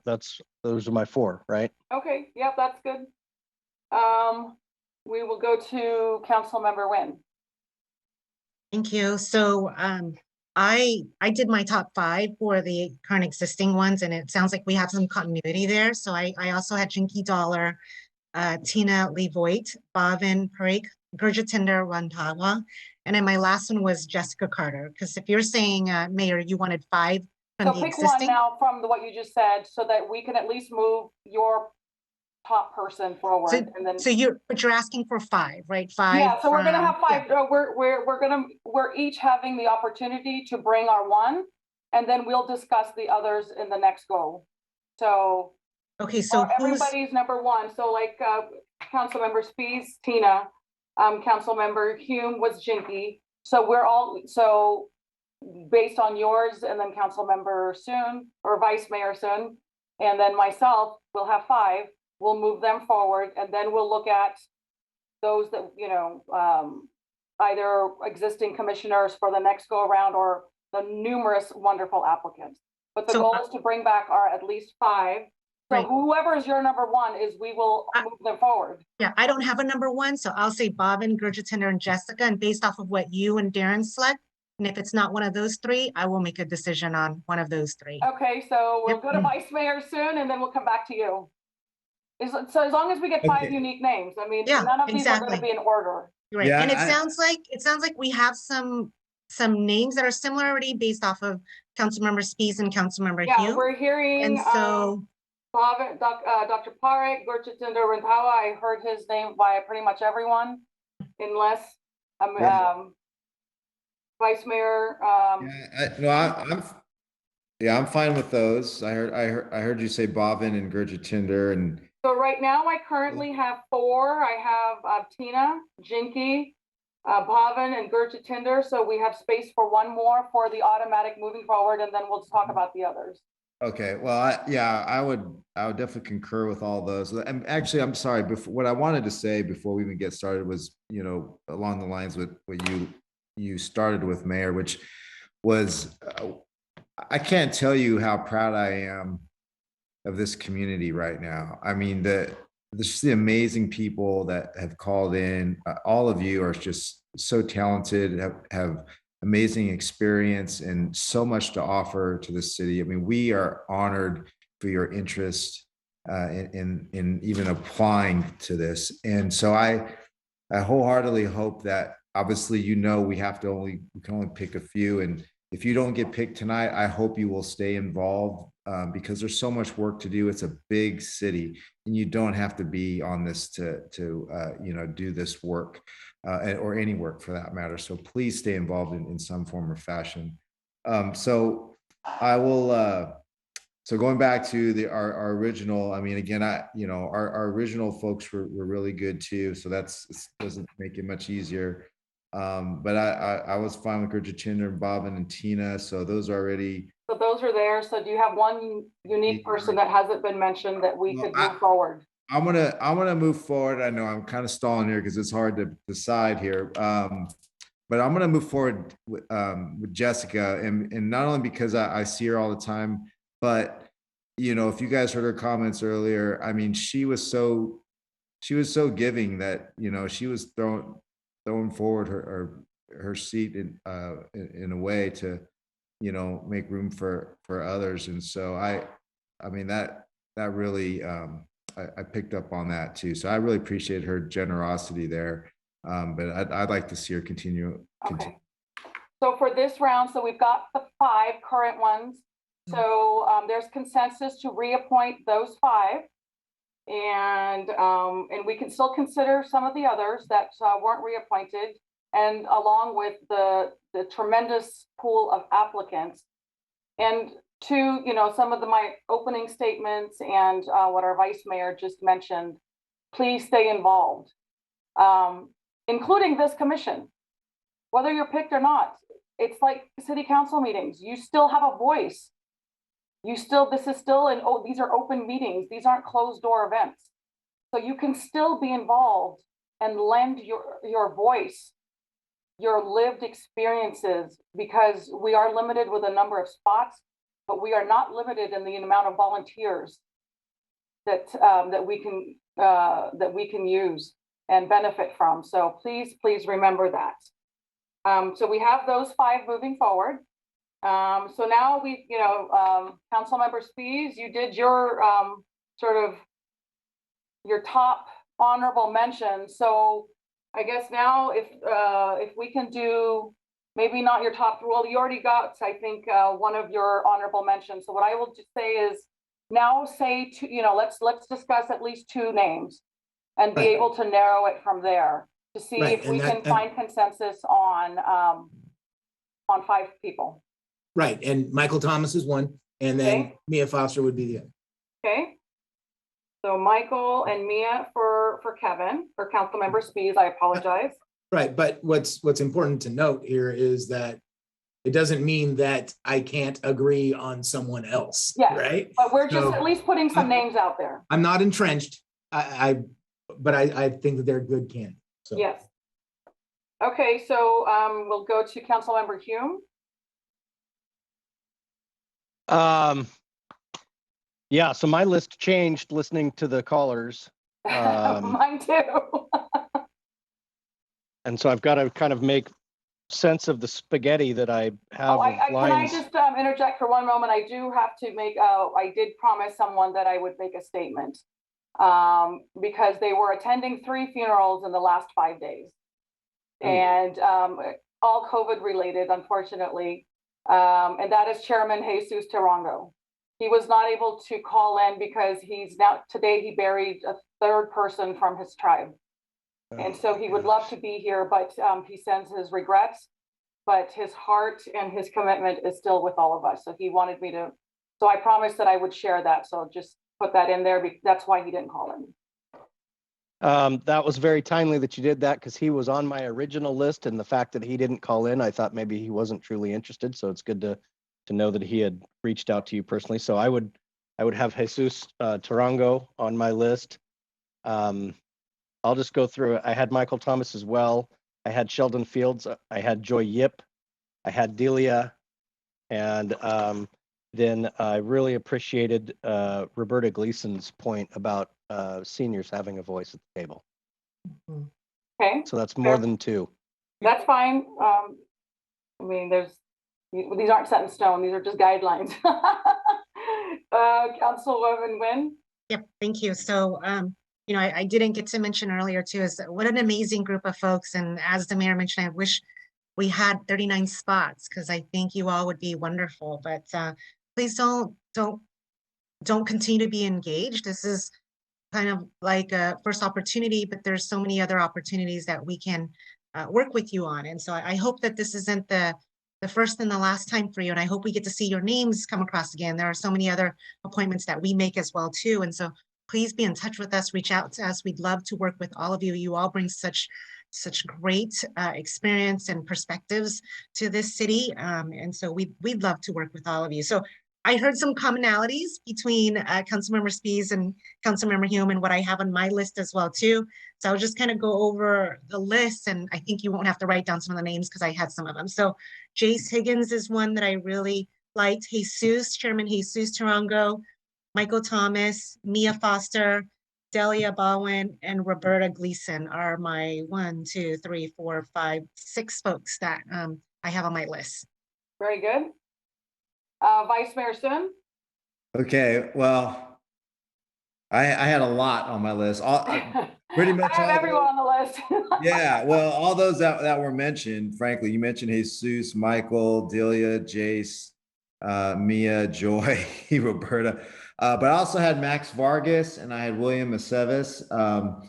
And I also had Marcel because actually all of us have worked with Marcel and Shari too in the past. So, but having said that, I'm gonna, we're narrowing it down to 3. Is that what you're doing? Let's see if there's 3 names and then I'll give my list and then let's see where we're at. Okay, well, only because adjust. Okay, well, I'm just gonna, so of the top two that I really rose the top for me was Jace and Delia. I think they both bring something very unique qualities to this body. And what was I gonna say now? Anyway, I will and Max Vargas Okay, also. So just because I heard the other names too, so of the other one's already in there, so I'm gonna throw Max Vargas in as a new I know, one. but we're looking for some common ground, so are those your top three? Yeah, those would be my top three. Okay, and then, I mean, many names stood out, some called in, some did not. I'll just mention those names and then I'll narrow it to sort of my three.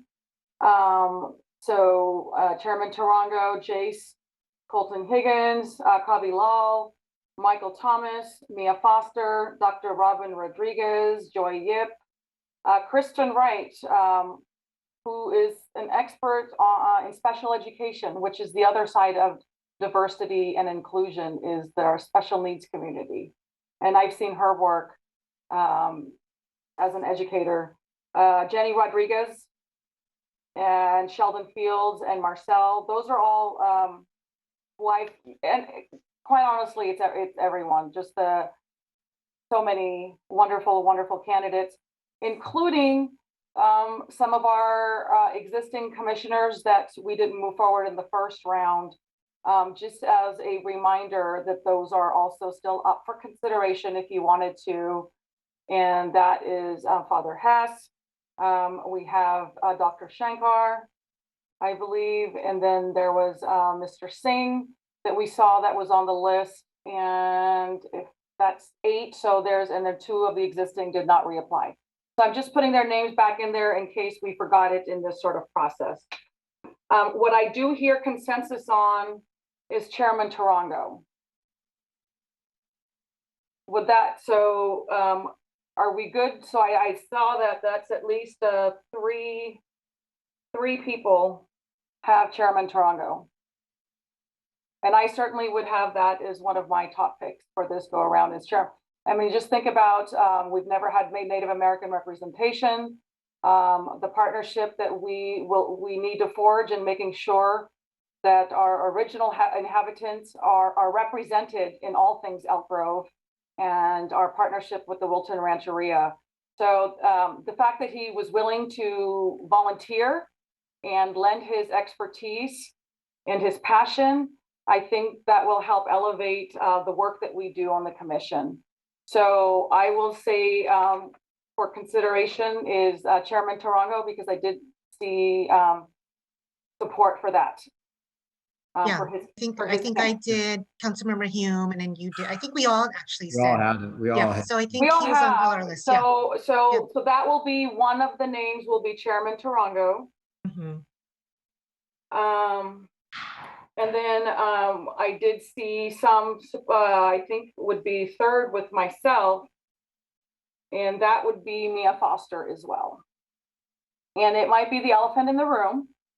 And so it's worth addressing. I don't think it's, pretending as though existing strained relationships weren't there previously. But Ms. Foster and myself and others have worked in the last 7-8 months towards hope, reconciliation, love, compassion, and coming together. And there's value in that, because so much today is about division, and it's so easy to reinforce division and stay in our positional places of being self-righteous, if you will, or just the need to be right. But through a sincere demonstration, I've seen the good that this relationship has provided, not only to myself, but I think as a community as well. There's a lot of healing that's come with that. So I did hear Ms. Foster's name mentioned from Council Member Spies. I heard from Council Member Nguyen, myself. I would suggest, I don't, if it's up for consideration to have Ms. Foster in one of those slots as well. Madam Mayor, if I may, I also had Mia, and just not to usurp your process here, but given the hour, I believe I also heard consensus around Michael Thomas and Jace Higgins, if we Yes. wanted to get down to just that one last slot to That fill. last, so. I was just gonna say, yep. Thank you. So are we Yep. good with Ms. Foster? Miss Foster, Yeah. Michael Thomas, and Jace Huggins, yes. Thomas and Jay. So that leaves us one slot left, and thank you for doing the math there. It is very late and I am very, very tired. I've been up since actually 4 a.m. So we have that last slot. There's been many names that have been circulated in all of this. My top ones have all been selected. I think most folks. So is there somebody? So now let's look at the makeup now. Now's a good time to just sort of reflect on who we have and what are some of those gaps. We heard from many of our amazing speakers. Is there somebody that sticks out? Is there, I mean, obviously there's so many groups and ethnicities and we don't have a slot for everyone, but we're hoping through the lived experiences and what all of you bring to the table, we will have a truly diverse group. So maybe now, is there one person that really sticks out for you that you may not have even mentioned before? Mayor, if I may, just because I had the same that all of you guys had with Mia, Jesus, Michael, Jace, so we got all that. But the two that I had, and I think I heard others say it too, was Delia and Max Vargas, and both of them, Max Vargas' first 5, Delia's, with her representing her children with autism. I mean, as someone who with a child on the spectrum as well, I think that lends itself to some. And that's a great point. I will say that based on, so in looking at who we have and the diversity of our community, we don't have someone from the Latino, Latina, Latinx, forgive me if I'm even saying any of that wrong, community. So we don't have. Delia represents that. Yeah, I heard Miss Delia Baldwin say she does represent that. So my last two also, and I know Councilmember Hume said this was our senior community. So Roberta Gleason and Delia was on my list. So if we're looking for commonality, those are the two. I didn't have Max Vargas on my list. I don't have Mr. Vargas. I do have Jenny Rodriguez, who did a wonderful job as one of our featured speakers. And then Delia as well. And Delia represents. I think I've heard Delia a couple times. Yeah. So. Right. And I hadn't previously considered Delia, but I think it's an important point relative to what she would represent. So I can. All right. So with that, we will move forward, Delia. And we have a commission. Congratulations, everybody. Congratulations, everyone. Congratulations. And again, please stay involved, stay engaged. Participate in this commission. All of you are invaluable voices and your lived experiences to make this commission better and to make our city better. And please take no offense if your name was not brought forward. Obviously, this was a very difficult decision to do. So I just wanted to thank everyone for their patience in this late hour. And do we, Mr. Lindgren, do you need anything on that before we go on to our next item, which I hopefully will go very quickly? Yeah, I believe I have the 10 spots. And the only concern I had as I was kind of doing the geometry was district representation. And we were pretty even on district representation, a little bit heavier District 4, but we have 2 representatives. So. That's okay. In this situation, where you live doesn't really matter. It's who you are and your lived experiences. District 4 in the house. The most diverse district, apparently. It's all about the city. Stephanie got the best of us again. I know. So with that, we'll move on to one of almost our last item here. So that's council comments, reports, and future agenda items. Hopefully we'll go through this quickly. Councilmember Nguyen, anything to report? Nothing to report. Waive my report. Councilmember Spies? I have something to say, but I'll wait till next time. Waive report. Okay. Councilmember Hume. I'll follow the trend. I'll waive my report. Vice Mayor Sun. Only because of the item we just had, we got our SACOG Diversity and Inclusion Committee meeting on Friday. Thank you. Rest all All right. right, and real quickly, this afternoon, I was voted chair for the Sacramento Transportation Authority unanimously. So wanted to share that with you all. Congratulations. That's All right, thank you. And hearing nothing else, Happy New Year, everyone, and thank you everyone for sticking around for this late hour. Blessings to everyone. This meeting is now adjourned. Thank you, Mayor. Good night, everybody. Bye-bye.